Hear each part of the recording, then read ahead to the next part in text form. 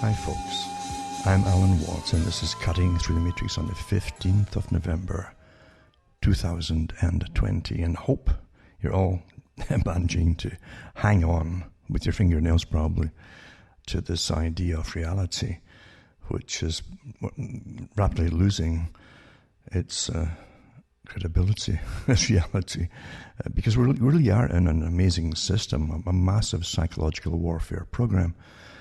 And unfortunately, most of the public are unaware of it. They can't imagine anything being worldwide on the scale that it is, and almost overwhelmingly all mainstream news is really, well, just, you don't have to even look into mainstream news anymore. And it's been like that for many years, mind you. You can look into one radio or television station and get exactly the same news articles, read in the same way, scripted, one to the other. They all get it from the same one or two sources. That's a lot of power when you think of maybe one or two sources. They're probably really just one source really giving all the articles out across the world to shape your minds, because that's what it is, isn't it? It's news. It's just data, and it's planned data, though it's not incidental, except for the little trivialities of local things that happen and have no real relevance to the future. But the big things are all planned that way. You truly are living in a psychological operation like never before.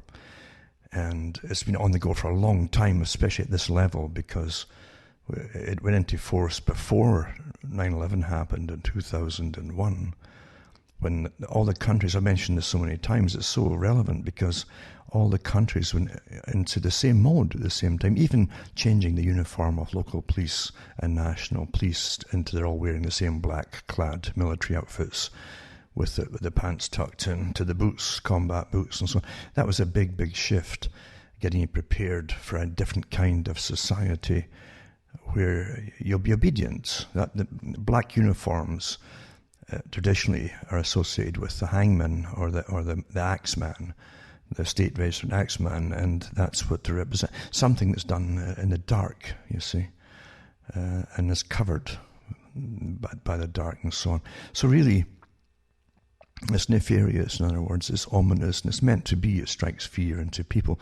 It's much easier to go up to a cop when he's got kind of a white or a light blue shirt on, and he doesn't have the combat gear on. It looks a bit more human and is more approachable by the public, which they're supposed to be, because they're supposed to be there to represent the public and be approachable for that reason. But you can't just walk up to someone who dresses like someone who's just going into a raid by the SAS.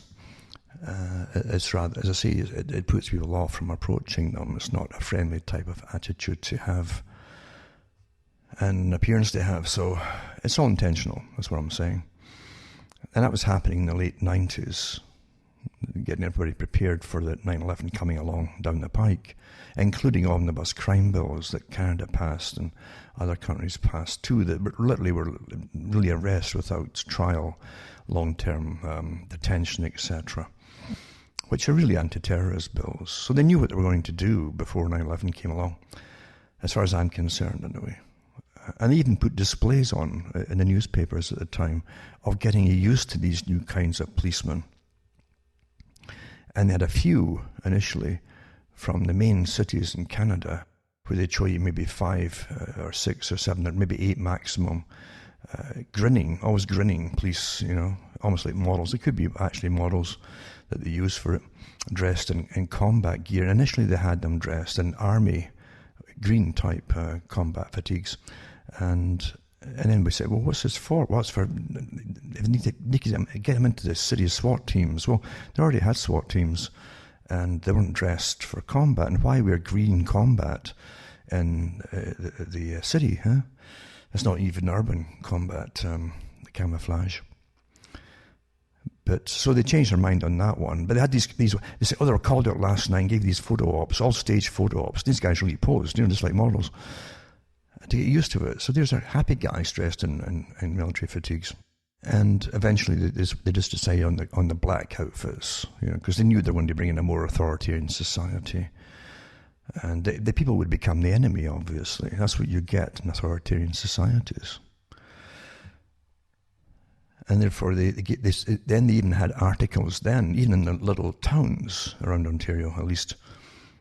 And I actually saw the guys, like 4 people walking up the streets, and I thought, these are like the models in the newspapers of the last few months, only they're wearing the black outfits now, but they're still smiling, you see, and looked friendly and smiled at passers-by. So it was a PR, and sure enough, they admitted it was a PR stunt in the local newspapers to get you used to the new fashion, you know, where grim was in, as far as I'm concerned. And that's how they put it across to the people. And now, literally, it's kind of like RoboCop, the movies, the way that they're dressed, the black, and why would they have their pants tucked into their boots? That's combat. That's not police. That's not peace. That's literally combat officers. And we take these things for granted because people adapt very quickly if they're not told to worry or think about something by the big media. Brzezinski was quite right. They did all their tests way before he wrote his book in the 1970s. And he said that the media the people will expect the media to do the reasoning for them. And that's exactly what happened, even when he wrote his book before. Obviously, it was all tested. They understood that with surveys and so on. The people would not get worried about anything unless the media told them to. Now, if the media, and especially their anchor people, the newscasters that were there for years, suddenly came out and told them that you should be very, very worried about, then they would be. But otherwise, they wouldn't be. That's what I noticed at the time. I thought, my goodness, it's gone this far that people literally wait to be told when to worry. And then you got a lot of fake things coming out too as they tested it out. Even before the internet was widespread for the public, that is, and did all these surveys they would put out fake things too. Until you worried. And sure enough, you would see letters to the editors of the newspaper and so on, jumping on board with something. That's terrible what they're doing to those young girls in Nigeria and so on. And a lot of the stuff actually was testing. They were testing it on the public to see, using emotive type articles to get them on board with something. And for some reason telling them that you should really worry about that, you know. So you're constantly being experimented upon, and that's what the public unfortunately don't know. They think that government is this fiction where you just vote somebody in and other people come in who are voted in to serve in cabinets. And then they just decide things as they go along, all by the little selves. And nothing is such a fiction. That's an incredible fiction. Because politicians literally don't know anything about the positions they get appointed over. That's why the civil servants are so important, because they're there for life and they have specialists in each department and know exactly what their department does. So the politicians are supposedly appointed over them in order to be a kind of a gatekeeper to the public. So they're an intermediary between the civil service government and the public support. That's the farce of what they tell you is reality. And nothing's further from the truth. It's very hard to get a hold of an MP, the actual MP themselves. They're too busy watching and receiving lobbyists, you see. So that's it's a fiction in itself. But that's what it's supposed to be, so that civil services couldn't do whatever they wanted to without oversight by a system over them, represented by the politician appointed to the Department of Health or Department of whatever. And that's long gone, obviously. And most countries, it's probably long. I don't think there's any real democratic countries left. Not that you ever really achieved real democracy, because along with democracy, you have an open door for corruption, because mainly psychopaths go into politics anyway, especially today. You don't have the statespeople that are there to be kind of on guard watching and so on behalf of the public. There really isn't an ombudsman, as they used to call it, that was supposed to look over all these different positions that politicians filled on behalf of the public. They would warn the public and it's supposedly, or at least warn some of the politicians that were going too far with their departments. So it's kind of all gone. And quite rightly so, in a sense, from their point of view, because you're not supposed to be living in a democracy, even the countries that pretend that they are. And it's not a democracy at all. It's a fragmented special interest groups. That's what they've created deliberately. And this is the substitute for democracy for all, you see. Therefore, you can't have unification of the public on any real matter at all. And that was all done deliberately. Divide, and conquer. And then you appoint leaders for each special interest group. That even the followers that supposedly represents are scratching their heads over whether they're really representing us or not. Well, of course they're not. You're conquered, unfortunately. And the experiments of democracy were short-lived anyway. They were gone long ago as far as I can really see. And I really do think that the agencies that work behind the scenes, the ones that as an example, there are many of them, but as an example, the histories put out by Carol Quigley certainly gave you a good inkling into the ambitions of the private institutions which really governed the British Empire. And it wasn't just the British Empire, it was the American Empire as well. They handed the baton over to America to take over as Britain was financially exhausted with all the debt that wars incur. So Winston Churchill himself, there's a book called The Whispering Gallery, I think it was, written by high-level bureaucrats and high-level civil servants. They were very important, as I say, because they really keep things going. And they all have their real in-depth knowledge of what their department does and how to fix things and so on. Whereas the politicians can get moved around and appointed. Britain's famous for it. It's like musical chairs. They just appoint so-and-so and then have a reshuffling in the cabinet, they call it. And then they'll move them around. Or you're now in charge of the Ministry of blah, blah, blah, and instead of the Ministry of Health or whatever it is.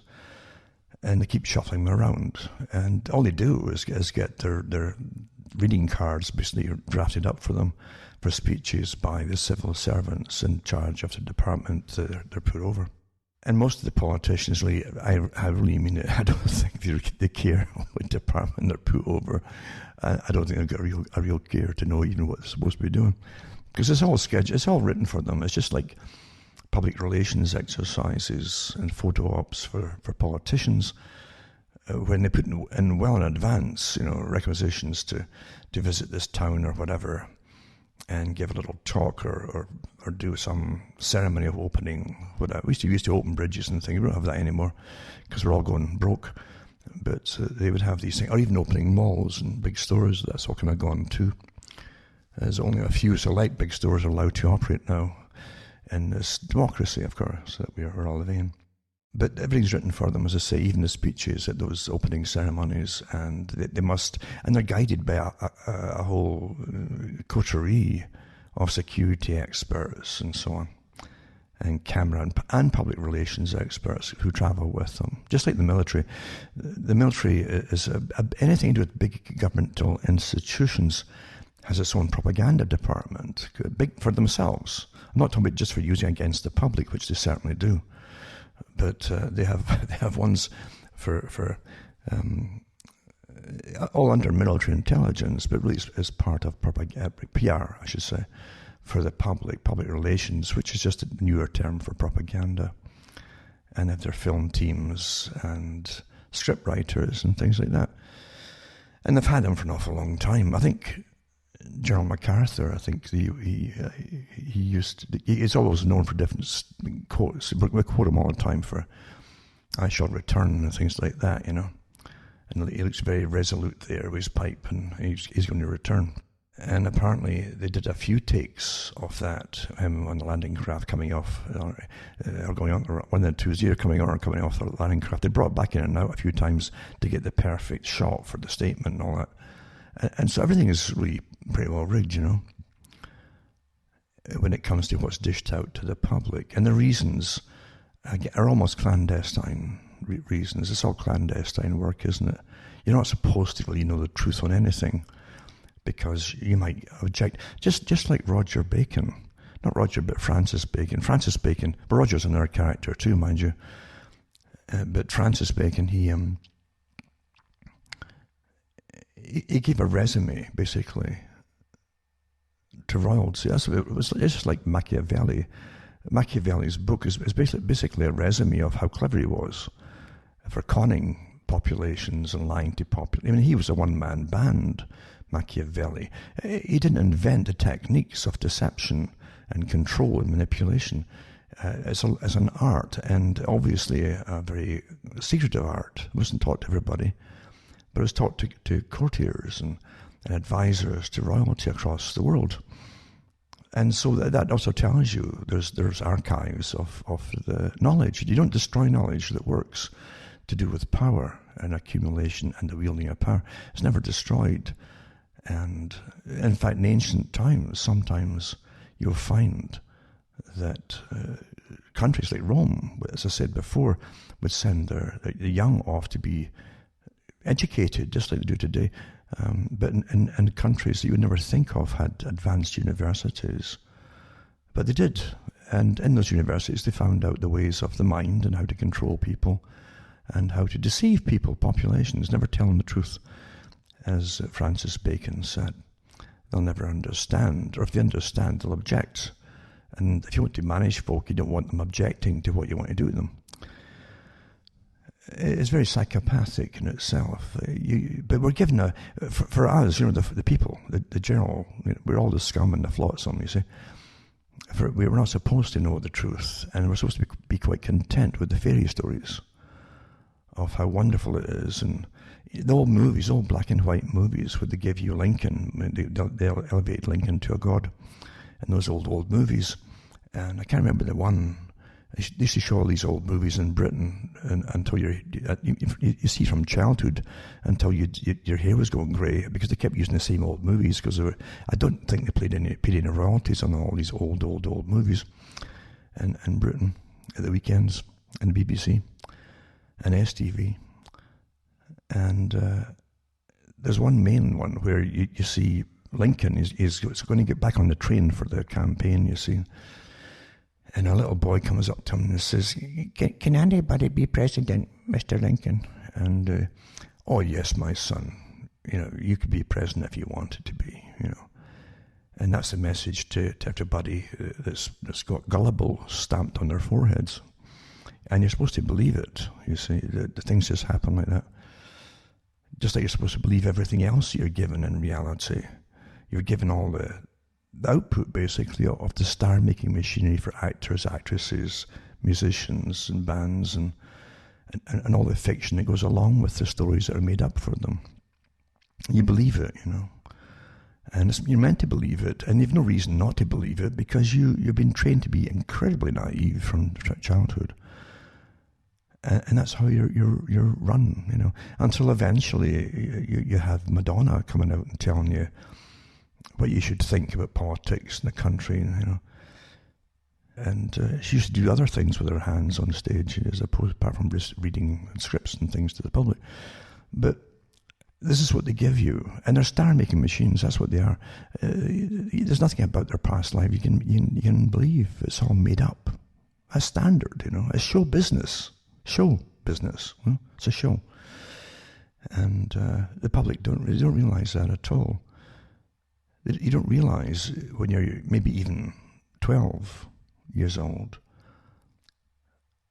hopefully, you've grown up before you're 20, but a lot of folk don't. They still think right through that the groups and the bands and the singers that were put out there for them to follow were real and genuine, and really did all their own stuff, and always, and knew what they were doing, and the little bits where they would give you the group or the band, and they give you names of the guys or gals, whatever, and they'd make up histories for them and their affairs that they're having and heartbreak, all that rubbish. It's all fiction.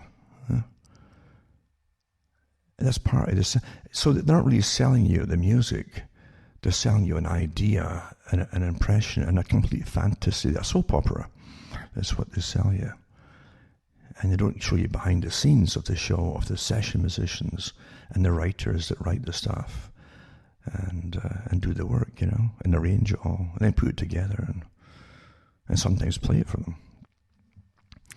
So that's That's part of the mythology too, but it's the same with everything else in your life. The star-making machinery, and I've given talks on it before. Some of the people that the Unabomber was going after, because of he claimed that the world that the guy's targets were bringing in was going to be hell on earth. That's what he claimed. And a good German documentary was put out about that, in fact, and exposed a lot of the reasons that he claimed that he was doing what he was doing. But apart from just that side of it, one of the guys who was after spoke on the documentary video that was done, and his job was at making the stars, making scientists into stars, he said, with using all the star-making machinery. And until you really believe everything the scientist says, once he just goes off the topic of what his particular speciality is, people will still follow him. He's so bright and intelligent. So if he's telling us to vote for this or do that in our lives in society, we should do it. That's how easy it is to manipulate people. Quite amazing, eh? It's kind of like calling up people on the Ouija board or something like that, or a seance. Look at the history of the world. Look at the history of the world. And I'm not knocking that things don't happen. I do know that things do happen. But what I'm saying is how folk get entranced by memes that are put out there by Hollywood, for instance, and movies and all that. And folk will dive into the occult simply because it's made to be trendy. They don't realize they're being manipulated to go along with it and to actually follow and alter their behavior even, or their thought patterns as they follow what's put out for them to follow. Many, many years ago in Britain, and maybe the world, I don't know, there was a magazine put out. I think it was called Man, Myth and Magic, I think. And it was maybe a monthly issue. I'm not quite sure it was weekly or monthly. But a lot of people, young folk, were snapping these things up. And it would have little tidbits, little mouse traps, they call it, that entice you in. You say, oh, wow, that wonder thing when you're young really grabs you, and you want to know. And you do suspect there's something more to everything than just the dryness of politics, etc. It's a pity to drum that out of you too. But anyway, the Man, Myth and Magic, and I think they even sold books through it too. And you can basically, they could get big folders and put all magazines in until you had a whole compendium of the volumes, as they called it. And that really was a big changing point, getting ready for many years later to bring in the idea through entertainment of Wiccanism, as an example. You always get prepared before something comes out. You don't realize that, but you're the generation that picked for this, that, or whatever it happens to be. And at that time, they'd already planned to sow the seeds that people wouldn't realize the thoughts that they were getting weren't really theirs. They knew how you would follow things, and it programs you. You do get programmed, you know. But the Man, Myth and Magic was a big one for pushing on. And then, of course, years later, they bring on all different things on TV for teenagers and folk in their 20s and maybe in 30s on the occult. Lots of programs on it. And they just dive right in. They're being programmed in advance, you see. You don't know that. But that's how it's done. Big committees in countries. I've seen some committees in Britain. I've seen the ones used to decide for the BBC many, many, many years ago, really who the hits were going to be in music. And it's nothing that you'd imagine. You couldn't imagine it, the kind of panel you would see. It wasn't the disc jockeys that you would see. They're all paid well for pushing whatever. And they know how to, they smell the wind of what's to get pushed. They're given little notes on who's to get pushed, and they're rewarded well for doing it. Because it's entertainment, right? It's just entertainment. But you look into the panels that chose it, and these folk came in, and there were maybe about 25 of them, and the big table, the whole thing, and you wouldn't recognize really any of them. And they had the wealthy gear on, like the clothing, you know, and tweed suits, men and women, and and wealthy, and they're old. That was the thing too, older, much older than the teenagers that want to buy all the stuff that they want to promote. And they would sit there and decide with nods and winks and little guffaws, as I say. You don't just laugh, you have a kind of a bit of a guffaw occasionally when they're pushing something a bit silly. And they would decide who would be top of this and that and the other, And even when that was exposed, eventually they kind of clammed up and tried to hide it even better because they don't like the public getting a peek behind the curtain or under the cover of the attainment. And that's what, even the word itself is interesting. But you enter, behind a curtain in a sense, almost like a tent type thing, attain. And they want you in and to be mystified, but never to figure out what's going on. Because it affects your lives. And so much of your behavior is predictive programming. That's what it is. You watch it enacted, whatever it happens to be, on a social level, through dramas especially. And they said, I remember many years ago, the Bernays types, these big associations of marketers and public relations outfits. And don't forget that in Bernays' time, he called it propaganda. He had no problem calling it propaganda. And eventually they changed it to public relations when the propaganda got a bad name for being bad, Now it's a good name for being bad, or a bad name for being good. I don't know which it would switch. But anyway, it's quite fascinating to see how it all works together, programming you for all the different phases in your life. You don't know that, do you?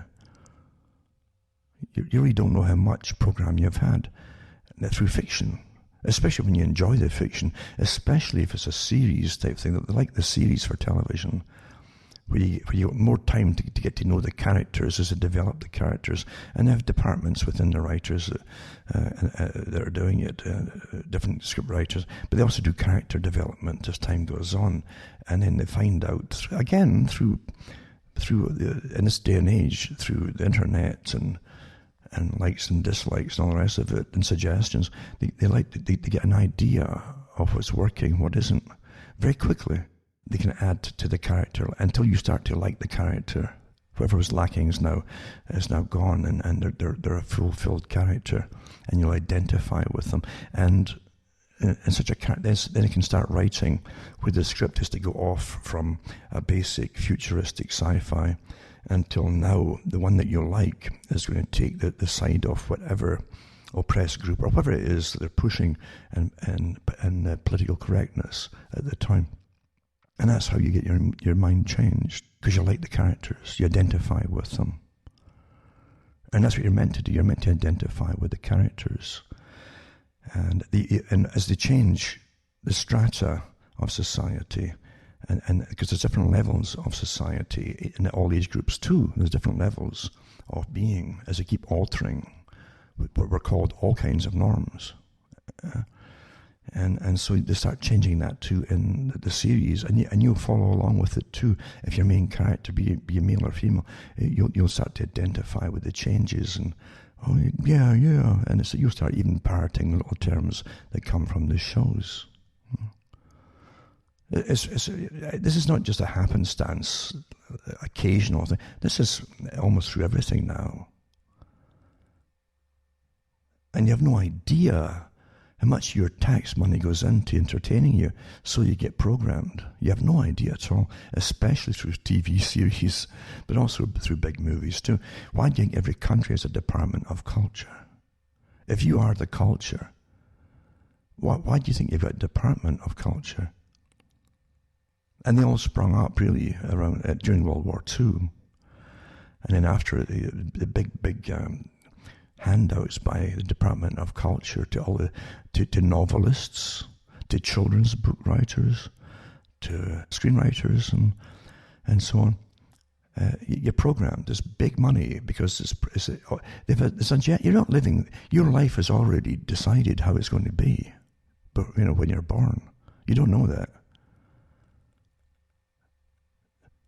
I used to at one time, not for long, but I used to wonder what Stalin was on about in some of his writings, and also the people behind Stalin, the mass psychopaths, they're all psychopaths, these characters, And you had Beria, who was in charge of, at one time, of the NKVD, a ruthless murderer, they all were. But Beria used to host the meetings of the Comintern, the international communist parties. They would send their delegations for their different youth brigades. They would get sent off for training in Moscow from all the countries. Canada was rather famous for sending off rather famous people to that. And but Beria, long ago, back in the 1930s, gave that famous talk, which stuck in my head when I read it, and he talked about how it used to take a generation. Now, he meant a real generation, like 70 years perhaps, 70 years and 10, to program changes that would affect society, the culture in society, and have people adapt and adopt to the changes, adopt the change and adapt to them. And he said with techniques now, this is before you had the term toolkits for teachers and all this kind of stuff. He said with techniques we have now, we can change and program, basically somebody programming changes in people, the youth, the youngsters, from a very early age, for major things that would happen in their lives. He didn't specify exactly what those changes would be, but if they want changes to be in their lives, they could say 15 years' time, they could get a new intake of students at the age of 5 and then program them so when that event happened 15 years down the road, they'd accept it quite naturally without thinking much about it. And that's what he said. He says we can literally alter the changes every 3 to 5 years, I think it was, or 45 years. And a whole string of changes that person was going to experience in their life right through to the age of 50, 60, and they would never fight back because they would think it was quite natural. It was already programmed into them. They were big in psychology, the communists, and behaviorism. And so many things that were learned from the communist days were brought back by people who visited the Soviet bloc countries. And you had your great admirers of the Soviet system, which puts paid to the nonsense that it was all straight-lined, them against us, because why would you put all your scientists over there, your top scientists, over to meet their counterparts every year, maybe once or twice a year, for big meetings so they could exchange and get to know each other and so on, and exchange views and knowledge. When any intelligence book would tell you that the Cold War would be won by the nation that had advanced scientific secrecy and so on, and secrets. Well, why would the last people you want to share it with is your supposed enemy, and let them get access to friendly acquaintances with their counterparts in the Soviet bloc countries. So anyway, you really are living through a bit of a farce, and you always were living through a bit of a farce, and you still are. It's even worse today than it was then, with what you're told is truth and not truth, and untruth as the other side likes to call it. So you're living through a script. Again, I go back, just before I get off this part, getting back to the idea of propaganda. That great series, that great long-running series, I call it great because I hated it. It was called Coronation Street. I don't know if it's still going or not, but the generations, I think, grew up with that Coronation Street. But every possible thing that was going to hit Britain, from unemployment, austerity, all the social changes of divorces before the divorces became normalized, and mass migration of all kinds, the reaction to mass migration, all the way you're supposed to behave and react to it was shown to you through drama scenes within the context with the characters in Coronation Street. So much so you were told how to react to different types of migrants coming in, different categories of them, and belief systems and so on, and how the youth would mix with your family, all that kind of, all portrayed out in advance, you see. Quite amazing. And great detail too. And eventually they admitted that Coronation Street was so heavily financed by the government and different agencies. And they also had they had full-time psychologists working with them and behaviorists, and they brought in social work departments, professionals, and counsellors for divorce. All these things to make sure it was to get the right get the context for the dramas that they would show in their fiction, supposedly, that was going to happen before even the mass migrations happened. They were showing you how to react before things happened. So that was amazing predictive programming. You know. And sure enough, they know that they even know if it's easier for men or women to be manipulated. And that's always been the way too, because even Bernays talked about it. That right around after Bernays too, up into the 1970s and 80s, when magazines there was hundreds and hundreds of magazines, and most of them were aimed at women, and because they said that women were easier to change, and women too through psychological evaluations that they're more easy to program, in a sense, to try something different. Men are way more conservative in a social setting by nature. They don't like change much. But women will try the change. It's promoted. Oh, this is fun. This is going to be fun. This is good for you. And they will try it. So they have a great day, a great field day, testing all these things out, what women, they say. And this is from the public relations books too. They still teach this yet, all the facts and the statistics, etc., of how things work. It's astonishing. That's why the United Nations, by the way, has all these programs aimed at women across other countries. How to start their businesses for women, how to give them funding for women. The guys really don't exist as far as the UN is concerned. Very important, because the UN is a front too for the big global organization that runs the world. And the same organization that the WEF is on board with. They're all on board with the same direction, of course, on every particular topic, actually. Quite fascinating to see.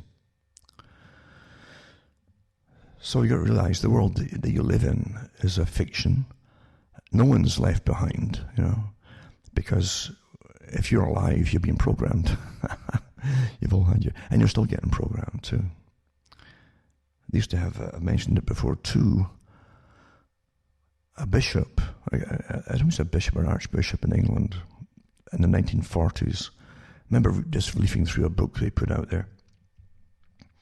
And he was called the Red Bishop because he was communistic, But he talked about this term of that shortly people would have lifelong training. And he called it lifelong education. And everything's written in double speak in a sense, or different levels of meaning. That's how things are generally put out by people who are in the know, talking to their own group, you see, or their own level or class, if you like. But he said that you would literally have lifelong learning, and of course you would just pick this up and read it. Oh, I guess he's talking about why would you do lifelong education? He's talking about literally programming the people, and that's what it's been advocated with the United Nations since its inception. This technique of lifelong training, constantly training the people for each phase of change. So they make you feel guilty or whatever. If you don't jump into the next phase, you're a bad person because of this, that, or you've got biases or whatever it happens to be. And then once you adapt into it, you see, that might only last 5 years or maybe 10 at the most. And now you must retrain you to the next phase of the world that you're going to live in, And it's lifelong training. step by step, 5-year plans, 10-year plans, 15-year plans, 20-year plans, which the Communists use and the United Nations still uses. So that's how incredibly precise things are. And yet we go through our lives, and up until we're all locked down with this phase of it, which was planned years ago too. And we used to just, people would come home from work and flop out in front of the TV, and they might get a beer or something. A lot of folk did that. And they zonked out because the stress of jobs, and boring jobs too, mainly, has its wear and tear on you, and it zonks you out. You didn't probably want anything to really be interested in, if you're tired. And so you want something to be light-hearted and trivialistic. And even that they knew about you. And so everything was catered to different groups of people and segments of groups. That's why so many TV stations came out. And sure enough, you'll find your niche, according to your personality type and so on. And they'll flood your mind with what appears to be meaningless trivia and light-hearted stuff, or even silly stuff, or very amateurish stuff. Didn't matter. Because in amongst it, just for you and your type, you see, they've got the programming in there for you as well. And that's how it is. There's nothing you see in a set on TV with the scene, the set, even in a room. It doesn't have a panel of people discussing it. That little flower on the table over there, and what color should it be, what type of holder should be for that flower, and that's all discussed. The visual understanding of things is a science, because the visual, just like hearing, is a language. And you don't realize that if you look at a particular scene in a set, you'll be directed as you're listening to the characters, maybe talking, maybe two people talking in a room, as an example, or outside the house, or wherever it happens to be. You're seeing it, and you don't realize as it zooms in to the two characters before this, that your eyes have already seen certain things placed there to cue you in to that, and then something will move over to the right or the left, and your eyes wander to that as they're talking, and you don't realize there's different languages getting put across there at the same time, and your subconscious picks up, and it will influence you. You won't even know it's happening. Now with the internet, or put this way, the artificial intelligence and the visualizations and on television and the scenes and the movies, it's a field day for programming people. I mentioned before that for every penny you make, there's thousands of companies out there competing to get it off you. That's the system. That's what advertising's for. But it's the same thing with reality. When you try to find what your own mind happens to be, and you want to think for yourself and get an original thought for yourself that's not an opinion from someone else. There's like a million companies out there, and agencies and government agencies, and they're farmed out. There's more farmed out agencies than ever before, so that they're not technically responsible to the people or to politics, But there's a million companies out there trying to get that thought from you, to bend it again, and so you'll take theirs and reject it, so they can put their thought back into you. That's how it's done. So important, isn't it? And folk never. It's almost inconceivable again. This can happen without, again, some big declaration from the voice out there coming. Listen to what's going on here. You can't imagine it on such a massive scale. Everything is clandestine. Everything is covert. You're not supposed to know what's going on. Why do you think they have whole departments and levels of departments that classify, reclassify secret documents for governments and all the different agencies and all the agencies that they farm out their responsibilities to? It's not for the public consumption. You pay for all. It's all about you and how to use you, manipulate, and what they want the public to believe. But you can't see it. And you think you're free. And folks will argue with you that they're free. It's astonishing, really, isn't it? Truly astonishing. The right to think for yourself is so important, but most folk can't, especially today, because truly, with the weaponization of mass media and entertainment and the internet, you don't have much of a chance if you're going to use all these different tools to put out there that you're supposed to use that enslave you and open you up to complete surveillance. You know? And they dissect every thought that you have. They don't have to have 100 folk working on you. The algorithms do it all and then put you into pigeonholes. I gave this talk in the late 90s. They try to pigeonhole you. They hate you if they don't fit into a pigeonhole, you know. Where's your slot, you know? I don't. That's quite something.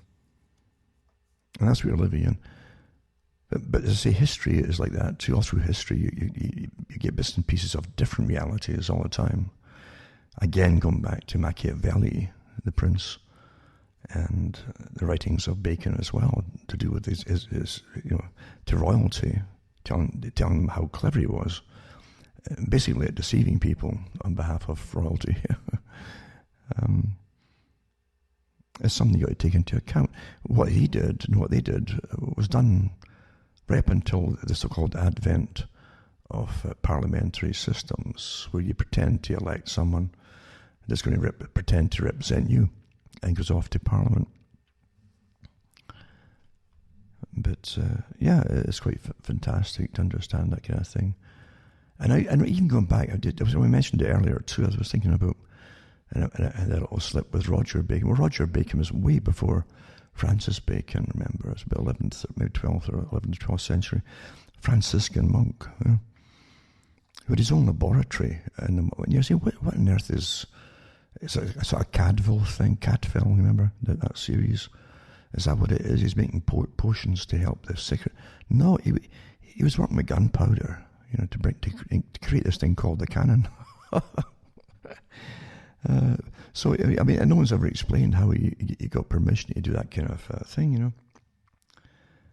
But yeah, if you can stuff it in this tube here, and there's all these diagrams and testing and got funding, you know, to make the kind of cannon, to do some experimentation. That changed history again.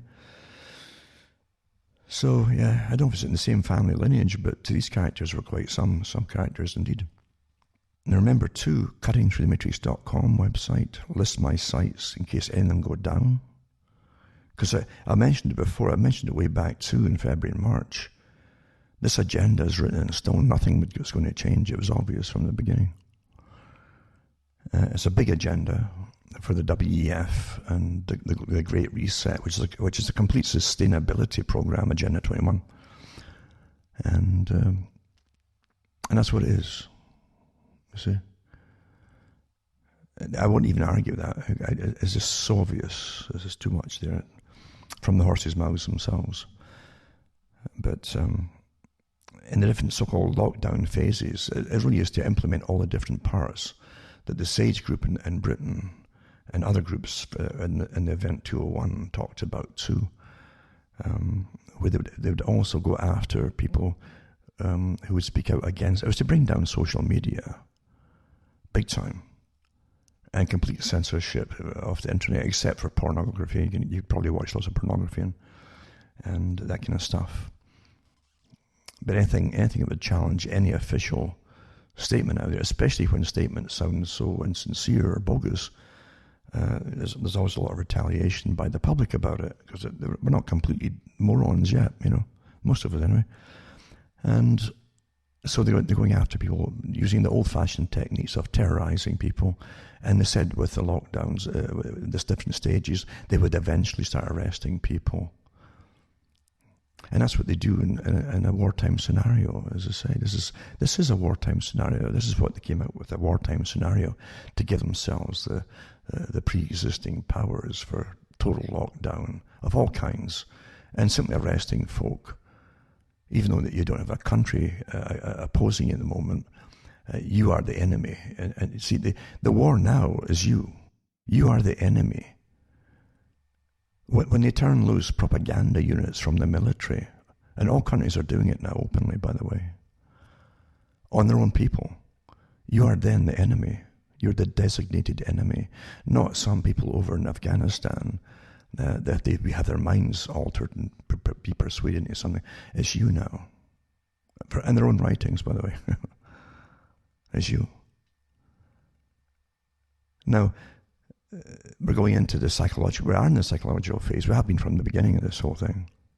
So first you get coercion and persuasion, and the next time, and then you get hammered, there's people being hammered with disinformation to try, if they fall for it, they can get banned too. You see, it's all prearranged, including the dark web, as they call it, that lots of billboards put out there for them to fall into. Do you really think they just sit back and allow you to have a secret way of communication? When the makers, basically, the whole Silicon Valley on board with this whole agenda. Because everything in your world, all the media is on board with this.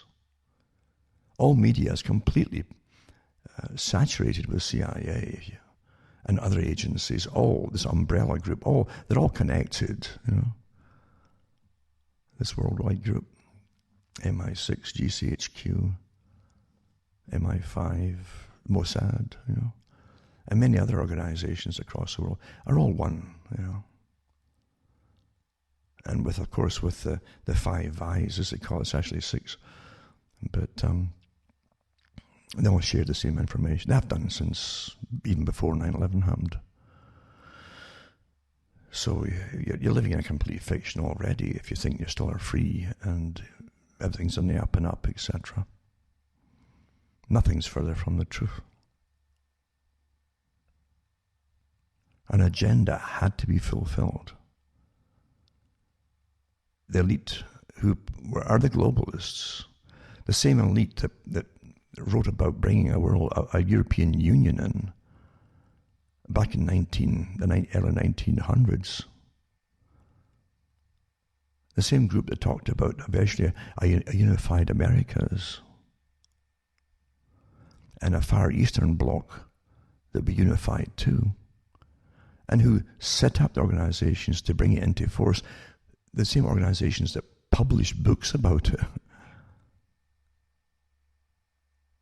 Do you think we're going to sit back and watch the supposed populism, as they call the term now? I love the terms just come out of nowhere to the public. And populism, supposedly now, is like nationalism. You see, and when I was young, you really just had inside a national nation. You had political parties, you had left wing and right wing and middle and all that, but it was still for the nation, as far as you would think it would be. But then, as time went on, you started to notice they talked about the left and they talked about the radical right. You never got a right wing anyway; it's always radical right.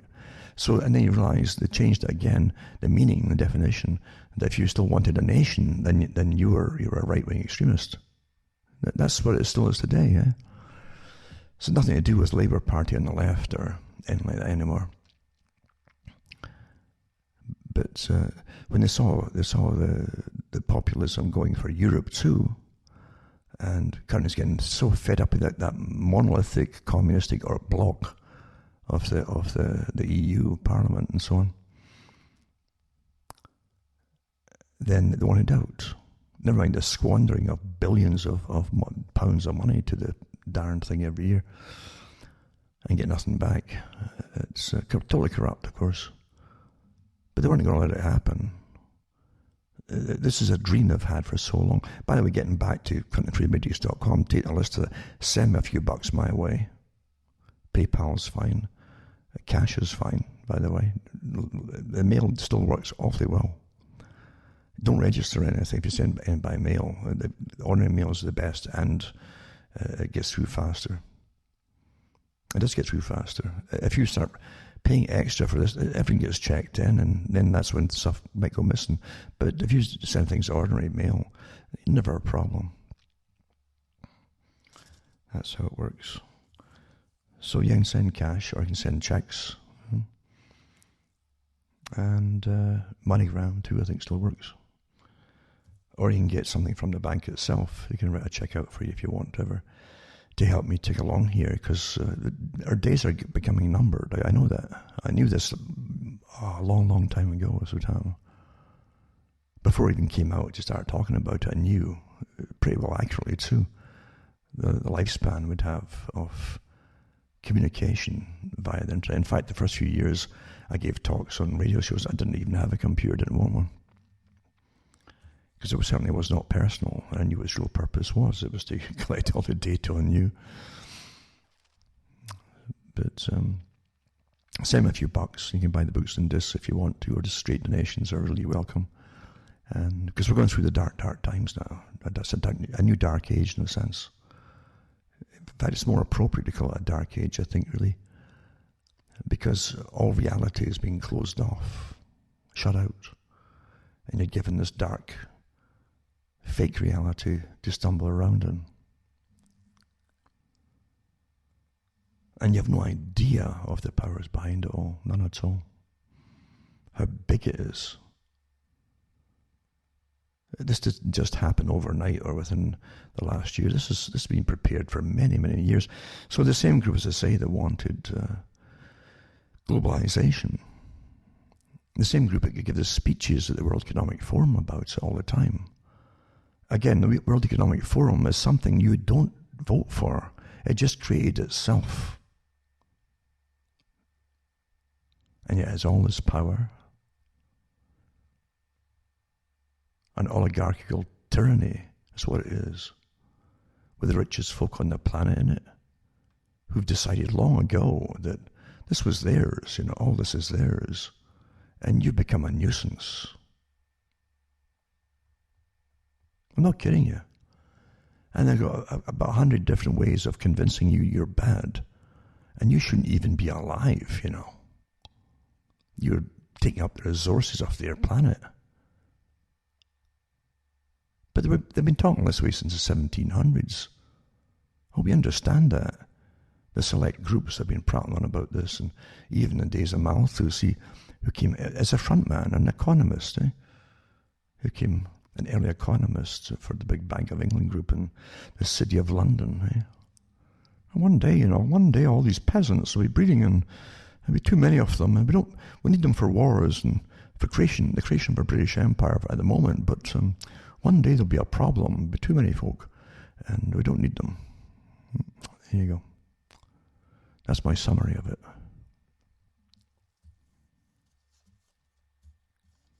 And it's all coming out now, you see.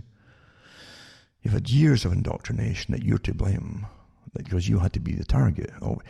If you want someone to be suicidal, you just gaslight them for a long time. Until their mind is, you're showing that you give them little glimpses into pathways they should follow. And they'll follow these, but the ideas of logic. But you've really set it up, it's all fake. You've set them up to fall. So it's a dead end every little corridor they go down. So eventually they say, oh yeah, I guess it. I'm no use. I can't do anything. I'm useless. I'm hopeless. So you just, when they say, well, there's always euthanasia. It's legal now, euthanasia, Some countries like Canada. You could take a pill and get rid of that depression. Like they do in Holland now, And bingo, there you go. I'm kidding about this. The first psychological warfare is to defeat an enemy. You're the only enemy. Before anything else happens. Persuasion. Look at the logos of the PSYOPs units. When they do, they had really blatant ones before they changed a couple of years ago in the States. How to persuade and alter and basically behavior modification, right? But they used to do influence and all the rest of it to bring you to the proper conclusions on whatever they wanted you to come to without you being aware of it. A whole science in itself. Again, paid by your tax money. And you are the target. Isn't that amazing, eh? That most folk don't know that. I can remember in a talk show back in the late 90s, and a woman called in, and she says, I'm free. We talking about me, but we're not free. She says, I'm free. I can go shopping anywhere I want and buy whatever I want, she says. And that was her idea of freedom. And it isn't until you get that kind of comment made by someone that you don't think was kidding, right? Then you really do see how people have different ideas of what freedom even is. It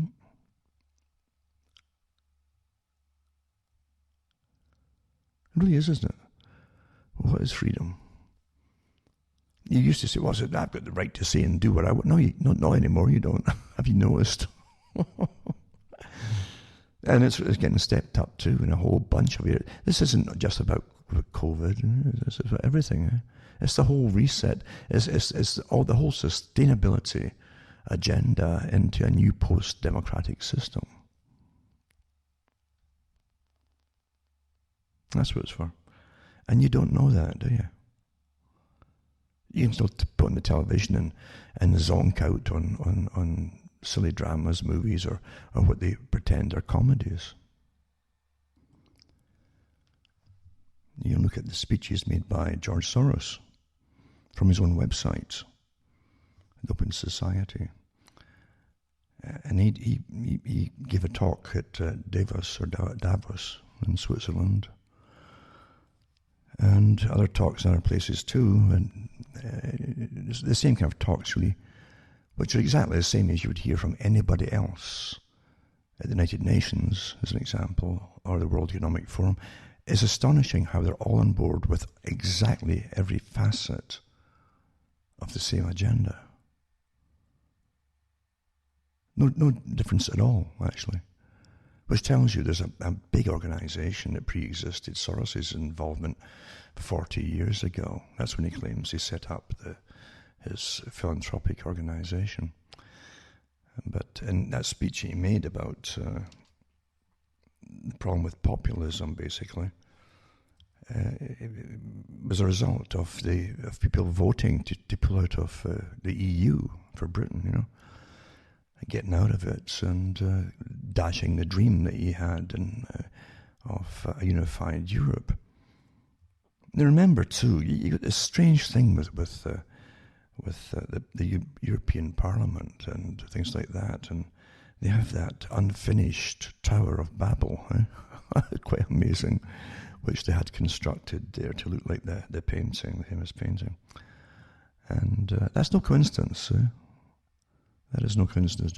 It really is. As we'd poo-poo any people with their ideas of conspiracy theories, they give you all these symbols right in your face, right down to very impractical buildings, really, that are meant to be highly symbolic of something that they're going to do, which was to rebuild the idea of a unified world and become gods, in a sense. That was the whole idea. The biblical idea of Babel, or Babel, where they would reach up into the heavens with the height of the tower and look down on God. That was pretty well how they kind of phrased it at the time and some of their writings. And of course, the idea again was that God would send his sons out, they're the Elohim as well, and down to destroy the tower and scatter the unified nations. And because they're all talking the same language, it isn't just the physical language, it's the ideas that conveys that too, and scatter them and confuse them, confound them, so that they would go back to talking their own languages and they couldn't communicate, etc., because unification would be bad. Interesting concept, really. It would be bad for the world and for everybody else in it. Because after all, you see, if you want to become God, then you have to behave like a god, right? Most gods in ancient times were pretty tyrannical. And It wasn't until later that they gave you gods with complaints departments. Before that, there was no complaints departments. The old idea of the Grecian god is really interesting. I like the Greek ones too. All like the mythologies, and they did put out good movies a long time ago, based on some of the mythologies. They're really entertaining stories. But it also gives you a glimpse into how they didn't really see. I'm sure a lot of the Greeks didn't believe in it at all. They knew it was very light-hearted take on what gods were. They're more symbols of parts of human nature in a sense, And that's how it really was amongst intellectual groups in Greece, as opposed to true belief in particular gods. Some people would, but I really think most folk didn't believe in them. But the gods would play with humans because they were bored, you see. And they would set up humans, little tests, little psychological tests that we would have now with psyops done on us, How would you react in a situation? You're walking along in the country and a monster suddenly appears, and what are you going to do now? And that was how the Greeks, they enjoyed that kind of, and the children, I'm sure, would love these stories too. And of course you had a god that had to have a wife, you see. And she was also a goddess, and then she had powers, and then she would have a little skirmishes with her hubby. So he would pick someone to pick on, a human to pick on. She would go and help the human out, that kind of stuff. It was really, really good. It was a human type idea of gods, where human aspects to their natures. So if you take the Babel, or the Tower of Babel, and you look at what they constructed for the EU, right out of the famous painting and the drawing. Highly symbolic of what they wanted to accomplish. And that's so interesting. You could probably write stacks of books on that alone. In fact, you could. There's so much knowledge out there on all that. And here's a guy like Soros, talking about the same thing that they all talk about. As I say, exactly the same. Too many folk. The sustainability is the answer. Climate change was the excuse to bring austerity in for sustainability, for reprogramming the way we live. Climate change, to save the planet, are all going to die. Terror, fear. And it was getting ignored. He pretty well mentions that too, with populism, as he says it. And he also refers to Trump not conceding to the European climate change group that met every year and put more restrictions on the populace. And he calls that populism as well. So you look at who elected George Soros or any of these characters. You don't get to elect them, but they have such wealth and power. This is the first time in history people with that kind of wealth can influence every single nation in the world. Even one person like that can do it. And they do it, they've got fingers in every pie. But they belong to a much higher organization, obviously. There's no intelligence agency in the world would let someone interfere with their fingers in different countries' agendas. If an upstart comes in and starts altering without permission, no, your intelligence would deal with it, which tells you it's part of an intelligence organization, the big one, And the rest of them are too, obviously, because they never disagree with each other on anything. It's such a well laid out agenda. It has been for a long, long time, of how they're going to deal with the third world countries. And how they're going to introduce abortion rights across the world to bring down population. That's a priority with them all. And how you bring in a post-consumerist society into an austere society where you have bare minimum to live on. That's the agenda, folks. But you've got to read George Soros' speeches. Don't talk about them, or you'll be hammered for just talking about them. But his speeches are, it's his words at the big meetings and WEF meetings and so on. And you can read them for yourselves. And he's quite open about the agenda that he sees as the way we're all supposed to live and what we're supposed to do. And he speaks on behalf of the WF and the United Nations. It's interesting, too, he called Donald Trump a con man. And he goes into he was narcissist, they wanted power and all that. Well, what do you think these folk are? They want to bypass democracy and rule us as a technocratic society. Well, what's it? What, come on here. But you know something? Psychopaths have no insight into what they do themselves. They know how to manipulate others, but they really don't have much of an insight into their own motivations. That's why they are such hypocrites. They don't really see it in themselves, what they're accusing others of doing. So yeah, read these guys. Read the speeches by the people themselves. That's so important. And they publish the speeches. I get fed up with for your whole life. It's like political talks on television. You always get some boring. Usually, I know in Britain and in Canada too, they would give each candidate some time on the air, generally late at night when you're ready to go to bed. Years ago, that's how it was. But they're all given the same amount of time. I don't know how many times they gave each candidate, but a little slot to talk in. But when they came to the big elections or the higher elections for presidents and prime ministers, and Britain was famous for it too, but the same kind of portrayal. They would have the president or prime minister come out giving a speech, or the candidate, and the different candidates. And then you'd have maybe 2 to 4 people in a panel. They're experts in interpreting what these future leaders were saying. And you say, well, we all heard what you said. But they would tell you the most weird things, and they go around in circles until it would be the opposite of what you thought they meant at the time. Why would you need people in a democracy to explain what the candidates mean? I mean, isn't it supposed to be plain enough talking to the public that the public can figure out what they mean? There's nothing straightforward in this society, this reality of it, nothing at all. But what they do know, you see, is different people like different interpreters or specialists, as they say, and they'll relate to them more. And so their opinion is more important than the words you just heard from the candidate themselves.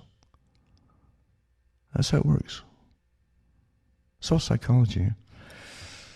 And everyone is playing with your head pretty well all the time. More so perhaps than ever before, It truly is a complete war on the people. And it has been openly, I would say, more openly, since 9/11, under the guise of anti-terrorism. And they actually had the article, I remember joking at the time, years ago, saying, it says, here you go with anti-terrorism and how they had to have no privacy even for the people because, you had to check for terrorists and of course they had all the tax money that flowed into this new business, this big business of IT and all the different apps and technologies and algorithms and all that to monitor the people, to make sure that your thoughts didn't stray into the realms of what might be considered terrorism. Right? And I used to joke about that. So you get strip searched at airports and everything now. They even had vans in New York. I remember reading articles at the time on the radio, where they found vans, these white vans with the gadgets on top, but they're actually X-raying people, the same kind of technologies they were using initially at the airports.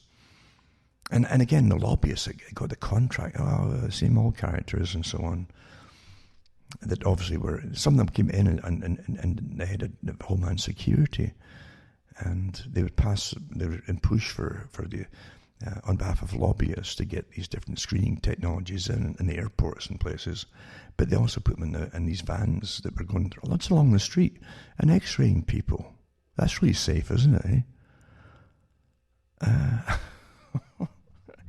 But then one of the top guys at Homeland Security left it and they joined the company that he lobbied for to get all this stuff put. It's so corrupt, It's so corrupt. And that's how the system really works. And it's this amazingly corrupt system. It's not corrupt from their point of view. They're on board. They're a separate species, like Bertrand Russell said, That's what he said, that the real elite who would breed properly, they would select their mates very carefully, along the lines that the Rockefellers and their better family type organizations would dictated it should be. But he said eventually, and because they would raise their children with a different reality of how they ran the world, as opposed to the fiction they were teaching the people down below them to believe, then there would be technically almost like a separate species. That's what he said. And that's how it is. So from their point of view, if they make you a star to be in front of the people, a Bill Gates type, you see, or a Zuckerberg, or any of these guys, then they'll make sure you got this big money backing you. Oh, no doubt about that. Epstein had a lot of money backing him, didn't he?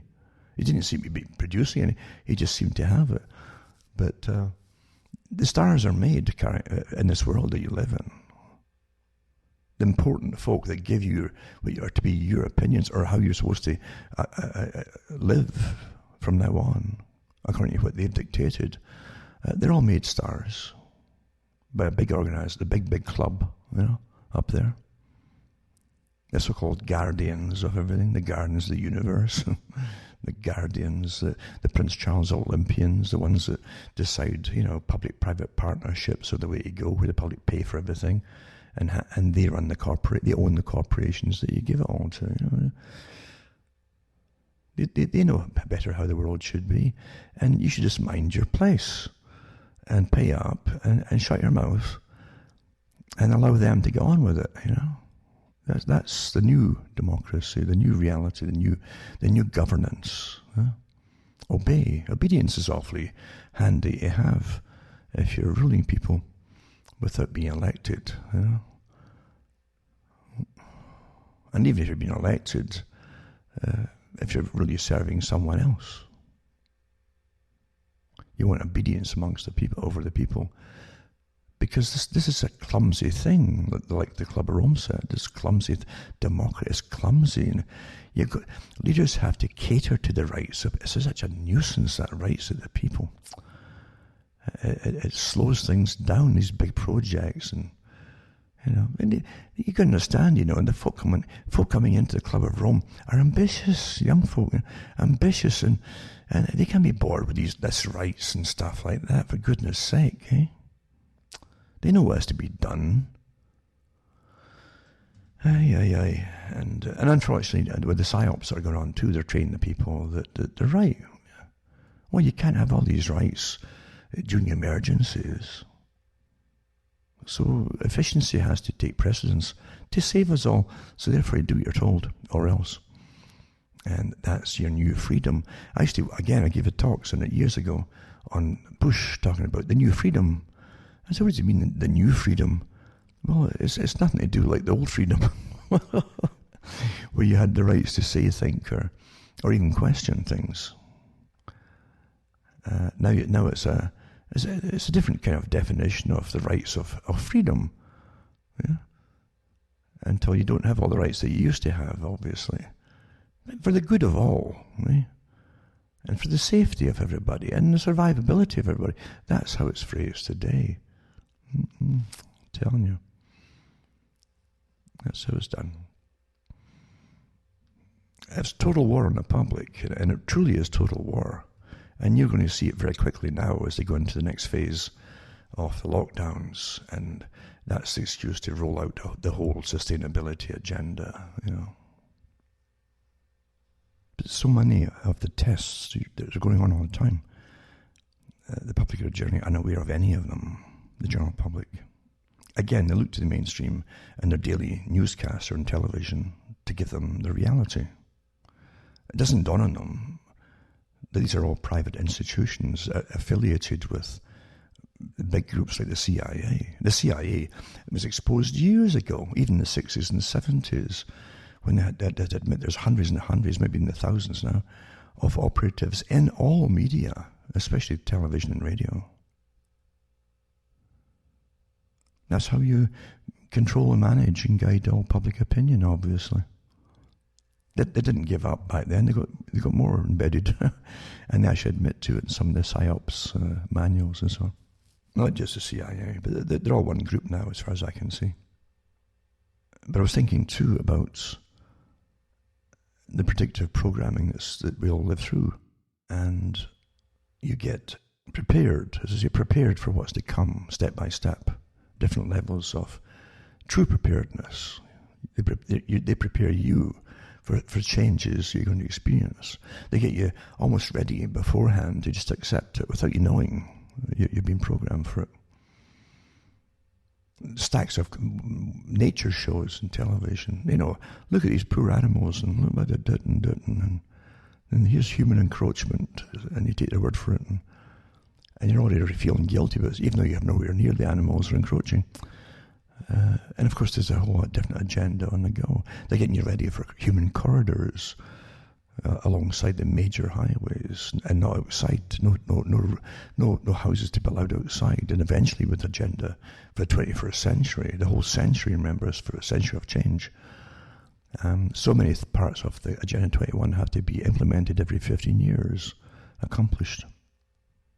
But you'll be eventually crowded back into the cities.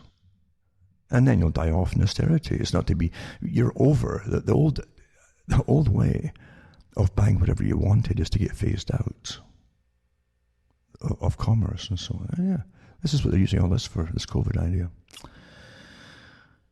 And I gave these talks years and years ago about it all. And you're here, you are watching it all come to fruition, and even the characters at the top admitting that this is a great opportunity to implement all the things to do with sustainability, because the climate change had been stalled, agreements, right?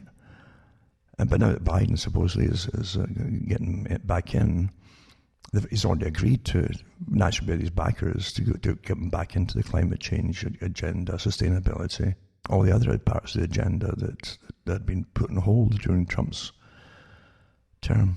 So the global elites are quite happy to, and even with Biden, I mean, come on.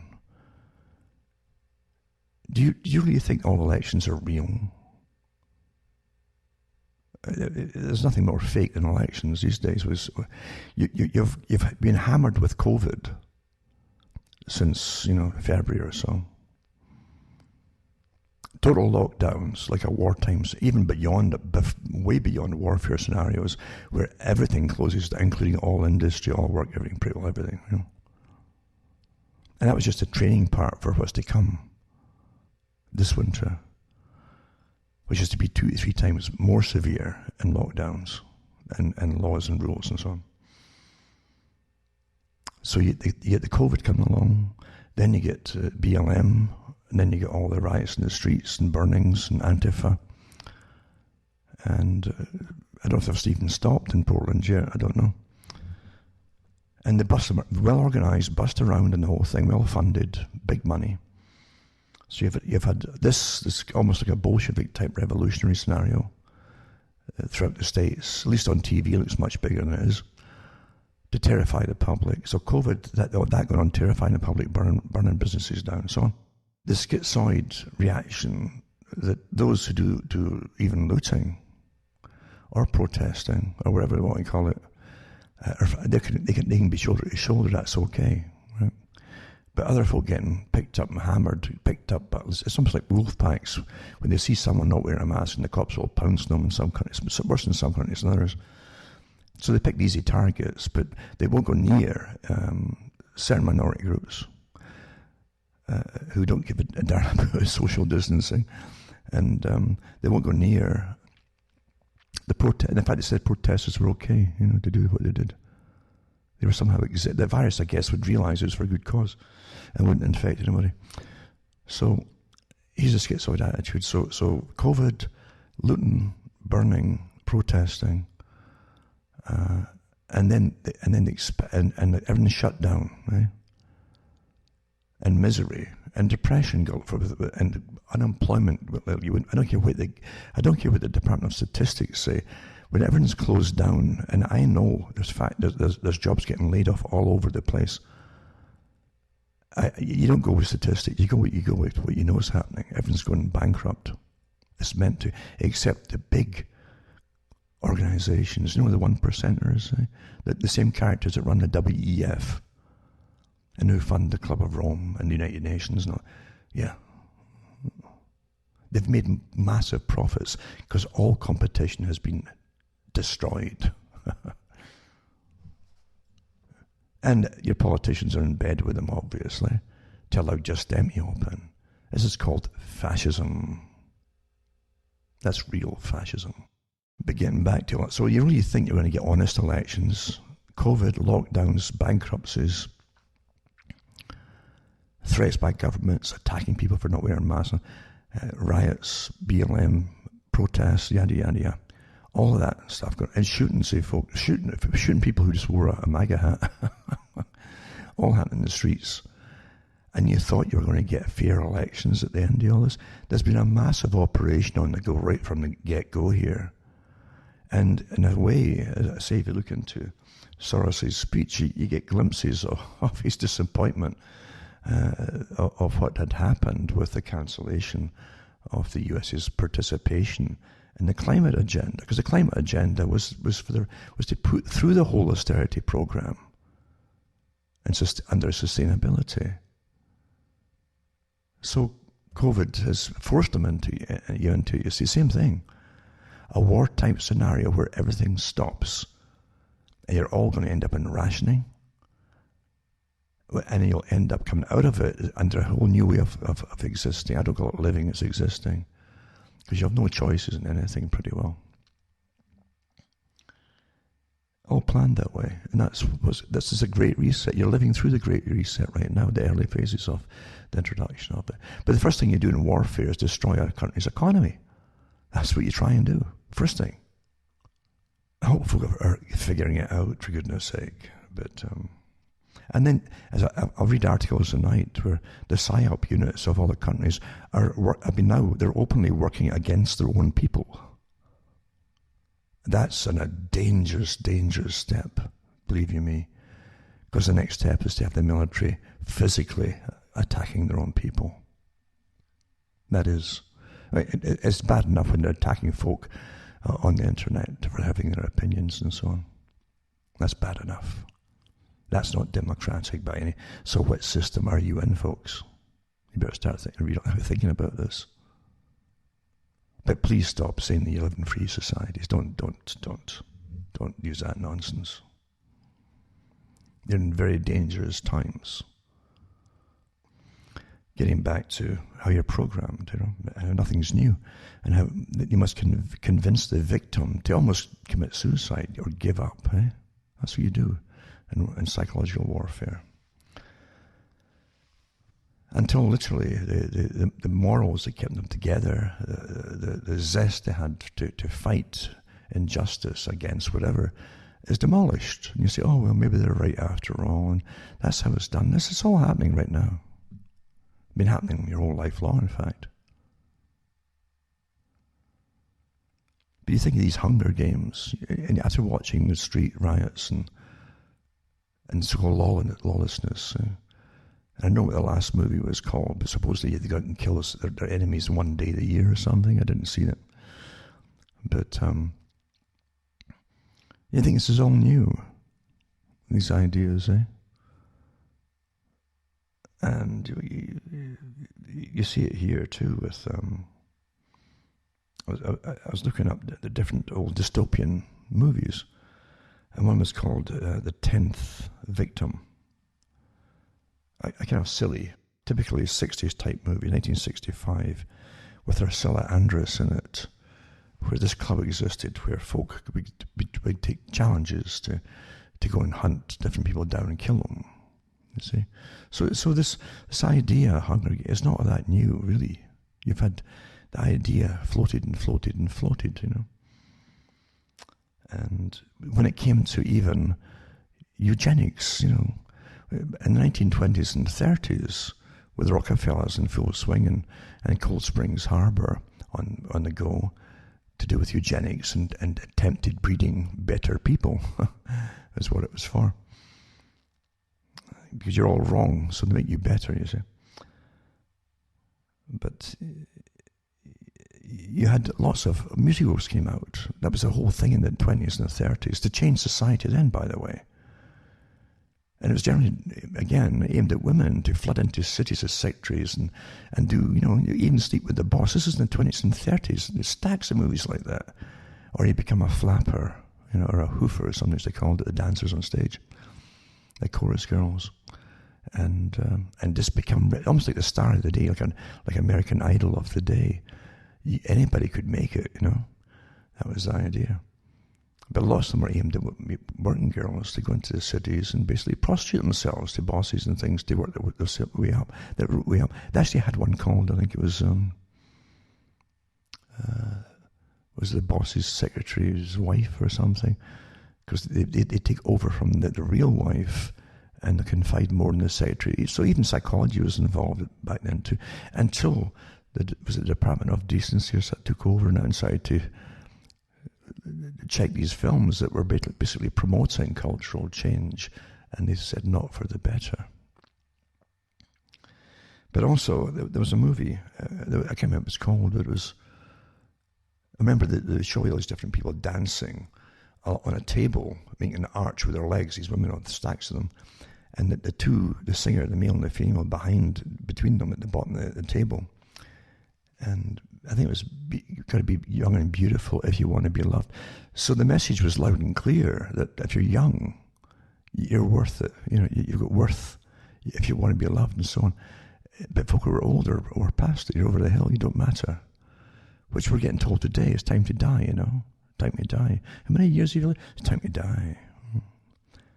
And it's coming from your ethics committee, and bioethics and so on. Yeah. But the people you don't vote for again, right? They just appear suddenly with schools of thought from universities.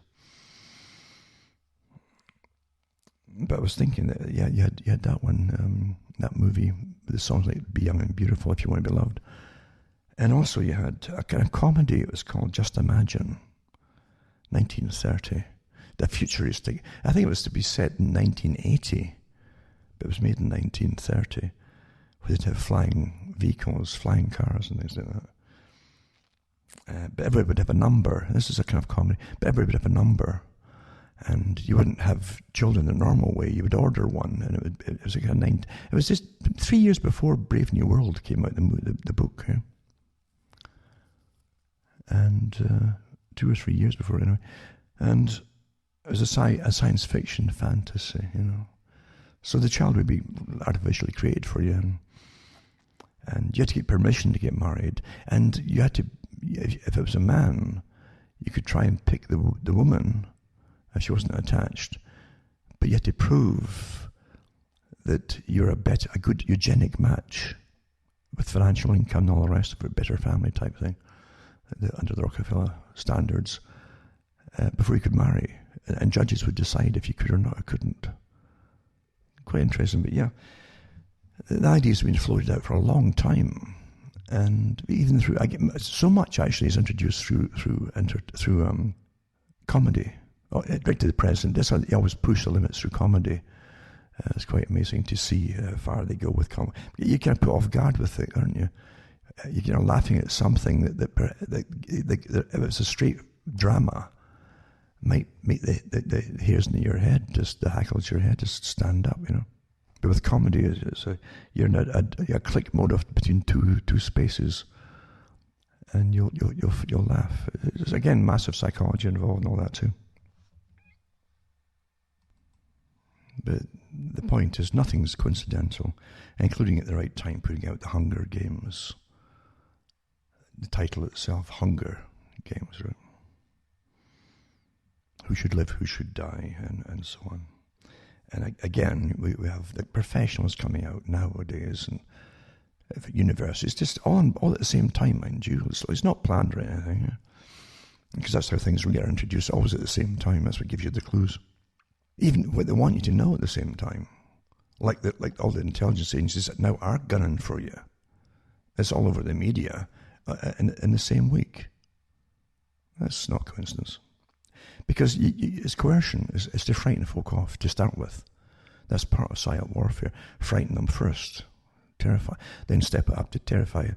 Because these organizations terrify. They've been trained how to terrify populations in other countries. That's in their guidelines and their tuition manuals.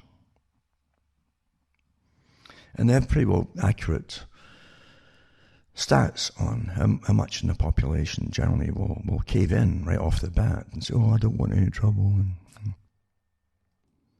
So just before I finish this whole section, if you like section, do you really think COVID, lockdowns, essential businesses, non-essential businesses, rationing in some areas, and eventually rationing off and cutting off non-essential products for sale as a start. And then these spontaneous riots and protests, right, backed by governors and so on, right? Burnings, lootings,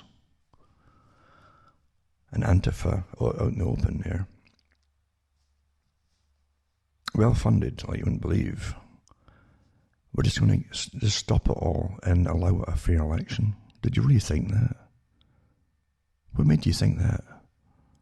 What do you make you when the whole of the establishment media, the whole of the WEF, the whole of all the different groups at the United Nations, all completely all on board with getting Biden in? It's a massive intelligence operation. Obviously, folks, you don't have independent media there at the top. You really don't. That's why all the big name media was they must have been getting government funding for the last 20 years, more and more of it, because no one was reading their stuff. It was so boring and obvious. Especially since media went electronic. They had their the begging bowls out for years. No newspapers to sell, right? That's where they were getting the money from, because they are the official, authenticated outlets of news by governments. All of them, that's what they are. But everybody was on board for this, right? So after all of that, do you really think that most Americans, I don't care about politics, but do you really think that most Americans sat and watched again the COVID Act, the lockdown, the brutality by cops, and then Black Lives Matter, then Antifa, and the burning down of areas, including black areas, black business areas, and residences, all getting burned down, terrorized. This is a terror campaign. But again, you couldn't criticize it because the mainstream media were all for it. They would, they didn't come down. They're all just protests, just protests. As they blatantly got gaslighted you, for goodness sake. And all the voters saw this, what was going on. Do you really think they were going to vote for the so-called left-wing party that was all on board with what they were going through, including the riots and the burnings and lootings and so on? Do you really think they were going to vote? At the time, everybody knew way more folk would be swayed to vote for Trump whether they liked him or not, because they had no option. And yet Biden apparently got elected with a bigger turnout than any president in history, according to what we're told. What a joke, eh? And he's only to be in for a little while anyway, because the whole point of it was to get Kamala Harris in. He's just there to launch her, and he'll drop out because of his health. And so I said that ages ago. It's rather evident, and she'll take over. They do want a woman in charge of the terror campaign. They do. It's just a sort of cultic thing. You'll see it if you study history. But it's interesting to see the kind of machinations of this going on, and people are believing everything they're told, about honest votes and things. What a joke, After revolutions in the streets and the whole, on behalf of the big internationalists, the globalists. Quite amazing. Well, folk aren't that suicidal. They'd obviously vote for the organisation that wants to turn you all into a communist nation. Come on, wake up. But as I say, you've never had such a great display of a one power system that runs the whole show from the day that President Trump got in. Bash, bash, bash, the whole way right through. Again, complete embedded CIA operas everywhere. And I really mean that. In their own writings admit that too, by the way, So I'm not surprised by it at all. On board, unified information is so important for totalitarian regimes. That's the first thing you do. You unify all information. You have to be on board with it, you see. Remember, the target of everything, again, is you, all of you, everybody. That's what authoritarian systems, that's how they really rule. They don't want you to understand that you're getting ruled. They want you to think they're being democratically governed. But you've been ruled your whole life long, and before you were born, in fact, you've been ruled. It's the same with population control. Population control has been practiced for an awful, awful long time. And you can't please the people who put all the different commands out there and be good and do what you're told and don't have many children. And then when you do it, then they say, well, there's not enough of you. And then they flood Europe. So yeah, it's not meant to you can please the master. This is another thing I meant to say too. You see, under totalitarian systems, you can't please the masters. To get along, you can't please them. In fact, they hate you for groveling on your knees to them. They really do hate you. The more you grovel, the more they despise you. I remember giving a talk years ago. It's like, if you can imagine a king on a throne, and there's a bunch of steps going down to where all the peasants are standing. And you have to go up there, and you've been called up for some misdemeanor or whatever it happens to be. But you go in there, and you know that this person has the power of life and death. There's no appeals department here. And if he condemns you for something, that's you finished. So people would fall on their knees, and they'd try and climb up the stairs to clutch the hem of the cloak of the great king or whatever, and grovel. But the more that you grovel, the more they despise you because you grovel. So there's no pleasing them.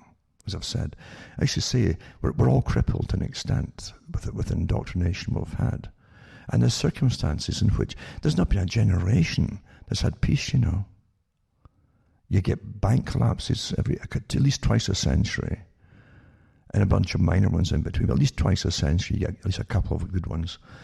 And as they plunder your wealth and take it from you, and the money's devalued. And so if you had before, you got maybe half of what you had before in real spending power. You see, this is how it works out.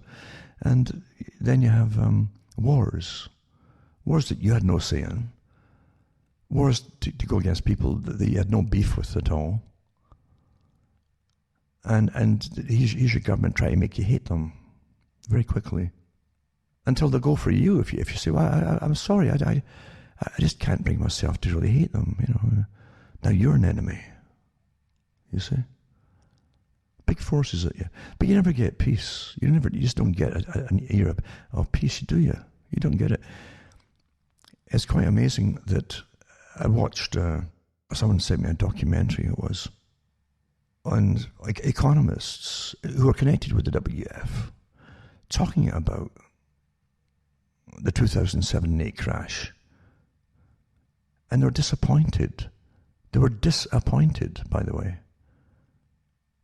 These characters like that who work with the United Nations and WF, they were disappointed that the consumption of people and the recovery after the last crash, 2007 and 8, had happened. It was happening despite the policies of government to try to keep everything down. Because you're supposed to have been in an age of austerity already after the 2007-8 collapse, but a lot of small business helped pull them out of it. And they hated that idea. Well, guess who's all been closed down with this great reset? Do you think that's coincidence? You see, the last 2007 and 8, apart from a plundering job, was also a reset. And it doesn't mean just resetting the value you're current. It's a way of living post-consumer sustainability, the same mantra you've heard for years from the same people. That's the purpose of it. And they're really ticked off that we weren't suffering and more and more and more, and folk were still buying things and all that, and the economy was recovering. They hated that. Absolutely hated it. You're supposed to get taxed into the ground with carbon taxes and so on, so you don't have any spare money. I gave a talk years ago on this from their own records and agendas where they talked about sustainability and what it meant. That eventually all spending for extras would be gone because so much of your money would go into higher costs for all kind of energy and basic foodstuffs and so on until you'd have no money left, and that was sustainability. Everything extra was out the window. Yeah. Well, here it is again. Oh, it's COVID, And that's how things are done. The public never really catch on to the real goings on. And again, here's another thing too. There's no point just arguing everything you know about COVID. Folk are fixated on COVID-19. And they're arguing, again, which are obvious contradictions from the mainstream and all the so-called experts and what people who are working with the patients and all are coming out with two totally different stories of the reality of COVID. And you're supposed to get involved in the argument, you see. They want you to, because you never win it. How can you win it when it doesn't matter who says what? It comes down to facts don't matter. What is dictated and decreed by the top groups is what you better parrot, or else that's it's not meant that you win it, you see. And again, facts don't matter. Even from the frontline doctors have come out en masse in Germany and across the world and in States and elsewhere. The facts don't. This is a bigger program than anything you've ever been told or will be told. The whole future of the whole future of the past 50 years of planning to bring you to total austerity was almost tossed out the window until they came up with this. This is the great crash reset. This is it. To bring all the policies through. And you're not supposed to go back to any kind of consumerism afterwards that you had before. They've said that, actually. They've actually said they got it wrong. So it's not me making this up. You can read it yourselves if you want to.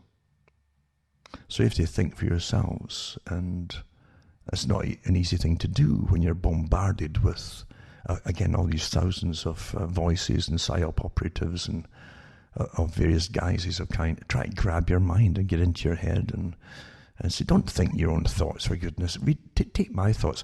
Again, I'll get back to something I've never finished for a while, but I've said waking up for most folk. For the real daring people, you need a crash course in skydiving. Yeah. But again, it's like jumping out of a plane with a parachute. You have to be willing to accept that if you went through reality, you'll get shock after shock after shock. And you might not be prepared for the shocks, because a lot of things that you thought were true, you question and you toss out, and you might go into shock just finding out all that kind of stuff, until you realize that things that you held to be dear and true were fake, and maybe they were real at one time. We'll never really know. But definitely in your lifetime, and probably your parents at least, it's been fake, and you may have to let them go, all the things that are dear to you. That's what, if you're really after truth, right? You can't really, and we're all human. You say, well, I like the truth, but I also like the idea that, that this was real and so on. And that's the sad part about it. Because you have to toss a lot of the things out that you really liked. Yep. I can remember when information was always filtered down to writers of music and songs. When the politically correct updates were getting put out by those who ran, I mean, this is the culture industry It's a tightly controlled industry. It's a very important industry because that's how you shape society and control, keep a hold of society, but guide the changes that you want implemented. There's hardly anything in it that's outside of the authority of it. That's drama, movies, music, everything, art, painting, all that. And years ago, but in the 1970s, those who own the business, the world business for culture, because it truly is, it's a big club. They must all work together. Fashion, music, as I say, the arts, the movies that you watch, novels that you read. It has to always be a kind of an understood repetitive agenda, you see, to get through that this is all quite natural and it works together. There's no doubt about it. And back in the 70s, as I say, it comes down to the writers in the music area and in the lyrics too, as well as music, though, and some are both, of course. And they were telling them they wouldn't purchase and use songs that they would say he or she and so on, or use first names of the genders and so on. And that's how suddenly you had so-called love songs that wouldn't specify who you were singing to. And it was pretty well banned in a sense. And no one could sell any songs unless they changed to gender neutral, neither he, she, or whatever, and very amorphous in a sense. And that's how it is with the styles too, as went into eventually when they brought out rap, for instance. It didn't happen by itself. And you prepare a whole generation really for the 2020s, where you're going to set them loose on the streets and kill cops and yada yada yada. You prepare the ground, and folk don't realise it as they're living through it. They think it's still entertainment as they're being programmed for what's to come down the road. I've mentioned it before that Albert Pike said it too, that you never start a premature revolution. Everything must be in place. You must have everything perfect, including the training of the people and indoctrination of the people that you're going to use for the revolution. It takes years to prepare that too. It even takes years to prepare the teachers that will teach them. And again, with the culture industry, they have to be prepared too, to be all on board together with the same agenda with when it comes to big changes. So everything's done way, way ahead of time. And for what's to happen down the road. I always think of the Rolling Stones song "Time Is on My Side" in the tribute. That was the idea for old Nick, you might say, and all the time in the world to change society. Foundations say it too. They can set off in the 1700s as foundations or philanthropic organizations, as they call themselves, and they would eventually change the world, because they could bypass parliaments and they don't have to get voted in and out by the citizenry, and so they can get changes done. And it might take them 100 years or some parts of the agenda, or 200 years, and in that time they've brought in a few generations of employees working for them, by the thousands, mind you. They're big organizations, like massive civil service organizations in a sense. When you look at the big foundations, they have thousands of folk working in their offices. You've got to realize these are really this is what runs the world. The richest folk on the planet have always really run the world, and you really think they're going to give the public this idea of equality and democracy? They use the term all the time to get armies they can use to destroy what was, but it's not meant that you get this idea of equality and democracy. They'll give you the old Soviet system, where again ruled by councils. They'll appoint leaders who will speak on behalf of you, if it's either colour, as they call it, coloured, or ethnic group, gender group, whatever, or ethnicity, whatever it happens to be. They'll supply your leaders for you. But the rest of the people who follow it say, "What happened? We thought we were going to have equality here, and nah, it's not meant." Power. Why would power ever give its whole power away to you? Why? Do you really believe that thing? They really are philanthropic. That's how it is. Everything runs this way in society. As I say, most of the management of society, the real management, and the thousands of non-governmental organizations that are heavily funded by the big foundations. That's what really runs the world, you know. There are also their own spy agencies too. They have them across the world. And they're wonderful sounding names, and into every nation in the world. And if you think those who own the foundations, the richest folk on the planet, don't use them to go into nations like they've always done, and get a hold of the resources to help the people, you know, they can't do it themselves. They need help in organizing themselves. So it's only right that experienced people should come in there and help them, you know, take the burden of all that potential wealth off their shoulders. And that's how things really work. Prepare the future by preparing the fields, and you got to plow the field, take the weeds out of the field. You got to harrow it, you know, disc it and harrow it, and take the stones out of the field, and then supply it with extra fertilizer of all kinds, even natural, which is the best really. They get it and wait a year and until the bacteria's in the soil and everything's working, and the worms come in and aerate it too, and then you plant the seed, you see, at the right time again. You can't plant it any time of the year, and you plant it at the right time, and then you pretty well, you're a guaranteed revolution, you might say, and that's how it's done. Up and into the 1950s and early 60s, most of the songs then were boy girl. They're all natural things, you know. It'd always been that way: boy girl, girl boy, and teeny bopper love, as they called it, that kind of thing too, because that's how all marriages started off, or ended up, from teeny bopper this and teeny bopper that. And the folk would sing the songs, and they couldn't think that anything was wrong with that at the time. Naturally, getting married and having children seemed the natural thing you do, and that was inevitable actually, until the pill came along, of course, and that was heavily promoted then in some countries, especially Britain. And that was another reason why the National Health Service came out, was to deal with his abortion industry and to dispense the medications to prevent births and so on. So now that they knew that they planned for a society where very few marriages would last, because you would want to flood the media, the television and so on, and programming with basically sex, which they did, which has got worse up until it's quite normal now, isn't it? You know, I don't know what is normal now on television sex-wise, but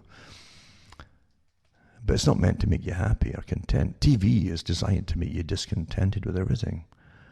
And that's advertising too. If advertising, what do you think it's out there? It's to make you unhappy with what you have, whether it's a toothbrush or a comb or soap or whatever it is. It's to make you unhappy with what you have. You try this instead. Well, it's the same with everything else on television. It's to guide you and shape you and alter you and to what your masters want you to be, and to live that way too.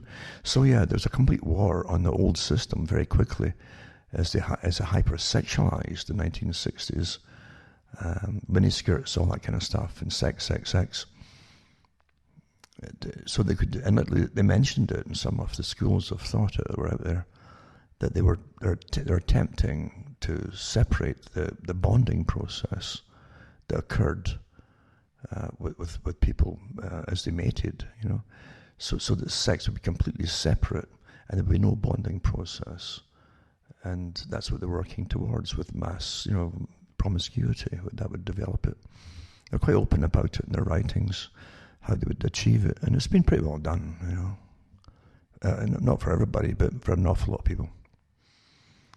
And I really don't think that people have much of a chance, looking back and looking at the present time, of having successful marriages if they have televisions in their homes. I really don't think so. They're weaponized, so weaponized.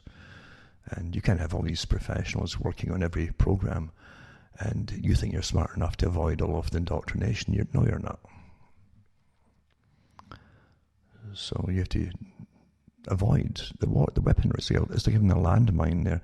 But getting back to reality and wanting to know the truth, is jump out of a plane without a parachute if you really want to know the truth. And I used to also say it was like, because I knew the groups today, there's a lot of fake groups out there put out by intelligence agencies that supposedly speak for you, by the way.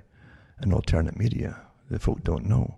I gave the history of that, some of the history of that, many years ago, to do it when they were fighting the Cold War and using different groups to put out propaganda on the radio, worldwide radio. And the CIA was operating. Well, they never really gave it up. And now, of course, it's really into the high-tech stuff and computerization, artificial intelligence, and whatever flavor of alternate media to fight the system that you might want, they've already got it ready-made for you, and for every type of person that you are. They have one for every category that come out well-funded and churn stuff out. And as I say, I've said before, I know what it takes out of you to do it all yourself. And if you were doing videos at the same time and documentaries and daily talks, come on here. No, you're talking about teams of people behind all. So yeah, you're well. Everybody's been well catered to. And I gave this talk again back in the 90s. I said, it's like if you were living underground. Yeah, we'll say you're asleep, and you get an inkling that there's some kind of life out there, and you come up a big tunnel into the surface, and you see a field there, and maybe a couple hundred yards up down the road, there's a forest too, and you just know instinctively you should try and, you don't know that this field's a new thing to you, this space, and they have signs everywhere in the field of the truth is here, come here, I've got the truth, and these billboards are all over the place, you see. And then the other ones say, no, don't go there, come here. So they all say they've got the truth. And I said, your whole idea is to get out that tunnel, get into that field and zigzag around everything and try not to get caught on your way to that forest, so you can get a breather once you're in the forest. You can kind of hide a little bit and sit and think. Because that's what it's really like, folks, try to find the truth. And we're so well understood in this day and age, so well in every area, and analysed, by the way, that they know how to put the grabbers out there. Have you noticed, I just think that all mainstream does it, they've always done it. They give you an amazing headline, and you say, when it gets, that's going to be interesting. And you look at it, and there's just nothing in the story at all. It's a we used to call a fib. The people who would do fibs, awful. And that's what you've got. And all you find it with all through alternate media too, a lot of fibs, right? They pretend they've got some new stuff, but it's not new at all. It's recycled, but they'll do these grabbers. And the idea is to get you in and then bring you around and maybe even get you off in a there are many lanes that go nowhere, but at least you go away from where they want you to they don't want you to go where you're going. So they'll lead you off in all kinds of directions. And I can see it now too. I said years ago, once you start pulling in the reins of the internet, they'll give you everything free for about 20 years, and then they'll start pulling in the reins until you just pay for everything, and then it's monitoring you, and then it'll start silencing you, because they're private organizations. Although they're all intelligence operations, they're private. This is the legalities they've set themselves up as, you see. Most intelligence agencies today are farmed out to private institutions, but they're still intelligence agencies, with all the powers of intelligence agencies too. And so they want you don't go off in your own direction. They want you to pull you off in the direction that they want. So I said that that'll happen but I said eventually people will stick with it. It's to take all your rights and freedoms from you. This is before we heard the term social credit system. But and I said they'll take but most folk will stay on it because they get so used to it. And they'll still stick on their Facebooks and their social programs and platforms and so on, because they got accustomed to it. And that's what folk are. You become accustomed to things, even when it becomes bad for you, you see, or dangerous to you. You're still, and they'll continue with it. And I said that, and sure enough, that's exactly what's happening now, isn't it? Absolutely. And you are your worst enemy for putting all your data up there and joining all these things and Well, we guarantee privacy. Oh, come on here. Meanwhile, you've got PSYOP operations, like the Brigade 77 in Britain, 77 Brigade, and I've given the stuff out from the main talks that have been given by the leaders of it, and they say they've got thousands of operatives, for goodness sake, working on it all. Well, what are you going to do? They're cutting through your computers like you wouldn't believe, like knives through soft butter, warm butter. Yeah. Doesn't matter how much encryption you have, but and compiling massive data banks on you. Have been all along before COVID came along, before 9/11 came along, but massive data banks, because everyone must be, in this brave new world, must be completely predictable. And that's why they know everything about you. You give up your daily data to your friends and your likes and dislikes and all the rest of the things you do, and they add it to your personality profile and even run simulations on the virtual you. I've mentioned this before, the Pentagon. I heard someone repeating that just the other day. They got it kind of wrong, but lots of my stuff's out there for so many years, and folk just use it. The Pentagon runs virtual programs and simulations on how you personally would react in different situations in the virtual reality world. And they say that the outcome is pretty well what you'll do in real life. You know, you're so well understood. So yeah, the internet is not your friend, never was. And they could never pull any of this off, by the way, without the internet and cell phone. You know, the cell phone, I had it from good authority years ago, from someone who was in the know, on a certain level in the States, that your cell phone would become your ID, you know. It already had, actually, and that's exactly what it is. You pay big money for it. You're analysed like you wouldn't believe with it. Most folk do all their stuff through their telephone now, their phone. And now they're demanding, and they're just putting in the apps for the permanent. This is permanent tracing for COVID, and then after COVID, permanent this and permanent that, and all the other things that are out there too. It's not going to stop, you see. It's not my opinion. Fauci said himself that even with these jabs that are coming along, they might not stop it, because it's not meant to stop it or stop anything. Well, at least not what they're telling you it's going to stop. And he said too, you still have to wear masks and stuff, and you still have lockdowns. This is permanent. And contact tracers, as they want, I just call them the Stasi, because their goals is not just to find out who's been near who. That's just the start of the agenda, who's been near who or whom, because that's what you do in totalitarian societies. You have thousands of folk who follow people around and investigate for without their knowledge, find out where they've been, who they've spoken to, and etc. And it's to be here permanently. You're starting to get the picture now. It's 2 years to plan. Huh?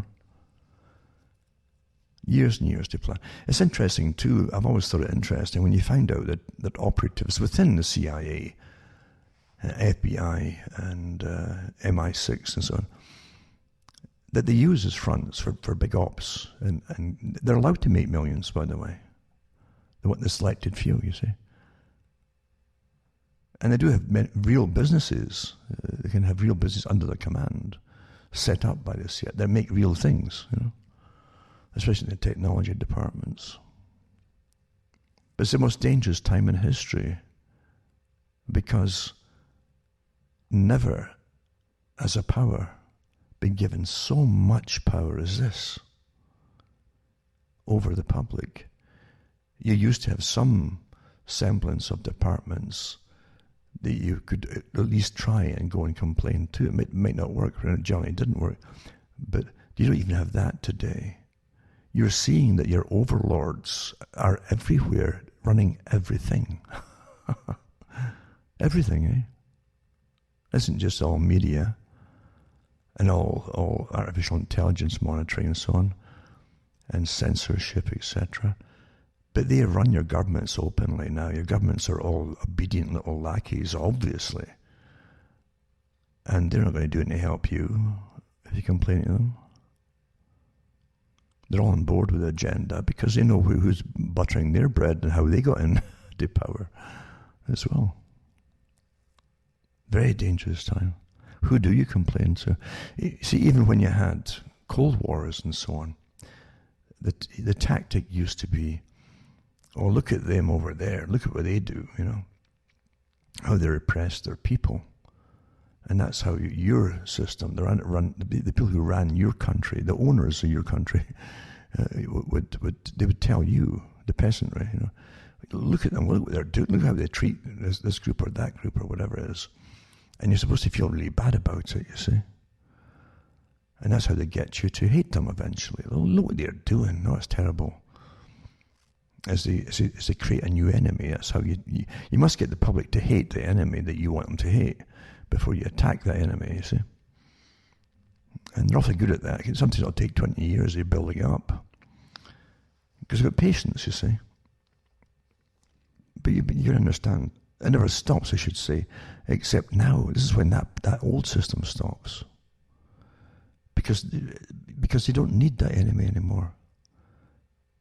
And they'd have to, during the Cold War, here's another thing too, and folk don't like to admit this, you see, but the governments of the West had to listen to the mass demonstrations for more money by workers or unemployed and so on, like they had in the 1930s and 40s and 50s and even the 60s too. And the unions were definitely getting built up big time, and often you had the communistic leaders in charge of them. It used to strike me as odd too. Why would you need communists to be the leaders of the labour movement? Why couldn't you just have labour movement leaders for your own country? Yeah, there's more things to meet the eye, I understand. Who puts them in power and why? And who did it really serve, eh? But getting back to the point, the fact is, during the Cold War, the West had to always say, look how free we are, you see. And they keep touting about, we've got freedom of speech and freedom to do this and freedom to do that you don't have in those communist bloc countries. But it's all a show, folks, because as soon as the so-called communism fell, supposedly, in no time at all, your countries are off to war across the Middle East. Like old-term plans, just waiting for the right moment. Away they went. And at the same time, all their rights with labour unions and so on start falling apart. You don't need them anymore. We're too civilised now. Employers are awfully good to their employees now. Human nature's changed, And you watched it all go down the tubes, eh? Everything that folk thought that they'd fought for years just vanish. And that's how it was run. So you got to understand, you're always played. And basic nature never changes. Greed doesn't change either. Ambitious people, it doesn't change. And if someone wants to complain about the fact you're getting all populist and so on, and that they themselves, they say, have been working for 40 years changing the world, who is the tyrant here? That they want to make the world in their image? Well, who gave them that right, huh? Just think about that too, if you want to.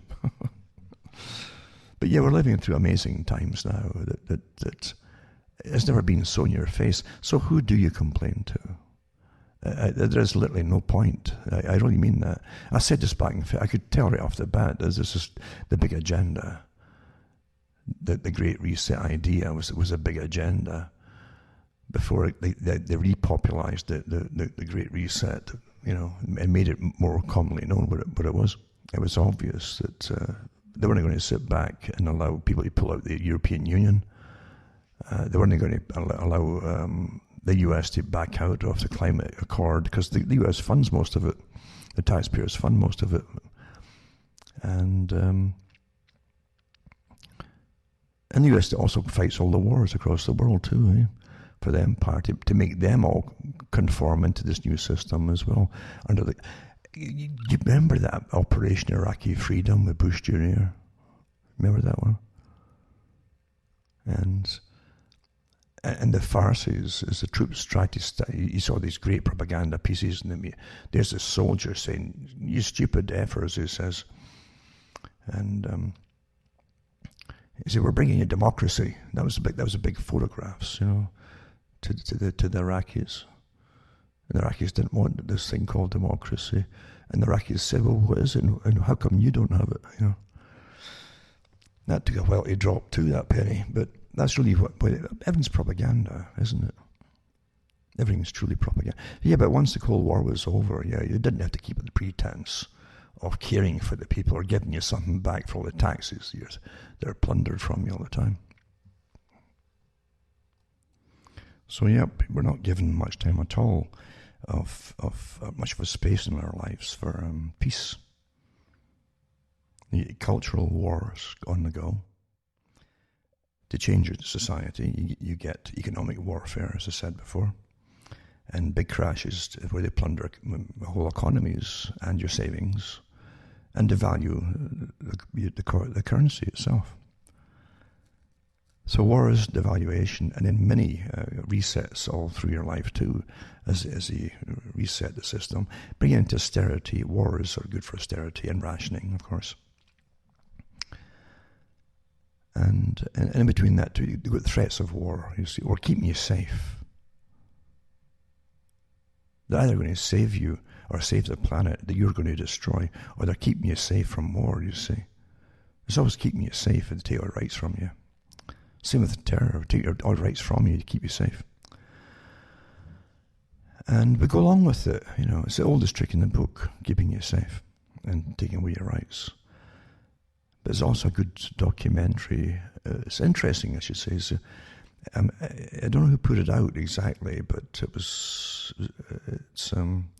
1965, and it was called The War Game, and it was a simulation of leading up to a nuclear war in Britain. Now, they've had other ones before too, that Threads and so on, really good ones, and this one went through the scenarios of what would happen and give the statistics of how many folk they expect to die in every area with radiation, and they had maps of the places they knew were definitely targeted for nuclear war if they went to war with Russia. And it was interesting to write down to exposing some of what they would actually do according to the plans that were on the books by the British authorities if it hadn't happened. They had some negative things in it too, where they actually had fake ministers or priests putting out ridiculous propaganda, being on board with having wars and so on. So you could tell it was very, very left-wing organisers, but regardless, they used professional actors at the time to do it all, and they did show you what the step-by-step agenda would be for dealing with the fallout and people. And it reminded me of COVID, actually, because when COVID came out came the ethicists and the bioethics committees that I mentioned before that already were working with governments because they were already working with Event 201 before it all happened anyway, and to decide and what they tell. But you wouldn't have enough medication to treat the certain people, and we wouldn't have all even the ventilators and so on. So we have to really decide right off the bat who's going to live and die here, and who can we save and who's not worth saving. And that's what it really means, who's not worth saving.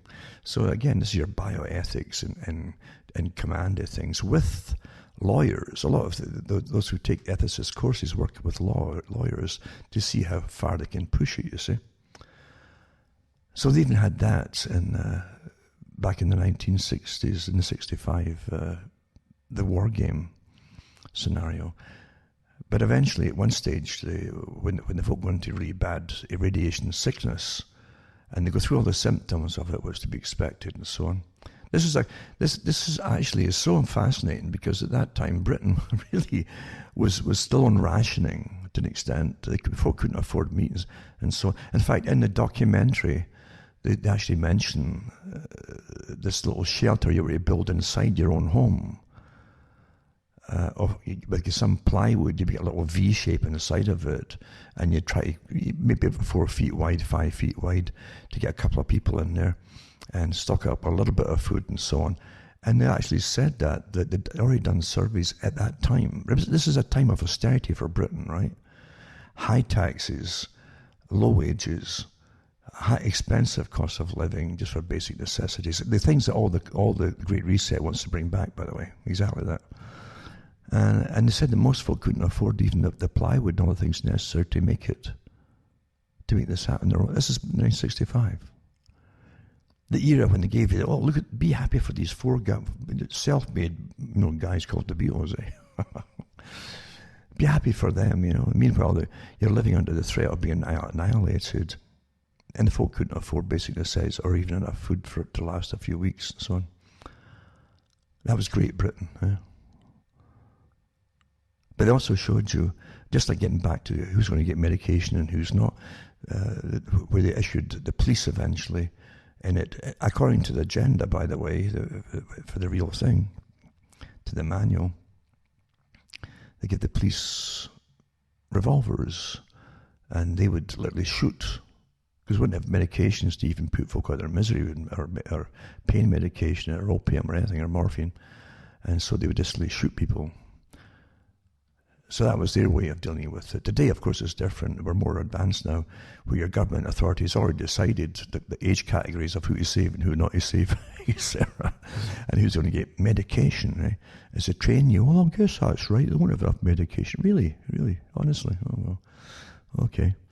You're getting trained in a whole bunch of new values here, and folk don't realize it. You can't trust anything they tell you. Understand? Everything is deception. That's how they rule you, is by deception. That's how you get you to comply, is to get you to start to accept things you shouldn't be accepting, because you'll start to believe it's for the greater good.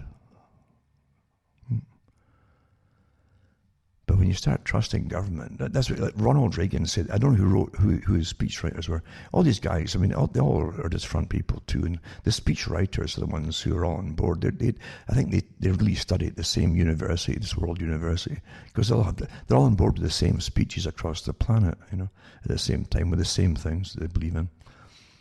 But Ronald Reagan said that the most frightening words that American citizens can hear is when people come to the door and say, we're from the government, we're here to help you. And that's the truth. More so of what's coming along the pike now, isn't it? It was really astonishing to see that they want to put the military around to give vaccinations. That's not what the army is there for. An army is a force. Think of the connotations of what an army is. An army is meant to go and kill people. Number one, think that, right? Think that. The Event 201, so on, and all their documentation said they would use the army. They've already conditioned the army that they can help with floods and things. So they've already conditioned us, that's what they're there for. No, an army is meant to kill people, but they're going to give you vaccinations. That sounds really good. Do you feel better now? It's quite, and don't forget too the blanket immunity that the governments have all signed on to make sure that whoever gives vaccinations will be completely immune from prosecution for any ill effects or deaths that are caused. That's a right you can never give up. It's your right to at least do that. Sue. That's this tyranny otherwise, folks. Do no harm. The Nuremberg Code as well promoted the same concept, and that no one has the right to experiment with you and your body using any kind of medications or any techniques. You can't throw these hard-earned rights out the window. Huh? Can't do it, folks. You mustn't do it. Because we live in technocratic times where, and your masters will give you the experts to rule you, and you're too dumb and stupid to do it yourself, for goodness sake. And if they give you money and let you earn money, you start buying things. Eh? And they can't have that in a post-consumerist society. For goodness sakes. Just spend money on apps and things that track and trace you, and never mind the cost of the phone and the programs themselves. But they want you to use that all the time, but don't buy real tangible goods. Eh? Don't do that. If you get tangible goods, you'll feel better. You say, I earned money and I bought that. Yeah. You see? It might make you want to buy something else. Can't have that, for goodness sake, eh? You've never seen a time where the whole agenda under one guise has been rammed through under the necessities and non-necessities, and essential and non-essential. Right down, you probably got the articles you've seen where cops in Britain were searching people's purses and things to see if they'd bought anything that was non-essential in the stores. No one would have seen the day it's happening. No way. Can you imagine if they did this during a Cold War scenario? Where they, do you think see, this is the problem. The field day, a supposed competitor, I don't call them enemies, all competing, a competitor would have, aiming at your country. Look what they're doing to their citizens. They're going through and finding people and imprisoning folk for buying something they didn't need. Can you believe it? You got to bring this back into reality, folks. You ought to start doing it very quickly and think for yourselves. Because you will not like austerity, post-consumer. We're Morrie Strong, you know, and gave talks about it, and Friends of the Earth, and all the other groups, all the funded armies, again, funded armies by the big foundations that really run everything, said that, you're going to bring in a post-consumerist society and dismantle all business and dismantle all industry completely into pre-industrial levels. And they mean it. For you, that is, not for themselves. And once again, cuttingthroughthematrix.com. Throw a few bucks my way, hopefully. And you can buy the books and discs if you want, or you can just straight donations. They're awfully welcome. And you see how to do it. PayPal, send cash is fine. Checks are fine. Or you can even get a check from the bank itself if you want. And MoneyGram is still accepted as well at the moment. And that'll make me take along, because you've got to realize that you're on the cusp of horror right now. And literally, they're going to go for people. They're going to start knocking them off one after the other, right down to imprisonment. They said at their big meetings and the tests that they did leading up to the COVID, before COVID broke out. They said they'd start eventually they'd not just ban folk from media and fine them and so on. They'd eventually go and pick folk up and imprison them. Because you'd be an enemy of the state, you see, if you're against any part of their agenda that's for the common good, and for a better tomorrow, and so on. That's how tyranny never ever changes its appearance, really, of what it really is. It has a camouflage outside, a shimmering way that it projects something to the people, but you can see past the shimmering if you wake up and see for what it is, and it's not pleasant. And there are those people who run the world who've decided in their big club that they have the right to decide how you're going to live or exist. Right down to if you're going to even allow it to exist at all or get born, you see. And this is not making stuff up. They've been so vocal about it, especially at the last climate meeting, where they talked about, again, this recycled idea. We should issue licenses for those folk who want to have children to see if they should have children or not. The whole Chinese model, remember, is there. I remember reading, I'm on these oddballs that kind of I get bored once in a while, but I'm also interested in finding out what they're saying at these big meetings when the head of China comes out and gives a big speech to the West, And they're long and windy, and there was one a few years ago, maybe 3-4 years ago, maybe a bit more actually, but he came out and he was talking to the West like a representative of a country talking to the representatives of the other countries like the West. And he said, and we hold the countries of the West to our agreement regarding reducing population. I said, what is he talking about? Wait, what agreement was this that he's holding us to? Huh? Was it just abortion or sterilization? Well, definitely we're going infertile in the West, as we know. Is a massively growing business is fertility clinics. It's been that way for a long time now. And no one's bothered about the sperm count plummeting. It's, and as I say, a farmer, believe you me, of animals, knows everything about his animals. Stock, the genetics, the eugenical line that comes from, even the names of the previous bulls and so on that sperm comes from. They know all that stuff because they want you to know, again, to be predictable, right? And if anything happens and goes awry, then he wants to know why, what's wrong, immediately. He doesn't waste time. He'll get the vet and whatever it happens to be. And specialists involved, regardless of what it costs him, he's got to get it done because he'll lose more if he doesn't. And that's the natural thing that happens, you see. He owns the stock and he wants to know what's happened to his stock. Well, when we know that the sperm count is plummeting in the West, we know that. We know that there's more or weird kinds of cancers developing. You see, that there's no crisis from our masters, and we do have masters. Why would the masters close you all down because of something they say is generally so mild you won't even know if you've had it, this COVID?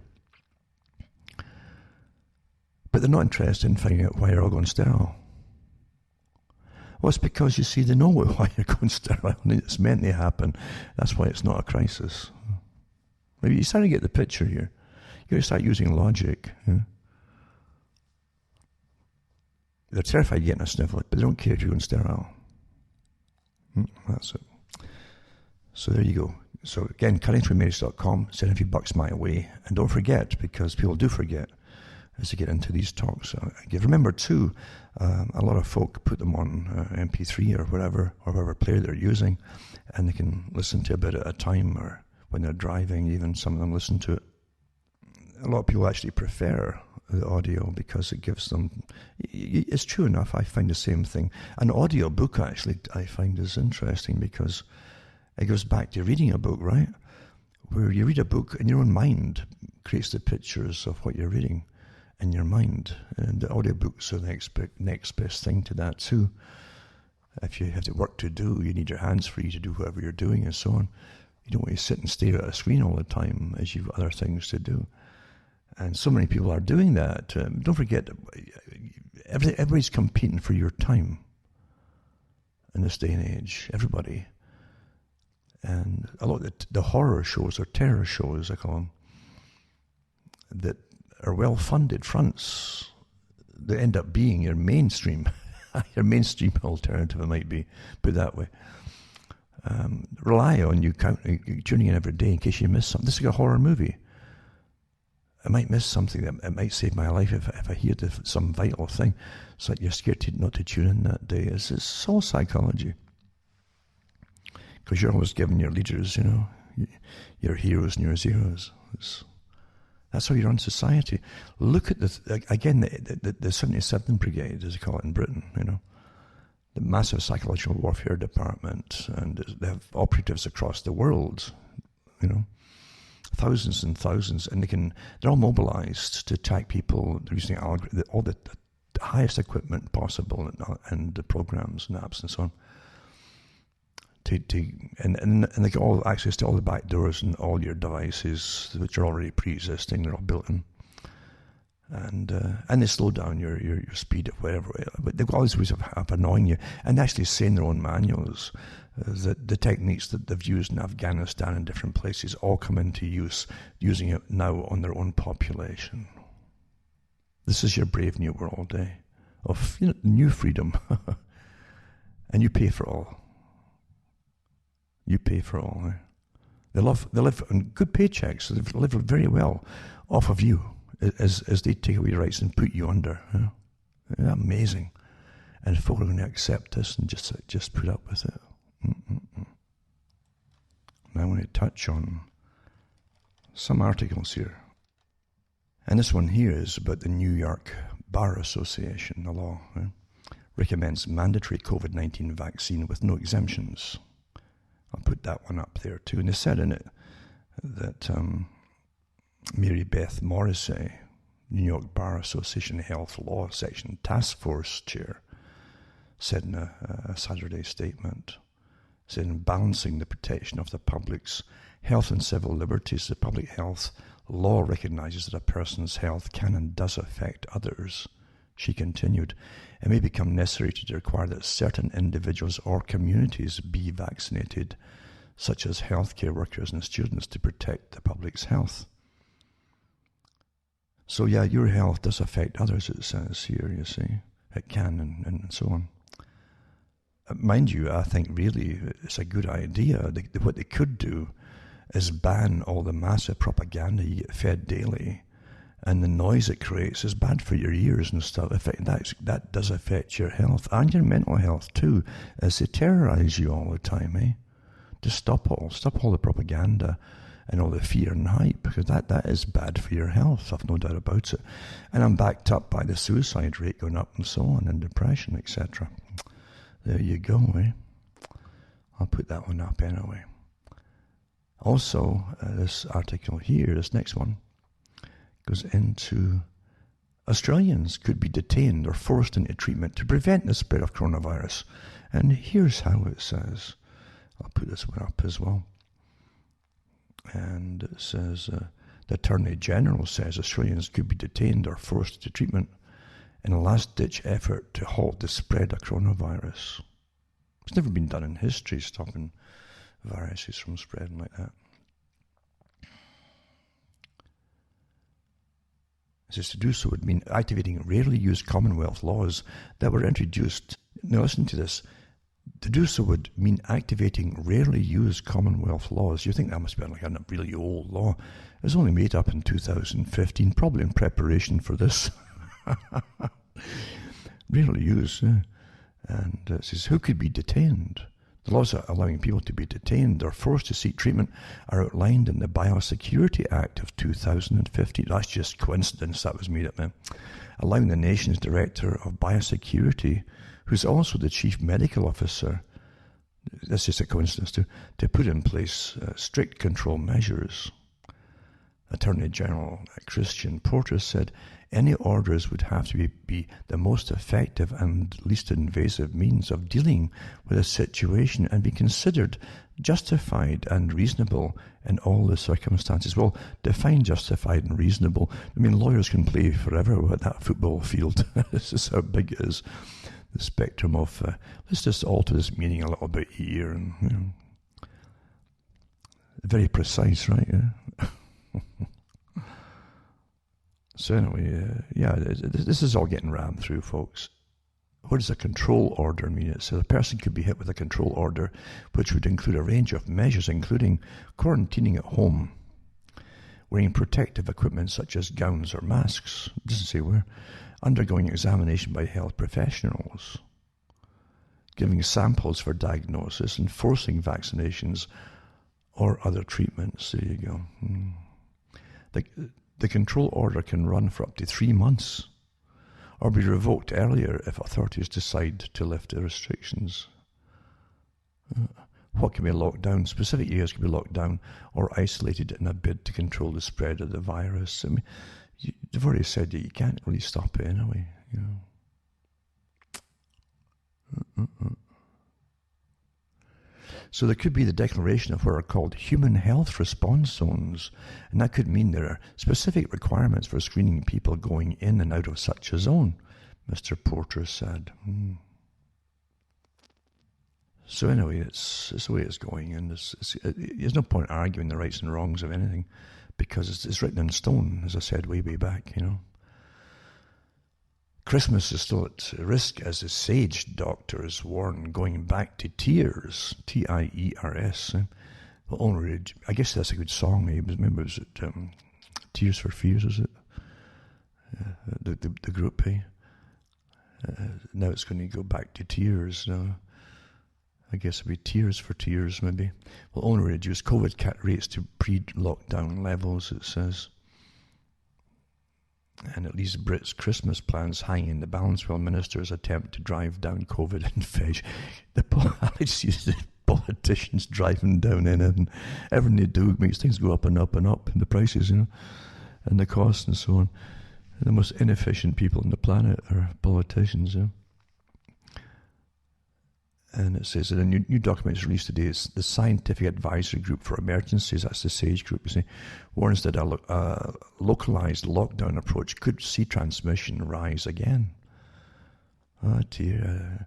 So their gloomy forecast dated November 4th warns if England returns to the same application of the tiering system in place before November the 5th, then transmission will return to the same rate of increases today. Oh, they're really, really worried about it all, aren't they? As I say, they don't mind you're all going sterile and getting cancers, but because they know what's happening. And he's in Article 2, it's a Daily Mail for Australia. It's a global dictatorship. The bizarre 1 a.m. email sent to the entire New South Wales police force questioning the state's oppressive coronavirus lockdown. 6-page open letter was addressed to the New South Wales Police Commissioner, Mick Fuller. It was signed off by Senior Constable Alexander Cooney, a Highway Patrol officer. He claimed he sought to raise the alarm that a global dictatorship is occurring. And of course it is, it's certainly not democracy of any kind, so. And the big organisations lauding it, how they're so happy that the whole agenda for sustainability can get rammed through under COVID. So it's a disgruntled cop. He's disgruntled, he's not just a man without his opinion. He's a disgruntled person. He penned a 6-page letter to the police commissioner laden with COVID-19 conspiracy theories and sent it to the entire New South Wales police force. He said, so he says it's for the best interest of the people. He says the document was sent in October 26, 5 months after New South Wales came out of lockdown. And many members of the force are fed up with the approach to law to enforce oppressive rules. That's right, because the cops in Australia have been brutal by order, right, to terrify the public. They don't mess around in Australia. Remember, it's all a big penal institution there, a big colony there. And that, strangely enough, that you must wonder if in the genes is the descendants of the forces that looked after the prisoners. How come they're just as oppressive? On a dime they swing into action and start battering their own people. You wonder what it is. And you would think of the people themselves being descended from really penal convicts that were sent off for. That's how Britain didn't realise that the laws were changed in the 1700s and in the 1800s to increase the rate of crime by labelling the simplest thing a criminal act, even stealing a loaf of bread during terrible times of poverty. And that's how they could literally get a whole population into Australia, and they served their time there, and then they were released, and they couldn't go back home or anything. So you're stuck there. So that's how you colonise a country for the flag, And that was part of what they did there. Really story. But you think people who are descended from that, and who have it through their old folk songs and histories of the sufferings that they had, and the injustices they had, they succumb back down to it and start doing what they're told. And the cops are brutal again. It's just, you would hope things would change when they saw the same kind of monster rear its ugly head, and say, no way. You'd really hope that. It's kind of sad to watch the cops going. So anyway, this cop here doesn't like it. I'm sure lots of cops don't like it too, when they see what they're being told to do to the public, to terrify and terrorize them, actually. So he goes through it all there, and it says, we feel a real calling to do our part to stop the oppression. Well, that's very, very much a conspiracy. How dare he think that way, for goodness sake. So I'll put that one up there as well. Oh, you're laugh at Britain too. I mean, again, Britain, the country that pulled out, or supposedly is trying to still pull out of Brexit, right, from the European Union, and become free, and is going around in circles. Even Theresa May is banging away at Johnson for his prevarications and his nonsense and so on. This is hundreds of UK medics and academics urge Boris Johnson. COVID data is exaggerated, and it says the second wave talk is misleading. I'll put this article up for those who want to. That's from Zero Hedge. This is their article here. So 500 medics and academics have penned alert to UK Prime Minister Boris Johnson just hours after the US election had been decided, informing him that official COVID data is being exaggerated and that talk of a second wave of COVID is misleading. And the letter was critical of the government's handling of the virus and said that the response to the pandemic has been disproportionate relative to the risk, according to the Daily Mail. And the link for the Daily Mail is here. That talks about that too. And I'll put this article up for those that want. Again, people should read through it if you've got time and get an idea of what everyone's saying about what's going on here. Because it's important, isn't it, to really realise what is being said. You're living, this is your life, you know, you don't get to fix it all afterwards. You want to go at everything in this world. Huh? And what you do now really matters. Of course it does. In Article 2, dentist Natalia Nairn is jailed for skipping coronavirus quarantine to go to work, it says here. It says a Ukrainian dentist, Natalia Nairn, flew from Canberra to Perth via Sydney, so it's all within in Australia, instead of 14 days of isolation, because you got to isolate yourself. No matter, I think Canada's trying to do the same thing too if you go outside of Ontario. Everything's uniform. I noticed that across the world now. Yeah. Anyway, she treated 41 patients over 8 days, and she got jailed for 2 months with a further 5 month suspended sentence for treating patients. Didn't mention if she'd even had been tested for anything.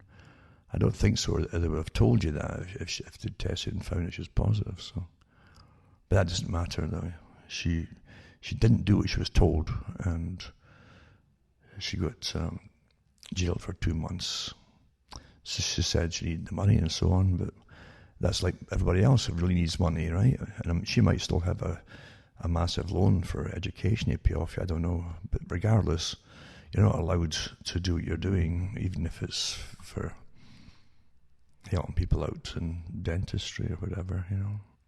Because everything is just out of whack now, isn't it? Really completely out of whack. It doesn't make any difference. Truth doesn't matter, as I said before. So there you go. That's one of many, one of many icons. Boris Johnson is to meet Bill Gates. This Bill Gates, this superhero Bill Gates, that literally no one votes for, who's got a finger on all the pies, because he was created by the big massive agency that runs the world, right? And that's why he's got this power. And no one questions him. So they meet to plan a national vaccine rollout with pharma giants, it says here. And they're going to hold a round table this evening to tackle the coronavirus crisis and discuss future plans to stop the pandemic. It's like a comedy thing, isn't it? It's like Batman and Robin. It's you can see a picture in their little cloaks on. And Gates Foundation, Bill and Melinda Gates Foundation, has helped spearhead research into pandemics and ploughed at 118. So I guess I'm the right to decide their futures, because he's bought off everything pretty well.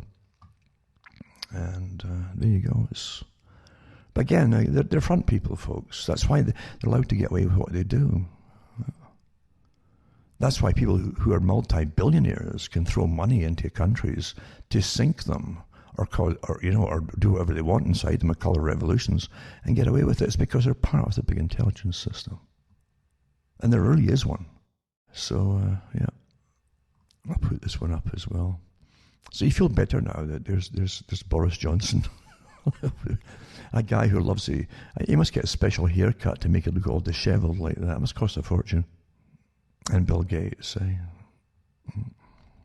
This article too is Daily Mail.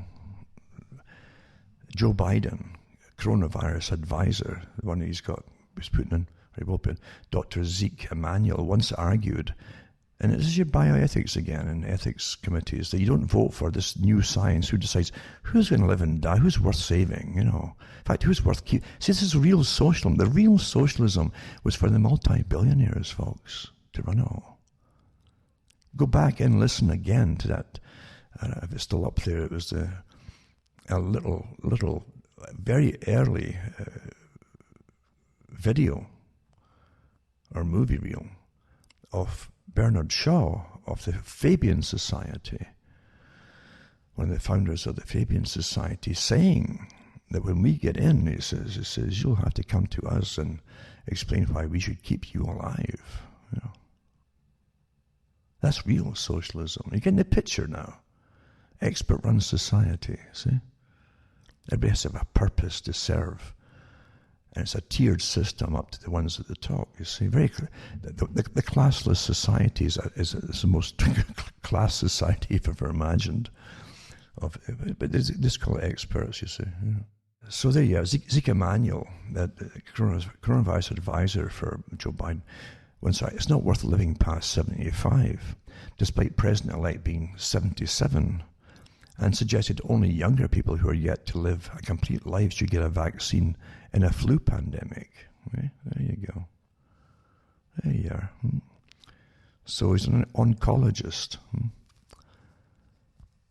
He was one of the 10 advisory board members appointed to Joe Biden's coronavirus task force Monday. In 2014, article argued that life was not worth living beyond the age of 75. And that will reduce and reduce. They already had the one in Australia came out a few years ago, remember, the professor. When they'll come out at the same time, you know darn well they're part of the same club, eh? And the one in Australia had said there that folks should just die at 65, rather than collect their money that the state could use and their pensions and all that. Do the right thing, old boy, Yeah. So Biden, who secured victory over Trump, says in the presidential election is 77. This is the Daily Mail talking, not me. Emmanuel, now 63, wrote that he believes by 75, creativity, originality and productivity are pretty much gone from the vast majority of us. There you go. He suggested that society as well as family members would be better off if nature took its course swiftly and promptly. Emmanuel also stated that he would reject simple treatments such as flu shots. He would reject simple treatments such as flu. Certainly, if there were to be a flu pandemic, a young person who has yet to live a complete life ought to get the vaccine or any antiviral drugs, he wrote. By the way, that's almost what Obama said when he ran the last time himself. And Obama gave a talk where he said that his grandmother, he went through, she was getting old, and so was it really worth keeping her going, and the money it was spent on her. This is an agenda, folks. You're getting the picture. You getting the picture. Back to Julian Huxley, UNESCO, where Julian says we have to knock people off their pedestal when they think they're the supreme being on the planet, he says, and train them that they're just another animal, basically, and that they themselves, the experts, should rule. This is humanism. They've got different names for the same thing, because the names are all parts of their agenda, you see. So there you are, And I guess there's a whole bunch of experts too up there. They might be over that age as well, or getting up there. They should maybe just do the same with them. Maybe they should lead by example, You never really get that happening, though, do you? It's always for you. A German doctor's letter to Chancellor Merkel put an end to the COVID fear machine. Well, that's a good way of putting it. But they won't, you see. It's written in stone. It's not going to happen. I think it was Al Gore had an inconvenient truth, and today we have inconvenient facts. They don't matter, you see. And that's where we are with it all. So this article here is Global Research. They have the signatory, this document that was put out from doctors all around the areas of healthcare who've been serving people in practices and clinics for decades.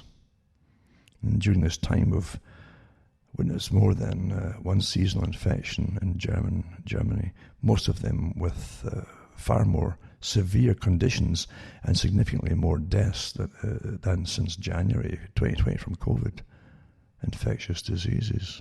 Together we serve approximately 70,000 people, these doctors say here. Now, these doctors, German doctors, say that the circumstances of the coronavirus wave in the FRG have been perceived differently than the media and ongoing warnings of politics, which were unjustified, in fact, presented to the public for months. Predictions of individual advisory virologists with millions of seriously ill and hundreds of thousands of deaths in Germany have not been true in any way. Right, well, facts don't matter. In fact, if you were to push that idea, you're going to get banned from everything. They've already said you're going to get banned, by the way, for saying that, you see. Doesn't matter if you're a specialist or not, and if you're actually working in the hospitals, it makes no difference. It's a big agenda, much bigger than the facts, you see, will allow. It says, in the practices, hardly any infected patients were infected, and if then with normal, mostly mild progressions of flu virus. Most of them had the flu virus, in the hospital. The hospitals have been more empty than ever before. There was no overload of ICU. Doctors and nurses were skillful in short-term work. Initially, we found the wave of the virus running towards us to be threatening, and we were able to understand the infection protection measures. However, there are months of secured evidence and facts that this wave of the virus is only slightly more intense than an ordinary seasonal flu, and must be considered much more harmless than, for example, influenza infection in 2017 or 18, with 27,000 deaths in Germany. According to the data situation, there hasn't been a threat to the German population from COVID-19 for months. So they go on with what they perceive to be their facts and so on. And they're really fed up with the fear and infection hysteria, they say in their own words. A life without restrictions, fear and infection hysteria. That's what they want, is turn to normal. So, but nothing's going to change. This is literally chiseled in stone, folks. This is the big agenda by the ones who really run everything. The ones who they own everything in the world, all resources. They all own all the agribusinesses. A few corporations. Everything you need to survive, the energy, they own it all. That's the sad part about the system, is that they made sure they would own everything, and again, there's no complaints department, right? That's sad indeed. And now I think that this crooks, sell-out crooks, because they're making so much money off of us as usual. And don't forget, supposedly the tab for the money that's going to pay them for all these apps and things is borrowed money, we're told. As we're all locked down and folk can't earn. But it's going to take money off you for the rest of your lives, and probably 3 or 4 generations in the future. The cost of all that. It's never going to go back to any kind of normal anyway. That's just the truth of it. All the dystopian movies that you've seen before have to come into effect. That's why they were written, these particular novels and dystopian movies. Do you realize that you got no blade of grass? Again, that was one of them, paid to terrify the public. You were destroying the planet, and you'd end up in a dystopian future where everything would fall apart, and strange fungi or viruses would break out by themselves. And Gaia would have its revenge, and you have mayhem, etc. Make Room was the novel for Soylent Green. It was called Make Room. That was the original title of the novel. The message was to be, there's too many of you. This is what it's going to come down to. It was to change. Again, fiction is used primarily to change your thoughts and things on behalf of your masters. And here you have these characters now making money off you for the phones that you buy, and the plans that you're on for paying for them as well. And there's apps now for everything. smartphone app can hear cough and the difference between asthma or croup, it says. Well, can it really? And when you really read it, it's not quite sure. But everybody's got that thing, we can get money for nothing now, money for nothing. I think it was the communism, wasn't it? Communism said that the West, the capitalists, will sell us the rope which will hang them. And you sort of apply that to, as they borrow, as your governments borrow money, well, whoever's governments here borrow money that you have to pay off, and they're dishing out by the millions and billions to their pals and businesses that own the apps and so on. And here they go, until we're totally in a straitjacket of no rights and freedoms in an electronic prison, just to get a profit off of it all. Here, I'll put that there. So anyway, that's from the medical journal Respiratory Research, this article. I'm sure you've got to know that an app might detect it, The European Union mulls ways for police to access encrypted apps. It's almost like a repetition of something I read a few months ago. I knew that the EU, European Council, is asking for input to make it easier, because the security forces can't get through some of the encrypted data. They want to make it easier.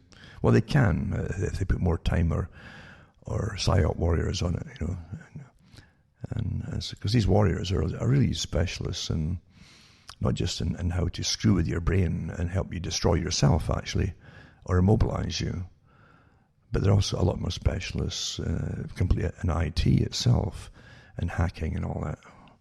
And the European Union is calling on tech companies to make it easier for the security companies to access the encrypted apps to meet terror threats, you understand. So it's all to do with terror threats.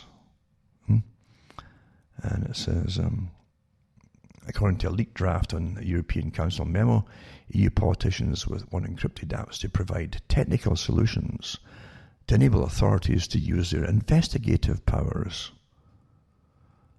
And this article here is the Telegraph, I think it was from. But anyway, it goes into how it's just a nuisance that they can't get into everything you're sending to people and your personal chat and all that. It's just a nuisance because your masters, they've got to keep you safe, from terror. You might wake up one day and be a terrorist. You might have a terrorist thought. You might say, damn it, I wish the government would get off my back. And that's enough to get you locked up right there, you see. Just like you find in the Ministry of Love when Winston is brought in, is pulled in there, and he meets his neighbour, and the neighbour says, "Oh, you're here too," he says to the neighbour. He says, and his neighbour says, "Yeah," he says, it was my daughter that found out I was, wrong thinking, own thinking, and it basically terrorist thoughts, you see. Because he spoke in his sleep, according to the daughter, and so she turned him in, And he says, thank God she did, he says. Who knows where it might have ended up if she hadn't caught me.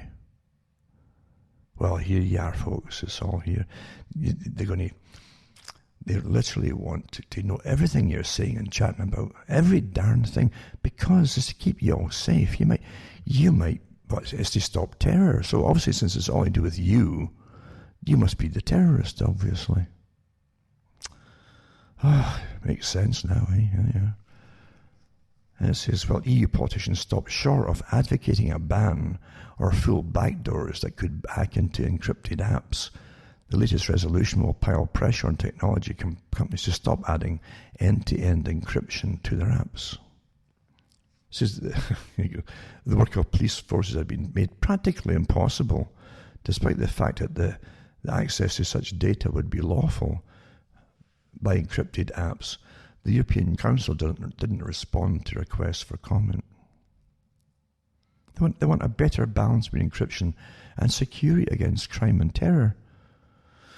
I never realized, I really didn't, that there's thousands and thousands, and it's just like Dr. Kildare, Dr. Kildare every woman would swoon at him, you see, at the very least. and he was made to be like a god that cared so much, and he was a good-looking guy, apparently, and the women just went gaga, yeah. And he represented so many of them that didn't sleep at night because they worried about you. They really worried about you. Such humane characters, caring people. And with this COVID stuff and everything that's going on, you realise that governments, they must be up all night, every night of the week, all these bureaucrats and civil servants and pod, worrying about us. Are we safe? Are we safe? Do we have enough cotton wool to wrap ourselves in case we fall? Right? Do we have enough distractions so we don't have time to think things which are bad, own think, eh? Which is bad think, is own think. Which might lead to goodness knows where if you have your own think. Thinking for yourself, eh? Wow. So the police are worried, you know, that the terrorist things can go on if they can't hack into everybody's chit-chat. Thank goodness. I've never felt so safe in my life. I can see when I'm online what they've been doing because my connection will just break at times, you know, and I have to reconnect and so on. You know they're into it. And they actually admit they're doing that in some of the articles I'll get to later, by the way. So there you go. These folk just care about you. You didn't know they cared that much. You used to think that politicians were shallow, psychopathic people, and how wrong you are. Interesting, this little article here, and it's the Irish Sentinel. Polish nationalists, right, are fired upon by police citing COVID-19 ban. This is the excuse for it. When abortion marches are allowed, right? Now, this was their national day in Poland, where they literally got a lot of their independence back again after World War I. So this is their kind of remembrance type day, you know. So police shot rubber bullets at the Polish nationalists marching through Warsaw in celebration of the country's Independence Day yesterday. The violence came as police attempted to enforce a ban on public gatherings as part of the nationwide COVID-19 restrictions, despite allowing pro-abortion demonstrators to gather throughout the country over the last 3 weeks. Well, it's the same in the States with the demonstrations and the riots as well, etc., as you know. So it's a very political virus, as I say. And it should tell you to never forget what they can turn the police to do. Never forget that. The stuff that you used to read about the Stasi and the KGB and NKVD, you know, and the Soviet countries, literally you're seeing it all being implemented. You really are. And you've seen the police behave the same way as they've always done. Even with invading countries, when they come into Europe in World War II, they'd immediately go to work for the invading power. It's the same. This is what they do. So here they are. Yeah, everything else is allowed, but being proud of your nation and celebrating about happiness during all this time is forbidden. There you go. So several officers were injured after being attacked by hooligans, the police said. Well, if they hadn't started, if they just stood back and let them have their day, like they've allowed everybody else to have their day, then so what, you know? Same thing's happening in Australia. Certain folk are allowed to have their big demonstrations, but nobody else. You're under tyranny, obviously. It certainly isn't democracy, where you have rights for all, supposedly, at least on paper. And I'll also put up the link to George Soros, so you can read what he says himself about how disappointed he is and what had been happening with populism, as he calls it. And the National Health Service in Britain told me ready to give coronavirus vaccine from December with army help. There you go. So Matt Hancock, the guy that literally didn't know that mosquitoes transmitted malaria, and they put in charge of the health for Britain. I guess he's writing for the job, eh? Yeah. So here he is. He's already the armed forces ready. Within 3 weeks, it says, this is though a vaccine hasn't actually passed regulator approval yet, whether they want to fast track everything, as you know. And there you go. Now what's next here? We've got some. This is important. US, UK intelligence agencies declare cyber war on independent media. So the British American state intelligence agencies are weaponizing truth, that's the quote there, to quash vaccine hesitancy, it's called, as both nations prepare for mass inoculations in a recently announced cyber war to be commanded by artificial intelligence-powered arbiters of truth against information sources that challenge official narratives.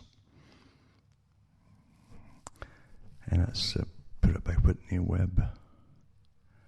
There are quite a few here from different people and different sources, and the mainstream, you know. So this is just the past week, the national security states, the US and UK, have discreetly let it be known, and they did. Obviously, see, everything happens at the same time. That means it's released to be spoken about. It's a fact too, because don't forget, part of cyber warfare or psyops is to terrify you into just complying before they do anything more to you. That's how it works.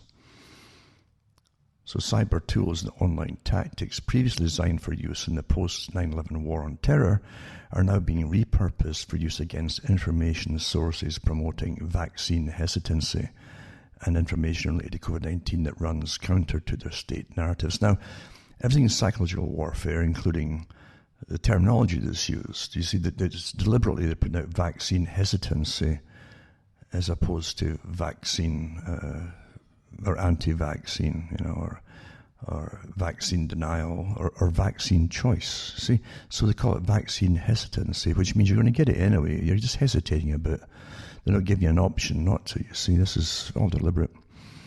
So a new cyber offensive was launched Monday by the UK Signal Intelligence Agency, Government Communication Headquarters, GCHQ, which seeks to target websites that publish content deemed to be propaganda.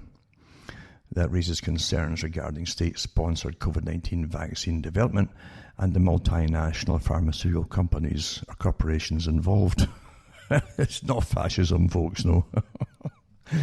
Similar efforts are underway in the US, with the US military recently funding a CIA-backed firm stuffed with former counterterrorism officials who are behind the occupation of Iraq and the rise of the so-called Islamic State to develop an artificial intelligence algorithm aimed specifically at new websites promoting suspected disinformation related to the COVID-19 crisis and the US military-led COVID-19 vaccination effort known as Operation Warp Speed. Where's Captain Kirk when you want warp speed, eh?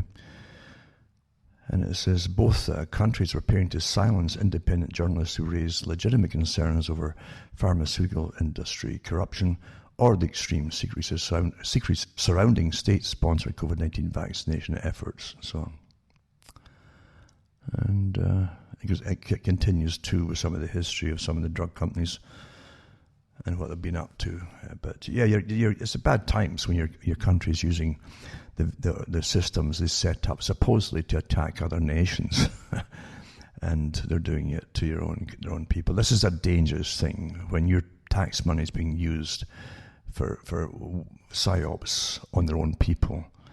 This isn't just the ability to use propaganda on your people like they did again when Obama was in, I think. They passed a law in the States to allow their government and the agencies that work for the government to start using propaganda on their own people internally. That was the start of it, really. And most countries do it anyway because we didn't have the rights that the US used to have. But here you go, when they're using weaponized organizations with very, very effective, efficient weaponization of the thought and techniques to disrupt thought, to create opinion, to destroy the people themselves and they have killed a lot of people through encouraging suicide and things like that. That psyops used in other countries is very effective. They know exactly what they're doing. These aren't little clubs. These are massive organizations with massive funding, with the tops, again, CIA. There's typical techniques of alternate types warfare, where literally they've got CIA operatives who are psychologists and psychiatrists and behaviorists and neuroscientists and even doctors and so on. Yeah, all through it. They admit that in their own documentation, right? When you go into them. So anyway, this all came out again in the last week or so. What's going on here with this kind of thing too, and the public have no idea really. The public are quite safe. I have to tell you, it's very much like what they used to say about evil, and they would say that people who literally are ignorant of religion or don't care about it, right? Satan will leave alone. That's what they used to say, a little quip, because they belong to him anyway, you see. Well, it's the same thing here. People who are ignorant of what's going on and they're obedient, good little nice citizens, they'll be left alone by the psyops because they're just looking at pornography, probably, and little bits and pieces of things that excite them or keep them happy, but nothing to do with anything that really mattered. Certainly not a choice to stand up for anything, So they're quite safe to be left alone. And it's only for people who are thinking and who are asking questions like, what on earth is going on with our elected representatives and our democratic rights, etc. For countries to think they had some kind of democracy, including the Republic, because the Republic was a democratic republic. It still had the rights to vote, for instance. That was a democratic right. Democracy really doesn't have any real hard and fixed rules as to what democracy really is, except you get the right to vote. That's it. What they do once they're in is kind of up to them. Canadian military wants to establish a new organisation to use propaganda and other techniques to influence Canadians. Why is the military going to use propaganda to influence Canadians? They're supposed to serve Canadians, not propagandize them. The Canadian Forces wants to establish a new organisation that will use propaganda and other techniques to try to influence the attitudes, beliefs and behaviour of Canadians, according to documents obtained by this newspaper. And the plan comes in the heels of the Canadian Forces spending more than $1 million to train public affairs officers on behaviour modification techniques of the same sort used by the parent firm of Cambridge Analytica, as well as a controversial and bizarre propaganda training mission in which the military forged letters from the Nova Scotia government to warn the public that wolves were wandering in the province. It was a little exercise they did apparently, as far as we can make out. But this article is from the Ottawa Citizen. And it says the new Defence Strategic Communications Group will advance national interests. Going to advance national interests, right? By using defence activities to influence the attitudes, beliefs and behaviours of audiences, according to a document dated October 2020. Target audiences for such an initiative would be the Canadian public, as well as foreign populations in countries where military forces are sent. Yeah, there you go. Dangerous times when they're doing that to the public, folks. This is a dangerous thing to do, the crossover with military doing that. This isn't putting the sandbags up to stop flooding, Working on techniques of brainwashing for destructive purposes. That's what these organizations do. They don't go in there just to say, let's make them a bit more left-wing, No, they'll look up leaders in different groups and so on, and literally they'll have thousands of folk hammering them, pretending they're real citizens, like bots, and make them feel bad about themselves and things like that. These are dangerous organizations. They're part of the military war machine, and now the war is on the public.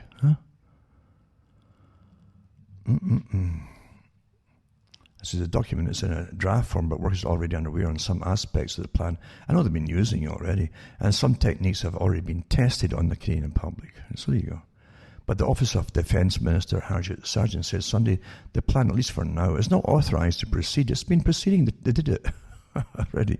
Sargent has raised concerns about some of the activities related to such influence and propaganda operations. No such plan has been approved, nor will it be, but they'll probably keep it secret. Florian Bonneville, Sargent's press secretary, everybody's got a PR spokesman to soften the things, or obfuscate what they're trying to say, said after being asked by this newspaper about the initiative, but a series of town halls were already conducted last week for a number of military personnel on the strategies contained in the draft plan. The report quotes Brigadier General J. Jansen, Director General of Military Public Affairs, who stated the motto, "Who dares wins," that's from the SES, is as applicable to the strategic communication as it is to warfare. I think it should remind them too. It says, "We are the pilgrims, masters, we shall go." It's supposed to be over the land and sea and water and so on, not in your own country. You should just put out the rest of it out there. The initiative also proposes the creation of a new research capability established to analyse and collect information from the social media accounts of Canadians. There you go. Well, this is a war machine looking at you like they would look at people in different countries that they're going to go in and demolish.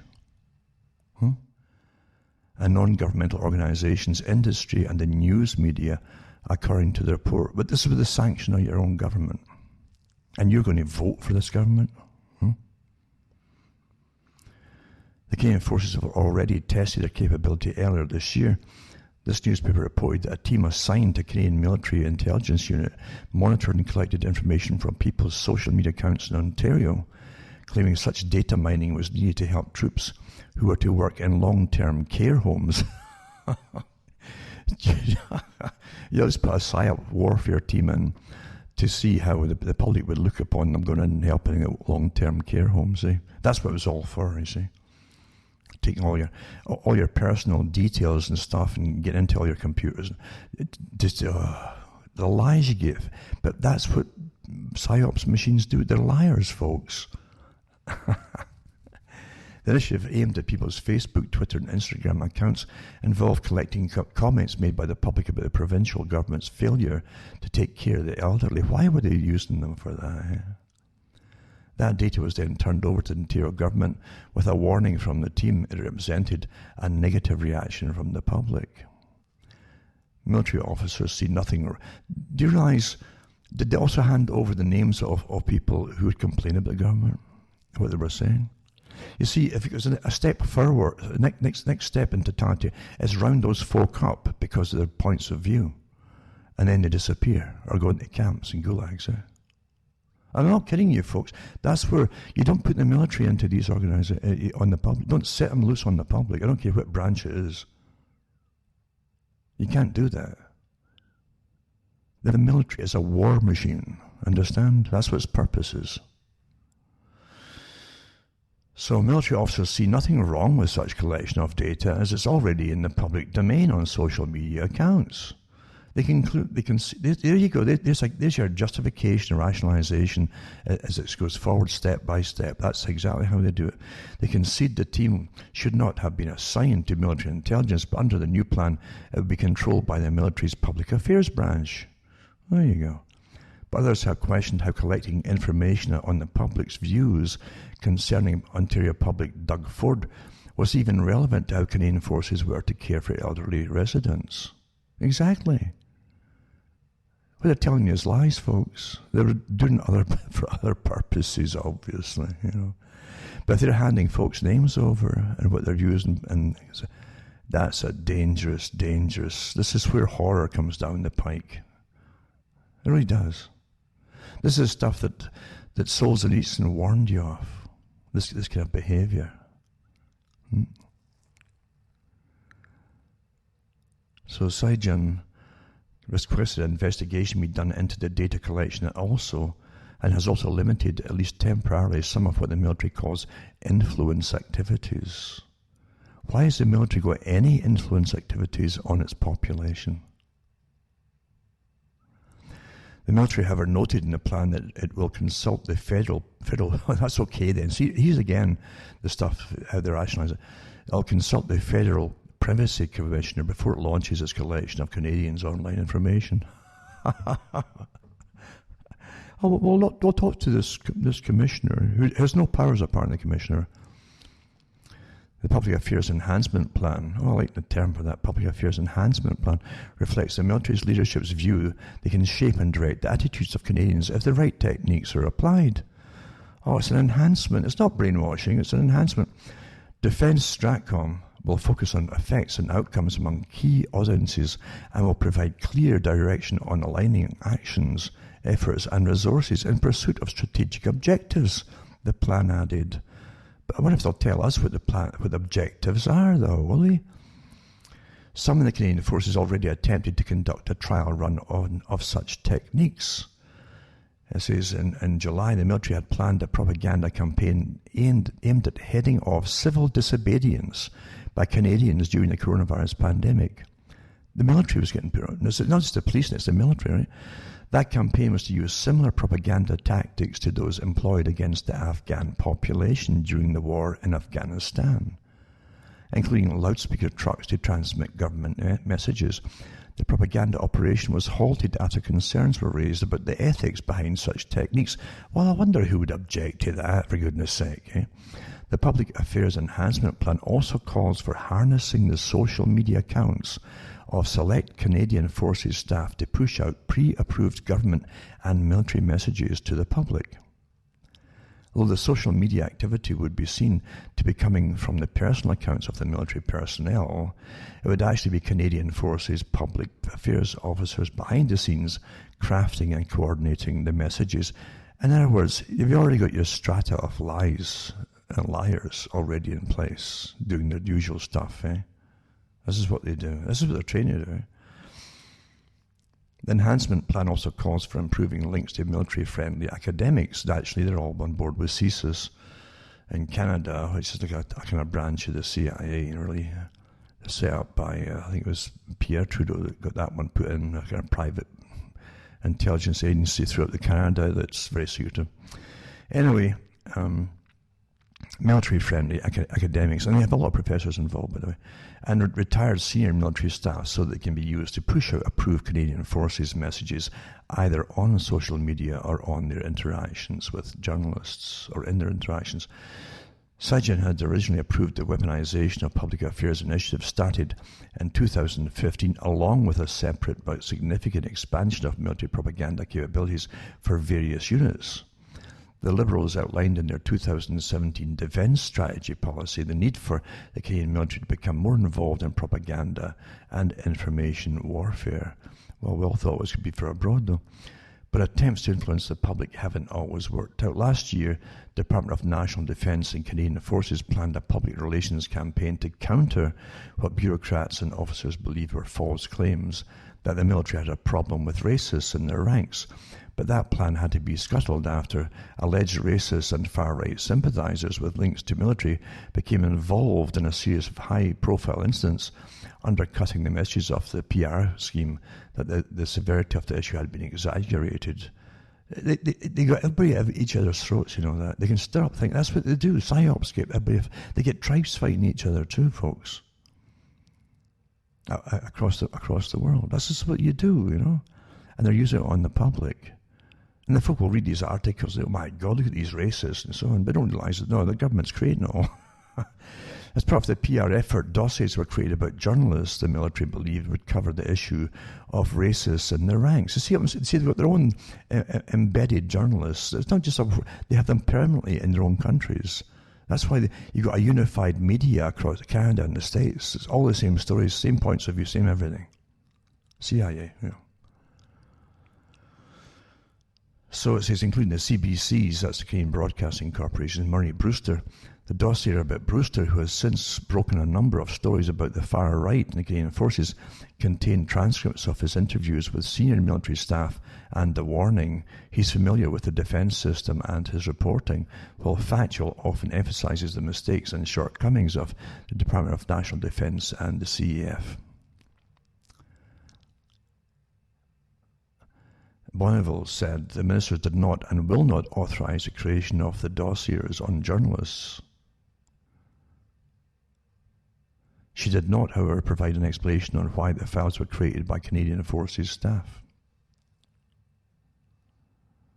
In addition, under Sergeant's watch, an invitation-only Facebook page had been created where serving and retired military D&D public affairs staff share information about journalists. There you go, see? The first folk that you round up into totalitarian system are any journalists that are not on board with it. That's what they do, eh? That's exactly what they do.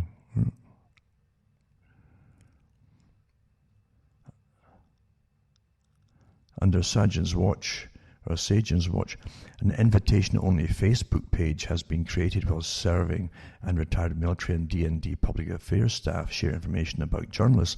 There are more than 400 participants on the Facebook page, which is officially supported by the D&D. That's just one article from the Ottawa Citizen. And I tell you, they won't be even pleased with that article. They're not supposed, you're supposed to be dumb and ignorant, you know.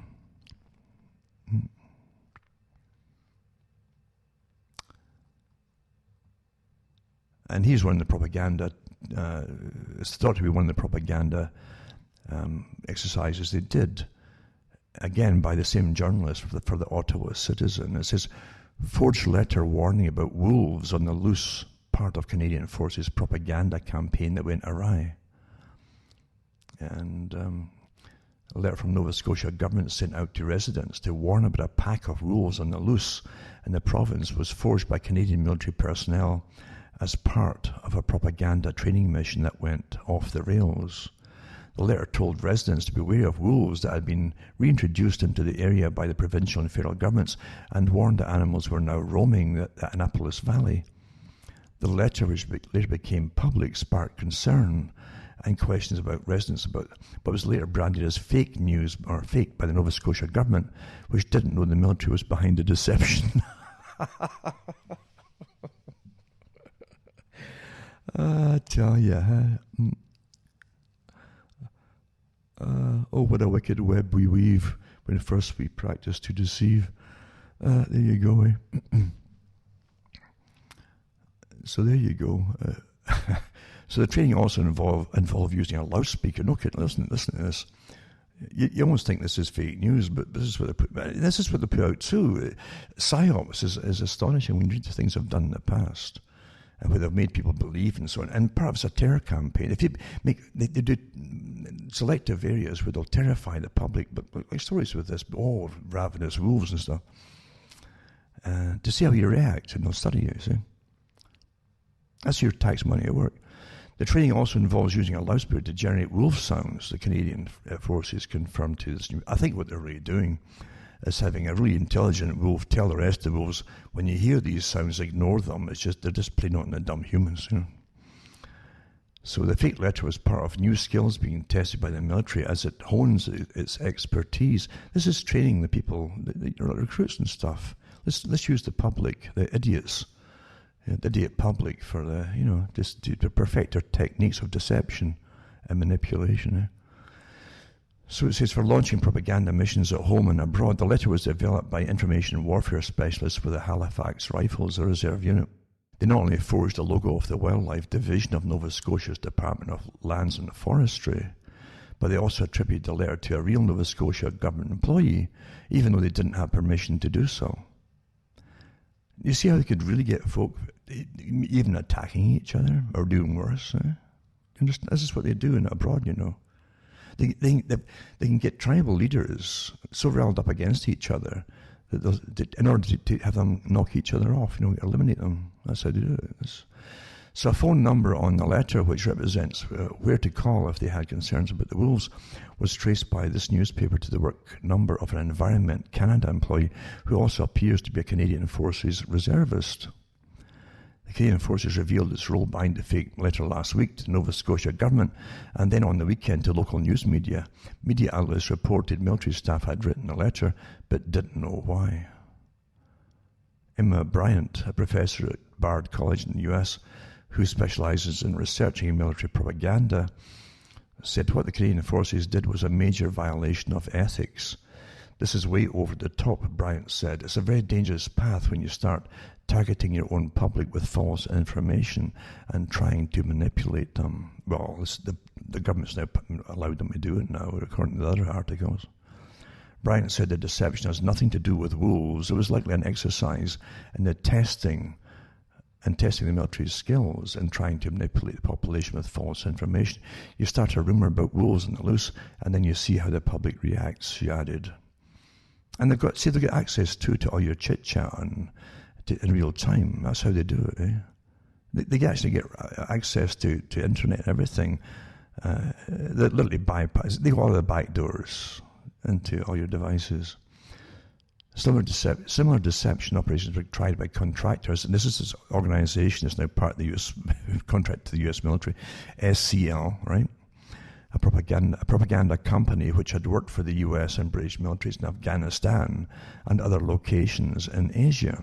In those cases, false information was transmitted to villagers to convince them not to send their children to religious schools where they might be radicalized.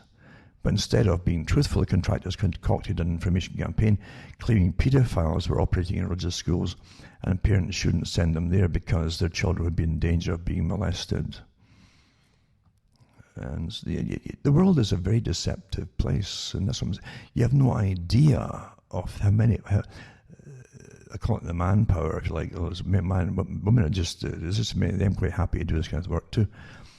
And the psychopathic personalities flourish in this kind of society, you know. So it's like The Lives of Others, you know, a movie.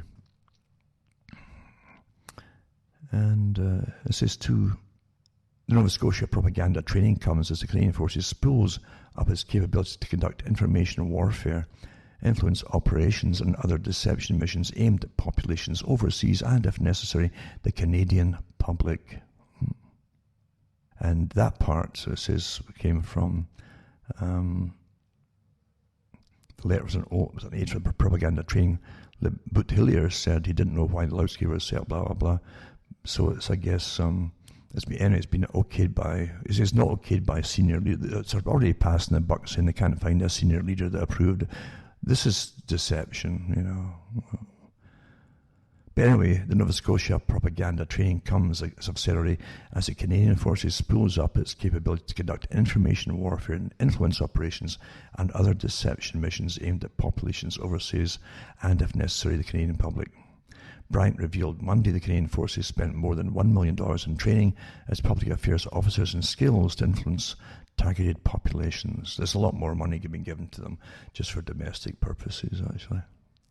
In July, this newspaper reported a team assigned to a Canadian military intelligence unit monitored and collected information from people's social media accounts in Ontario, claiming such data mining was needed to help troops working in long-term care homes during the coronavirus pandemic. Collection involved comments made by the public about the provincial government's failure in taking care of the elderly in the province. The data was turned over to Ontario's government with a warning from the team. It represented a negative reaction from the public. The newspaper reported at the same time the Canadian Forces planned a propaganda campaign aimed at heading off civil disobedience by Canadians during the coronavirus pandemic. The plan used similar propaganda tactics to those employed against the Afghan population during the war in Afghanistan, including loudspeaker trucks to transmit government messages. The propaganda operation was never put into action, so they say. And in addition, some Canadian military officers have suggested creating fake Facebook and other social media accounts for carrying out deception operations, as well as harnessing social media accounts of Canadian Forces members, military-friendly academics, and retired senior military staff to challenge opposition politicians and journalists who raise controversial issues regarding the Canadian Forces. I love how they always justify it when they're stepping forward in places where they should be moving. The Canadian Forces stressed that it follows ethical guidelines in its propaganda operations. But others inside the military say that this isn't the case, pointing the Nova Scotia operation as a prime example, as it violated Canadian privacy law and the criminal code when soldiers forged documents. What Canadian privacy law? Remember 2 articles ago I mentioned that they'd already approached the privacy officer for Canada, with this member of parliament. That's all he does, supposedly. He has no power to do anything, to seek approval to do more on the public. I mean, isn't that amazing? So the fake Wolf letter was dated September 19, 2 days after Chief of Defence Staff General John Vance met with senior military leaders to explain the value of ethical decision-making and the importance of maintaining the credibility of the CEF, Canadian Armed Forces, by being honest and transparent in everything we do. Oh, dear. You understand, though. You see, in the military, and these kind of operations in these particular sections and areas, they're given a complete free hand to do whatever they want on the public of different nations that are targeted. And they're completely callous about it. And the youngsters see it like this, like wargaming everything. It's fun to them. See who they can manipulate and get to kill each other, and how to destroy different sections that are standing up against whatever it is. And how we destroy and annihilate different movements that get up, even movements, especially movements that rise up, even peaceably and politically, and try to get committees formed to get foreign troops out of their countries. It doesn't matter what they do to them; you'll do whatever you could to destroy them, and that's what happens here, folks. They'll threaten their families. They'll select one of their wives and pull them aside sometimes and give them a little warning, about their children. This is a dirty trick squad, of all kinds. You wouldn't believe it, and they should not be operating inside your own country. Should not be. No way. Now, when you touch on Justin Trudeau, who carries on in his father's footsteps of being a global citizen, a citizen of the world, as Pierre used to talk about it too. And this article says, it's from the Global Citizens Organization. Canadian Prime Minister Justin Trudeau committed $400 million for global initiatives tackling COVID-19 at the United Nations event on Tuesday morning. In the high-level event on financing the 2030 agenda, that's sustainable development and agenda for the 21st century, 2030 is part of it, is segmented up into 15-year periods of things that have to be fulfilled within each 15 years. But I always suggest that folk read the whole thing, Agenda 21.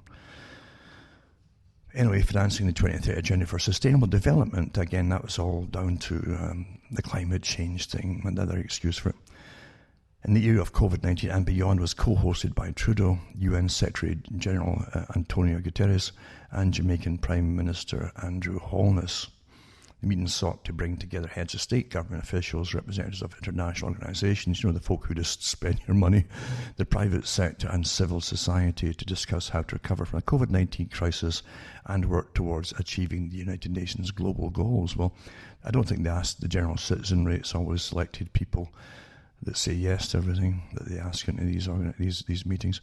The new international development funding will be used for trusted partners, working to address COVID-19 on the ground, helping with the pandemic recovery in developing countries. And it's a public relations exercise, even the article. Canada believes that a strong, coordinated response across the world, cross sectors, is essential.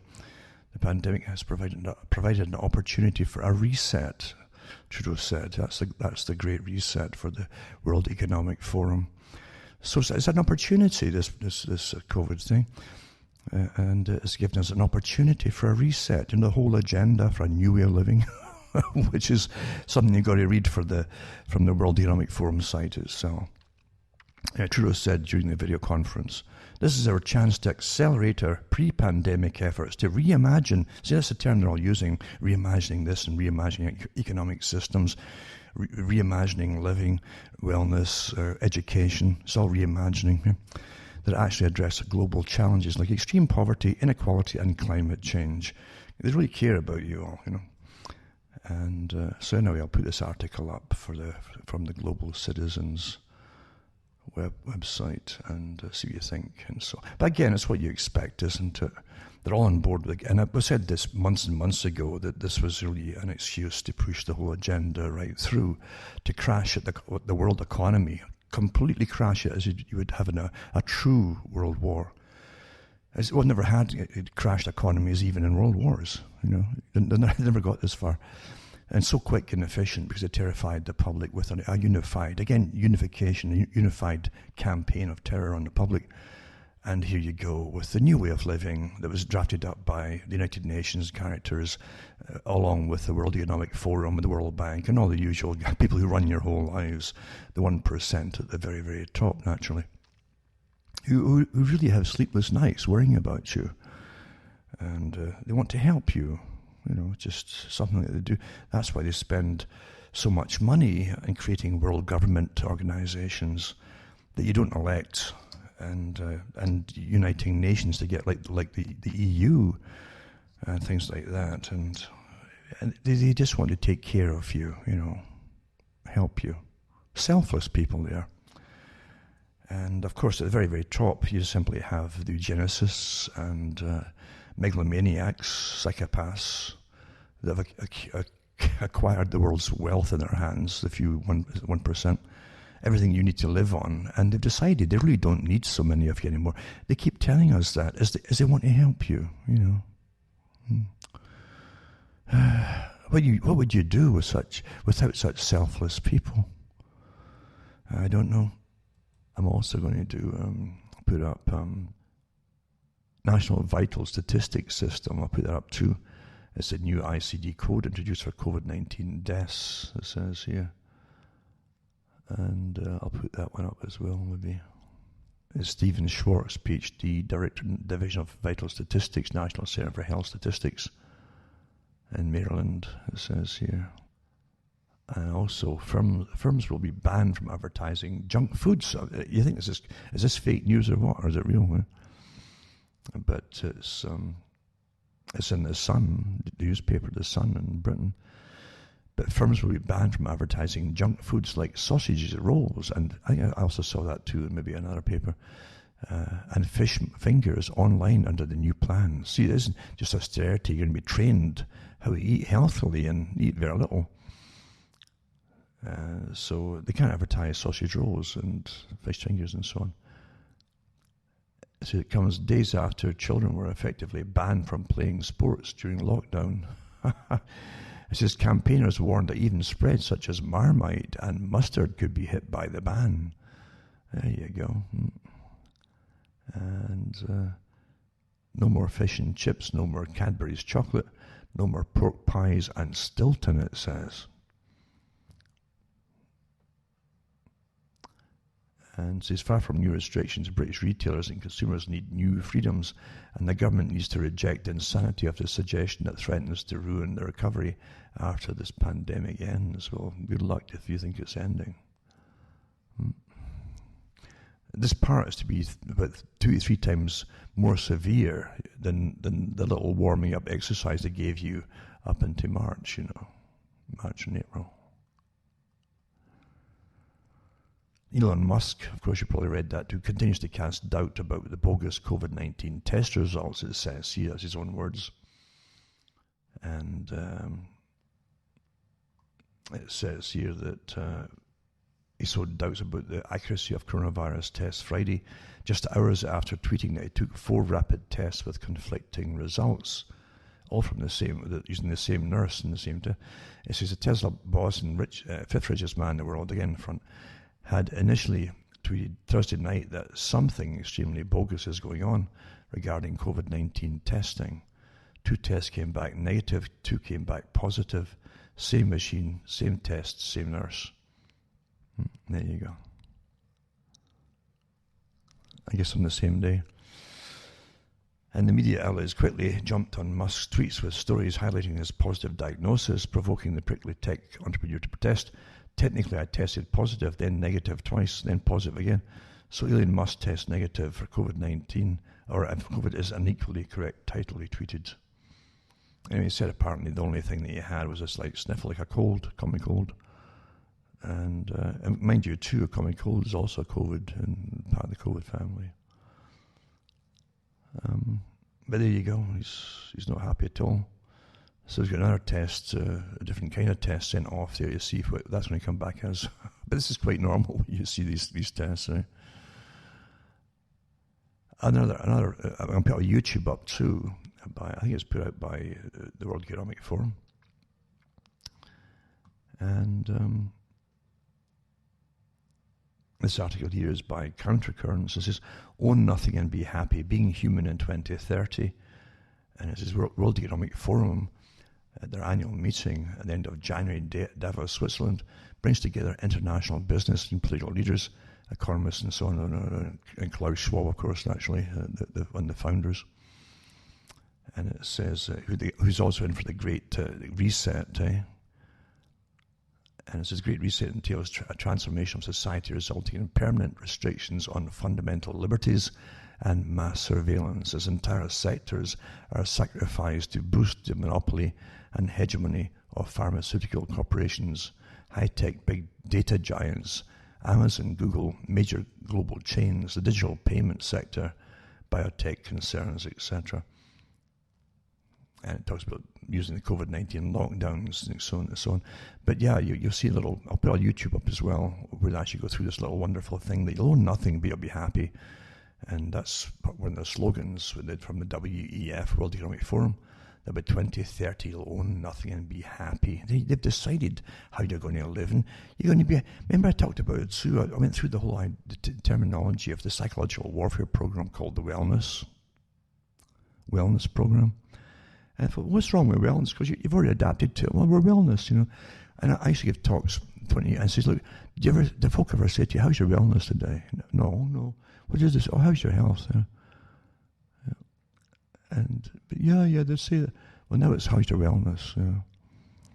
And this wellness idea was to eventually get you trained step by little step, short step, all the way into, well, you'll own nothing and you'll be happy by 2030.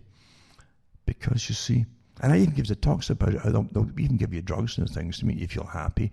You could be shoveling manure out of a byre, and you might think you're on the surface of the moon watching the stars or something, and feel all quite happy about things. In other words, you'll feel well, you see, as opposed to, remember what Aldous Huxley said in the Wallace interview. He said, with the techniques that they had back then, he says they could persuade the public to do things that might not be in their own best interests. Well, that's what a wellness program actually is. You might not have much, you might have less than other people even, but you're going to feel happy about everything. Well, perhaps you shouldn't be feeling happy about everything. And if you are feeling, what's happened to you? What's been done to you? So when I put this article up, it's not too bad. And you see a happy smiling face is depicted on the little video. Well, a drone delivers a product to a household, no doubt ordered online and packaged by a robot in a giant Amazon warehouse. And it says no humans were involved in manufacturing, packaging, or delivering this product. Rest assured, it is virus and bacteria free, because even in 2030 they'll need to keep the fear narrative alive and well to maintain full spectrum dominance over the population. And that's a fact, folks. This is not the end. It's not the end. This is a whole retraining program for all of humanity, if you go along with it, And look what you're up against too, when your own governments are using your own military forces to do PSYOP operations on you. Well, all of you. And what kind of forces do you have that are quite willing and happy to do it on their own population? That tells you, that's another scary thing too, to realise that they'll go along with it. Well, what's the next step, All those countries in the past you've been taught to hate and hate and hate. Oh, look what they did to the people. Hey, this is how it all comes along, folks. It's to keep you safe. Yeah, I'm telling you, it's to keep you all safe. And so I'll put up a little video on that too, for those who want to see it.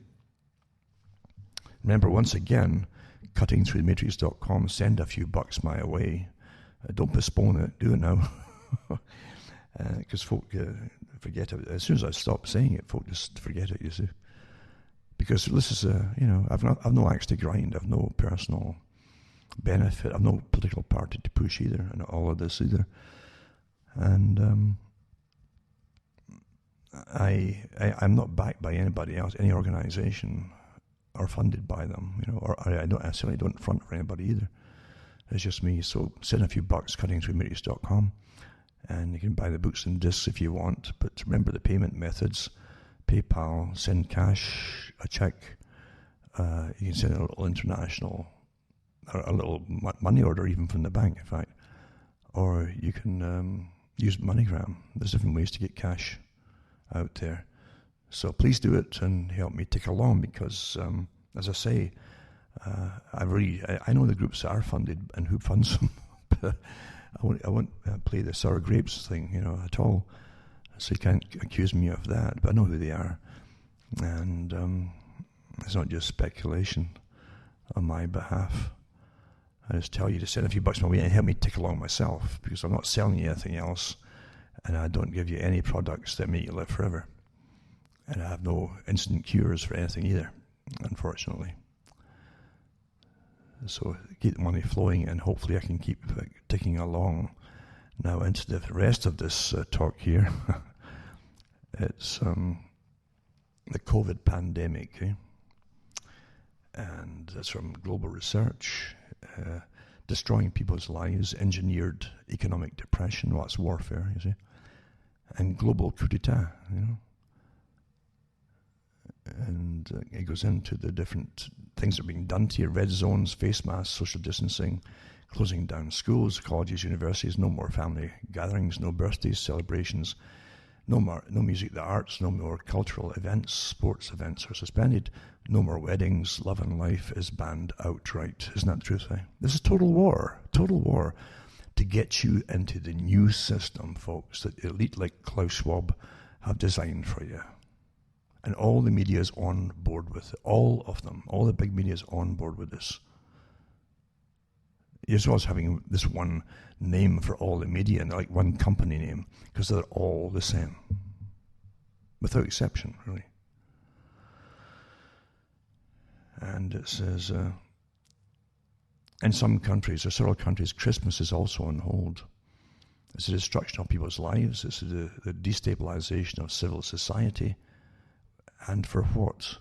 The lies are sustained by a massive media disinformation campaign, 24/7, incessant and repetitive COVID alerts for the last 10 months. It is a process of social engineering. It's actually a war of terror, isn't it, really? Then they go into manipulation of the estimates, such as the RT-PCR tests are misleading, it says here, and so on. So it goes into, in more detail, another link here, it goes into the PCR test and how to mislead all humanity using a test to lock down. It's used by a relentless and intentional strategy by some governments, supported by scientific safety councils and by the dominant media, to justify excessive measures such as the violation of a large number of constitutional rights and so on, by the use of these false positives, it says, on them RT-PCR tests and not on the real number of patients, it says. And it gives you a link to the CDC government, right? The government CDC. And it says the criteria have been changed. The CDC instructions are crystal clear, and say the link is here. COVID-19 will be the underlying cause of death more often than not. That's the instructions that they put out to all the guys, how we diagnose it and put in their death certificates. But it's a big agenda. The whole agenda is here, folks, for those who haven't figured it out. So, economic warfare. That's what you do in warfare. You see, you go for the economy. If you can stop and disrupt the economy, well, here they've almost eliminated it. There's nothing to guess at here at all. So the COVID crisis is a sophisticated instrument of the power elites, has all the features of a carefully planned or planned intelligence op using deception and counter-deception. That's how it is, This article also touches on about the COVID psyop, basically, counter-deception and so on, deception, counter-deception. Leo Strauss viewed intelligence as a means for policymakers to attain and justify policy goals, not to describe the realities of the world, and that is precisely what they're doing in relation to COVID-19. See, not to describe the realities of the world. See, facts don't matter, you see. It's a means of policymakers to push policy through, that's all.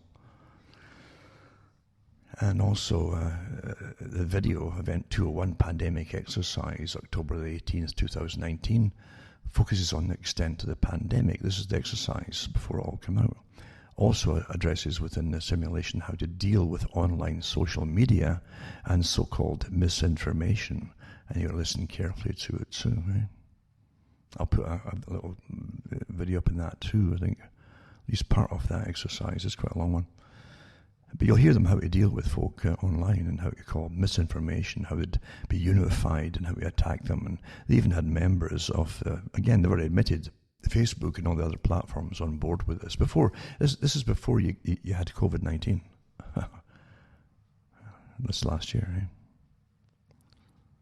These into different kinds of economic takedown, the macroeconomic intervention, and evolution of global economy and so on, how to devolve it as well, give them shock treatment, and you're still to see a lot of that yet. It's coming though, And so I'll put that up as well for those that want to read it. Another one too is in Britain, that's GCHQ. So they have the spies, GCHQ spies, launched cyber counterattack against anti-vaccine propaganda being spread by Russia, they claim here now. See how and by the way, this isn't deliberate, they'll say by Russia because they have a way of getting round doing it on their own public, you see. They'll say it's to counter propaganda spread from Russia, that if they follow it from its source to Britain. This is how they're getting around all the little... They really treat you like idiots, don't they? Unfortunately they do, they're so cocksure getting their own way all the time. So, and again, too, the previous articles, they'll say vaccine hesitancy. This is now anti-vaxxers, you don't want... If you don't want this vaccine because it's a novel experimental vaccine, right, and it alters your DNA eventually, as opposed to the old types of vaccinations, you're going to be an anti-vaxxer, not just an anti-this vaccine. You see what I'm saying? How they play the game. It's like a Holocaust denier or something like that, or a climate change denier. Same thing. They always use the same techniques that they've trained the public to recoil from, these terms. A denier. So, there you go. You're an anti-vaxxer. No, I just don't want this one because, Anyway, it says the GSQ launches its attack against anti-vaccine propaganda spread by Russia. And the spy agency has begun a cyber operation targeting hostile states and is using a toolkit developed to tackle disinformation and recruitment material shared by Islamic State, it says here. Right? So it's been used before. The activity being targeted is linked to Moscow, who is thought to be attempting to exploit the chaos caused by the pandemic to undermine the West and strengthen its own interests. What a piece of propaganda that is. It is the latest step in the government's bid to tackle a rising tide of fake information being spread about a vaccine. This is from the same media that's hyped terror and terror all the way from last February, regardless of facts. And here they are wanting to believe them now. The need to shut down such information is growing increasingly more important as scientists close in on a reliable vaccine against COVID-19. So it's a war strategy. They're closing in on a reliable vaccine, and they need to shut down such information, right? I've never seen anything that government's allowed to get passed that doesn't expand as soon as it's passed. Any law, or any regulation, whatever, it'll just expand it. Well, you can't do this, now you can't say that, blah, blah, So they give you some probably fake things about cartoons put out about Boris Johnson that they claim is from Russia. So it says that the GCHQ has been told to take out anti-vaxxers online and on social media. Now, what do they mean by take out anti-vaxxers? Do you know what that terminology is used? So there are ways they have used to monitor and disrupt terrorist propaganda. So now there are terrorists. You're starting to connect the terminology they're using here. This is the Times. This is not a little tabloid thing. This is the Times. So they've been told to take out anti-vaxxers online and on social media. There are ways they have used. There are ways they have used to monitor and disrupt terrorist propaganda. So terrorists, again, the same line. Tactics thought to be considered are the takedown of websites and content linked to hostile states and the disruption of actors behind the fake news. So thought to be considered are the takedown of websites and content linked to hostile states. So now I guess Russia's hostile. Admitting it's hostile, or are they hostile to Russia? So they can put information, claim it's from Russia, and saying that you've got it on your website. See? So that's why they're going to use psyops against you and all the rest of it. So GCHQ will attempt to do this by encrypting the state's own data so they cannot access it. Who's they? And by blocking communications between hostile groups. Right? Russia is behind a high proportion of false information about the coronavirus. I love how they always do these anonymous sources. And it only target foreign states and is blocked from chasing false information produced by ordinary people, it says now again, right? It comes after an investigation last month discovered a smear campaign launched in Russia to discredit the coronavirus vaccine developed by Oxford University scientists. Well, where's the proof of that? It aims to spread fear about the vaccine with ridiculous claims that will turn people into apes because it uses a chimpanzee virus. It's not that way. It's literally designed for bureaucrats because they're social climbers, like climbing. That's what I think. That's my opinion. That's my take on it. But anyway, yeah, here they're trying to blame Russia for what a farce this is, I tell you. So they show you a picture of the vaccine company's tent with apes and gorillas leaving on the other side and claiming that Russia put it. Like they can't put cartoons. This is standard stuff, putting out these kind of sarcasm out in cartoon form. Goes way back, as long as I can remember, and long before I was born, actually. And anyway, it says the campaign has the potential to damage the Oxford program by appealing to anti-vaccine fanatics. So now, the terminology, I guess this has been drafted up by psyops themselves for the Times, because it's so, the terminology this is warfare terminology they're using against people. So anti-vaxxers are now anti-vaccine fanatics, who are in bed with Russian opponents or enemies. And and you've got to take them out. Terminology. So it's now GCHQ is expected to take action against hostile states spreading similar disinformation. How it's understood that Britain can't attack websites based in the US, listen to this, or the other Five Eyes nations of Australia, Canada, New Zealand. They don't have to because we're doing it ourselves in our own countries. You see?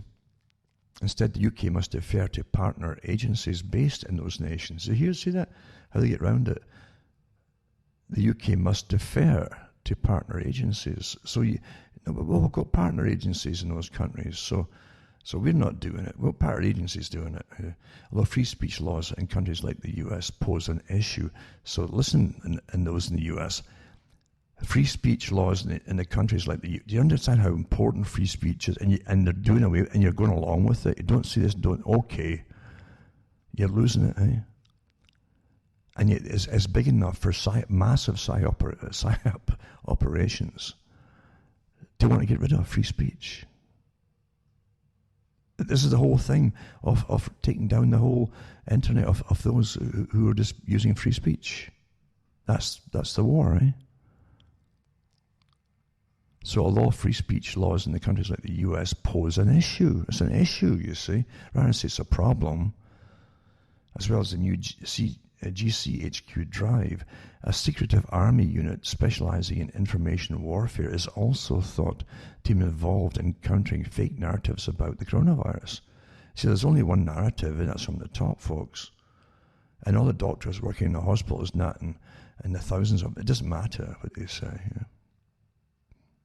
It's a big agenda, see. General Sir Nick Carter, Chief of the Defence Staff, has confirmed that the 77th Brigade is helping to quash rumours about misinformation, but also to counter disinformation. Defence Secretary Ben Wallace has also previously highlighted Russia's role in fake news campaigns during the pandemic. All the other articles didn't mention Russia doing this. See, this is GCHQ's little baby that they've dreamed up. So I'll put this article up too for those that care. A lot of folk don't care. Again, most folk say it's like the devil won't bother you if you don't get involved. So you'll be quite safe. There you go. That's a good term to use. Actually, the devil won't bother you because he already owns you. That's what they used to say. And this is interesting too. It's from Greenwald. Remember, he started up a news media outlet to try to get free speech, and he ran it for a while, and then they outed him recently because they were censoring his articles, and so that was it. So it's a deep state, Silicon Valley media in full union with the Democratic Party to stop Trump. That's what he said. And so the good enough article too, what he says here. And he started, I think his newspaper was called Intercept. It says Greenwald quit his job Thursday, claiming editors censored a story critical of Biden. And it says Greenwald told Carlson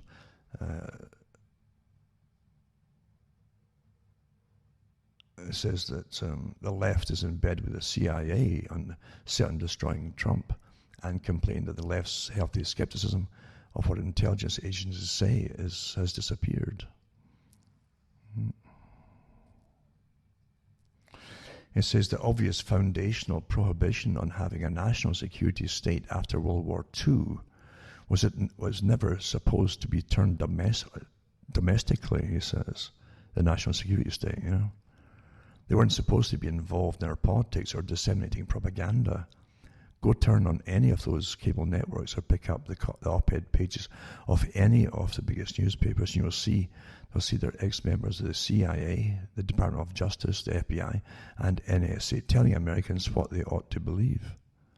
They've infiltrated the means of communication domestically.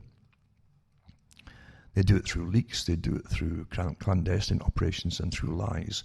They propagandize the American people in a way that is incredibly dangerous no matter what your ideology is. That's quite a good article, actually, and he's stating which you should all know anyway. Unfortunately, most folk don't. They really don't know what's happening right now in real time. They don't know, and that's only what it tells you is what's going to come down the pike too, right?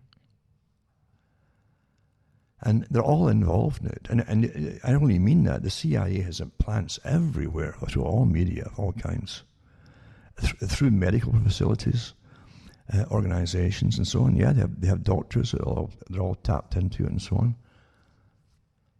The World Health Organization as well. It taps anti-conspiracy crusader to sway public opinion on COVID vaccine. And an outspoken proponent of government-led tactics to influence public opinion on policy and to undermine the credibility of conspiracy theorists will lead the World Health Organization.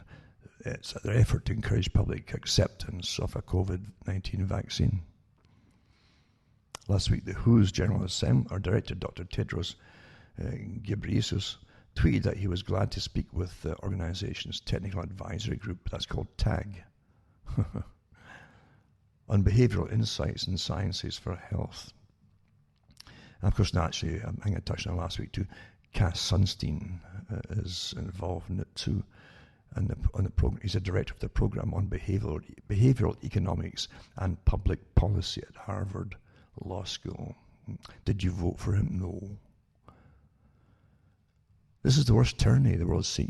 You haven't seen it really, even though they're doing it and deplatforming people, you haven't seen it start yet, the real purge. And it won't stop with the internet, folks. How Sage and the UK media created fear in the British public. This article's pretty good too.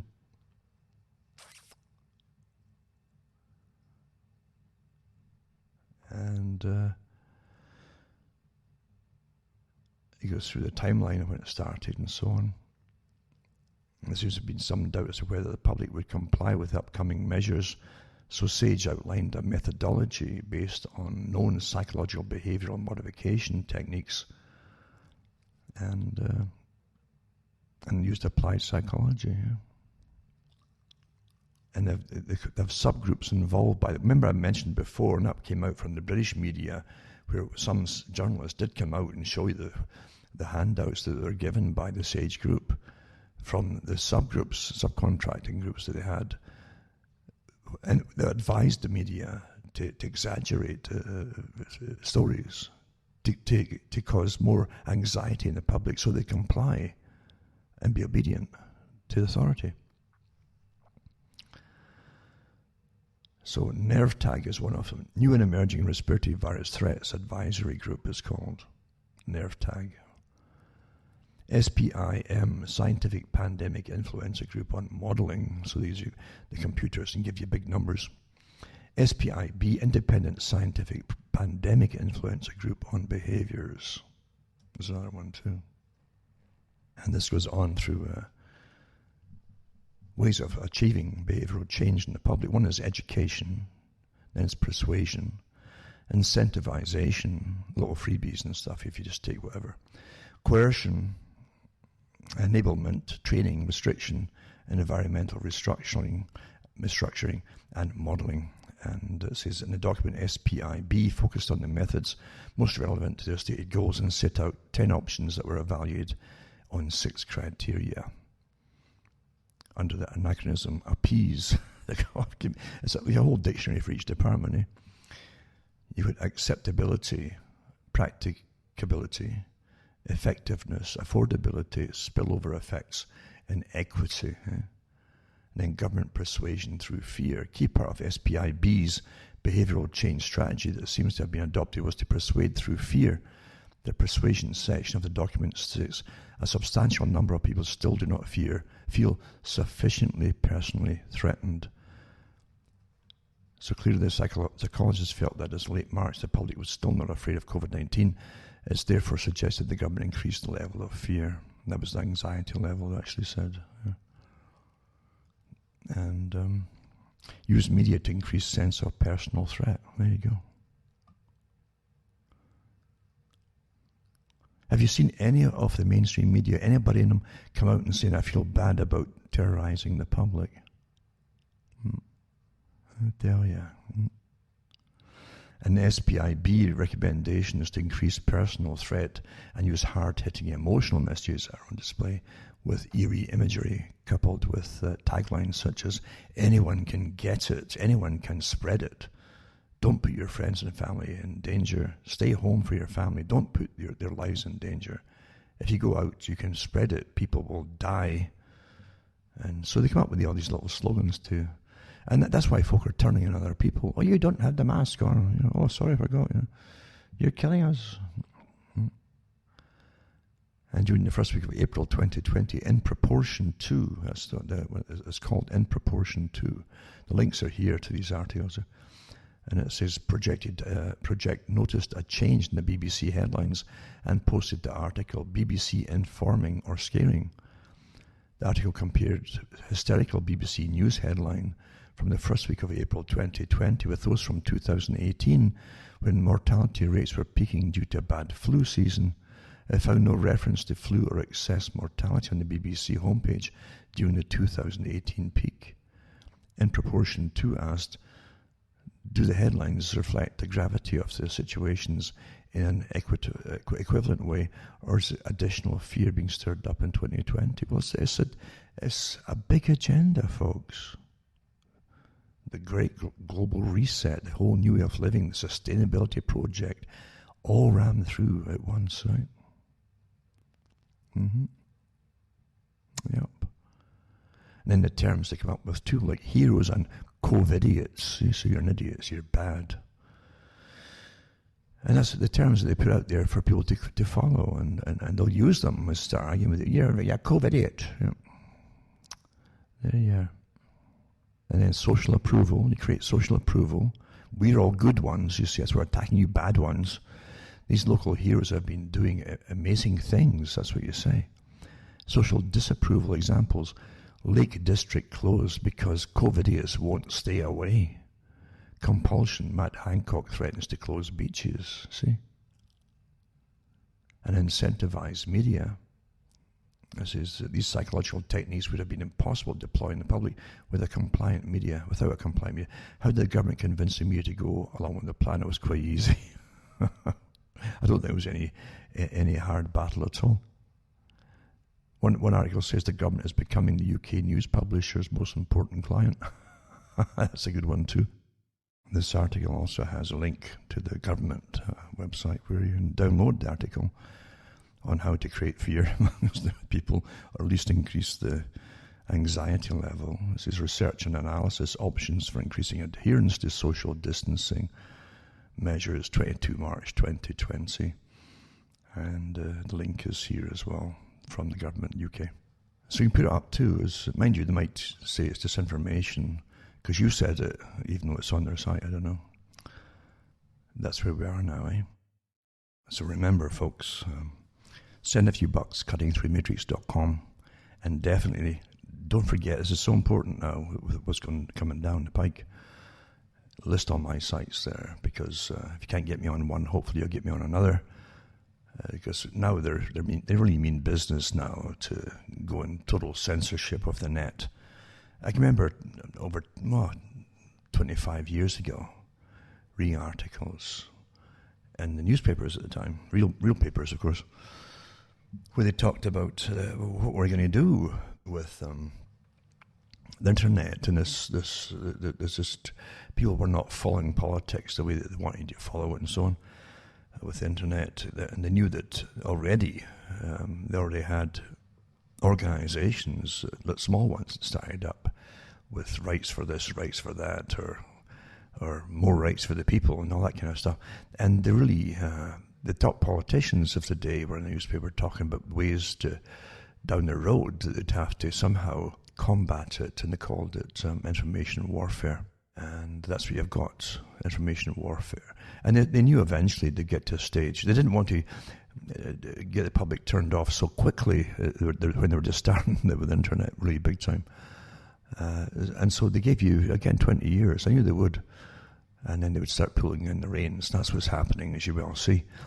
And don't get bogged down in the minutiae of the arguments here to do with vaccine or not vaccine, and what works better, doesn't work better, and all the facts to do with COVID, because they really don't matter.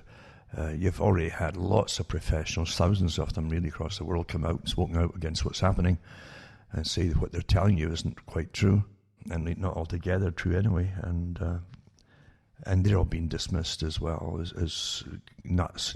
These are professional people with the highest qualifications, you know. So what you're going through is a political agenda to change the world, planned by non-democratic forces such as the World Economic Forum and the United Nations, the Club of Rome, and you can go into their own sites and get their articles where they boast about that this is fantastic to get the great sustainability agenda through that they couldn't get through with the climate change agreement. This is better and faster. They've crashed everything.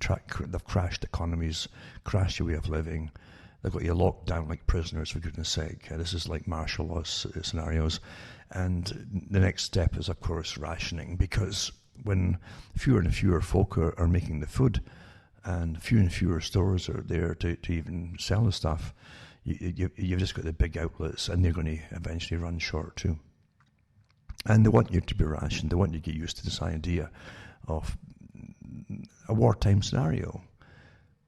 That's exactly what the head of the Green Party said years ago. I remember reading it actually on a radio show.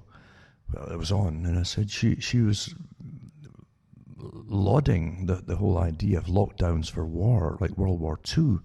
And she says the people were so obedient then, and they put up with so much deprivation, and did it quite willingly because it was for the good of the country to save all and all that stuff. And she said they had rationing, and they had their homes destroyed at times, and they'd have to crowd into homes, more to the homes than they should for capacity. She thought this was wonderful. If you could bring it back under austerity, that kind of thing. But she said you need a wartime scenario to make it happen. You see, where you really believe you're doing everything to save the country, you know. And that's what you've got going, isn't it? Sustainability was to save the planet. Well, you wouldn't listen to that. Because no matter what excuse they give you, is for a new system of a dominant oligarchy to rule the way that they want to rule, post-democratic. They don't want democracy. In fact, they're letting you know how corrupt everything is right now in order to put you off politics. And they will come forward. And some have already tentatively come forward and promoted the idea, very likely, mind you, to begin with, that, you know, just democracy is not working very well. It'd be more efficient to handle the world more efficiently if we go into a new system and run by experts. So, well, that's exactly where they're going to bring it all. So they'll let you know just how corrupt politics is, obviously, you know, in the meantime, as you go through it all. And whether you like it or not, we're going through it. There's no burying your head in the sand here. You won't get a chance to deny it anymore. You can't just switch it off. This is to be permanent for at least for some years, until you have the new system, and then even then it's going to be so regulated you won't recognize it. So you've got to keep your heads together, keep sane, and don't lose your head, as I say. And after 9/11, I said that would happen. The hardest thing will be to hold on to your sanity. It isn't just the massive changes; it's everything that you ever most folk would never have considered as part of a war strategy to do with all new kinds of everything, including people and things like that. This is all meant to completely make you almost have a nervous breakdown because you can't relate to anything anymore. That's why it was done. It's total warfare. This is complete warfare, which is meant really to bring you into a state of breakdown, you understand. It's Pavlovian. Pavlov was a hero to the elites.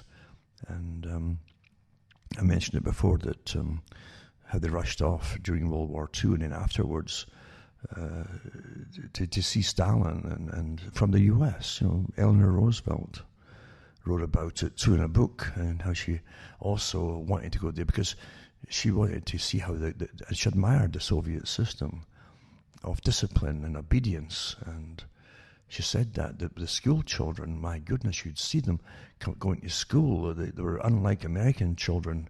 They would cajole and play with each other and on the way there. But these children were so obedient and solemn and almost military in the way that they walked and so on together, completely unlike American children. And she thought that was wonderful.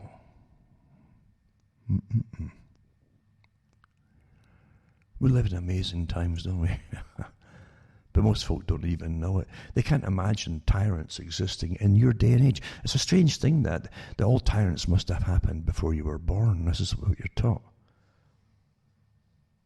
But in reality, this is what it is. They're always there.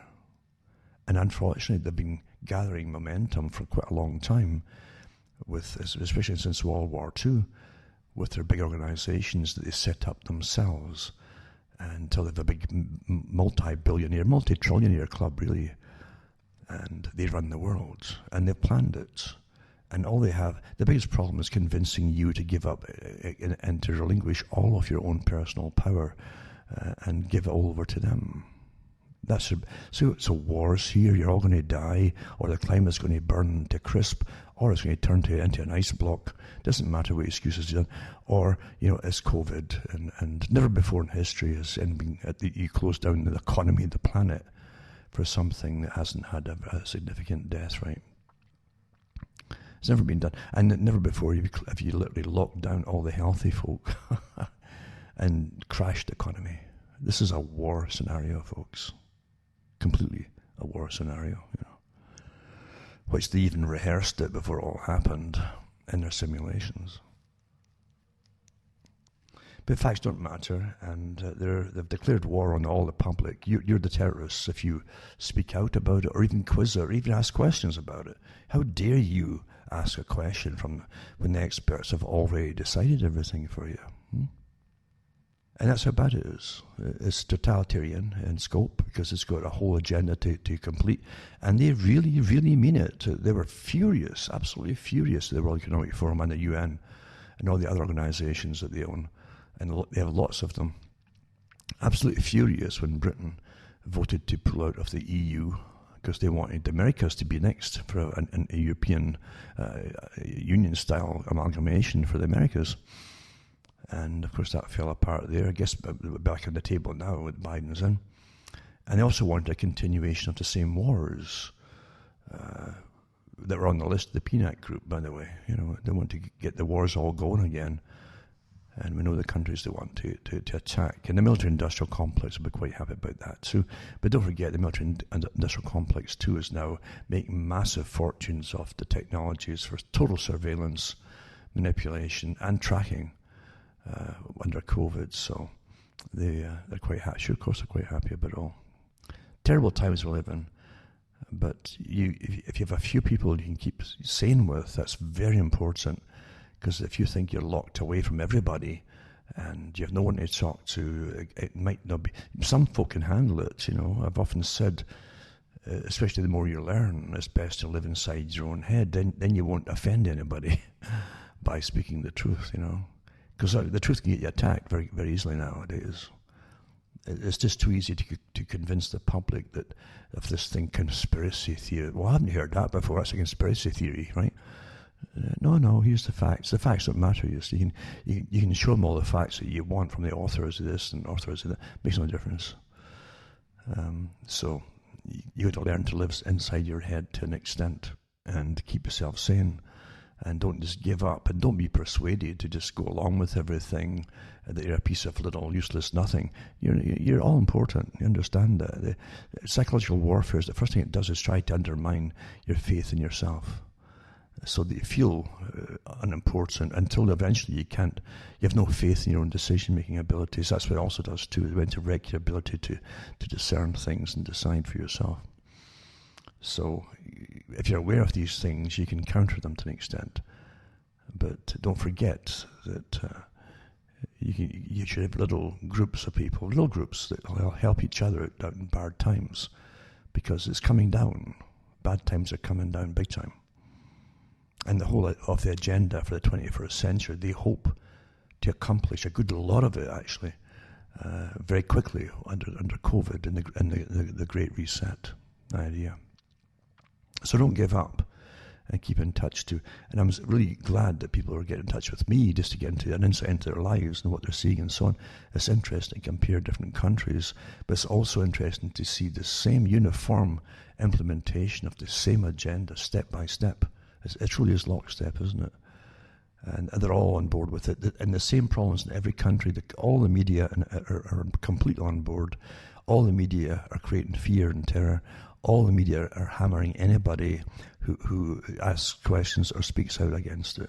It's just amazing to see the totalitarian aspect of this massive agenda, isn't it? But don't let it terrify you into immobility. And as long as your mind is working, then you still have a lot of power, believe you me. So hang in there and let me know how it's all going. And even for the folk I can't get back to all the time, or right away, sort of thing, I do read all the emails that come in, and it is important to see. It's real people. You're all real people. In this day and age, it's sad that more folk are never meet each other anymore with the new types of. They don't even phone each other, most of them. It's all texting, So you got sight, you got gone. You got hearing. You don't need your hearing anymore if you're texting. You just have the ability to read the text. That's all. but all the different parts that make human contact possible have been taken away. I mean, the phone is the greatest thing out there. I was not surprised when they tried to introduce texting to do away with actual speaking to people, actually vocal messages and so on. So you're living through amazing times. Don't lose hope. Really don't lose hope at all. And remember, you still have a voice. It doesn't matter if you get hammered for even asking questions. What a hell we're in when even children can't ask questions. Think about it. Absolute hell. When it's taboo to ask certain questions, and have a list of things you can't ask. When a natural, any individual, a child has a right to use its own mind. That's how you learn, for goodness sake. So nothing can be taboo. So, but they want them to be brought up into a regimented kind of society where they're trained already before they're 10 and what's good and what's bad, you see. Just like it's been done before. You had Hitler Youth, but you had also the Communist Youth League, which predated Hitler, and that's how it's done. That's how it's done. Get the children first, and then you've got your little army that turns their parents in, and is a servant to the state. But say, don't despair. Keep in touch with me. And also, you can hopefully get your small groups together to help each other out as times when it really gets bad, And the winter's a bad time anyway for most folk. Christmas especially, to say people get depressed if they're.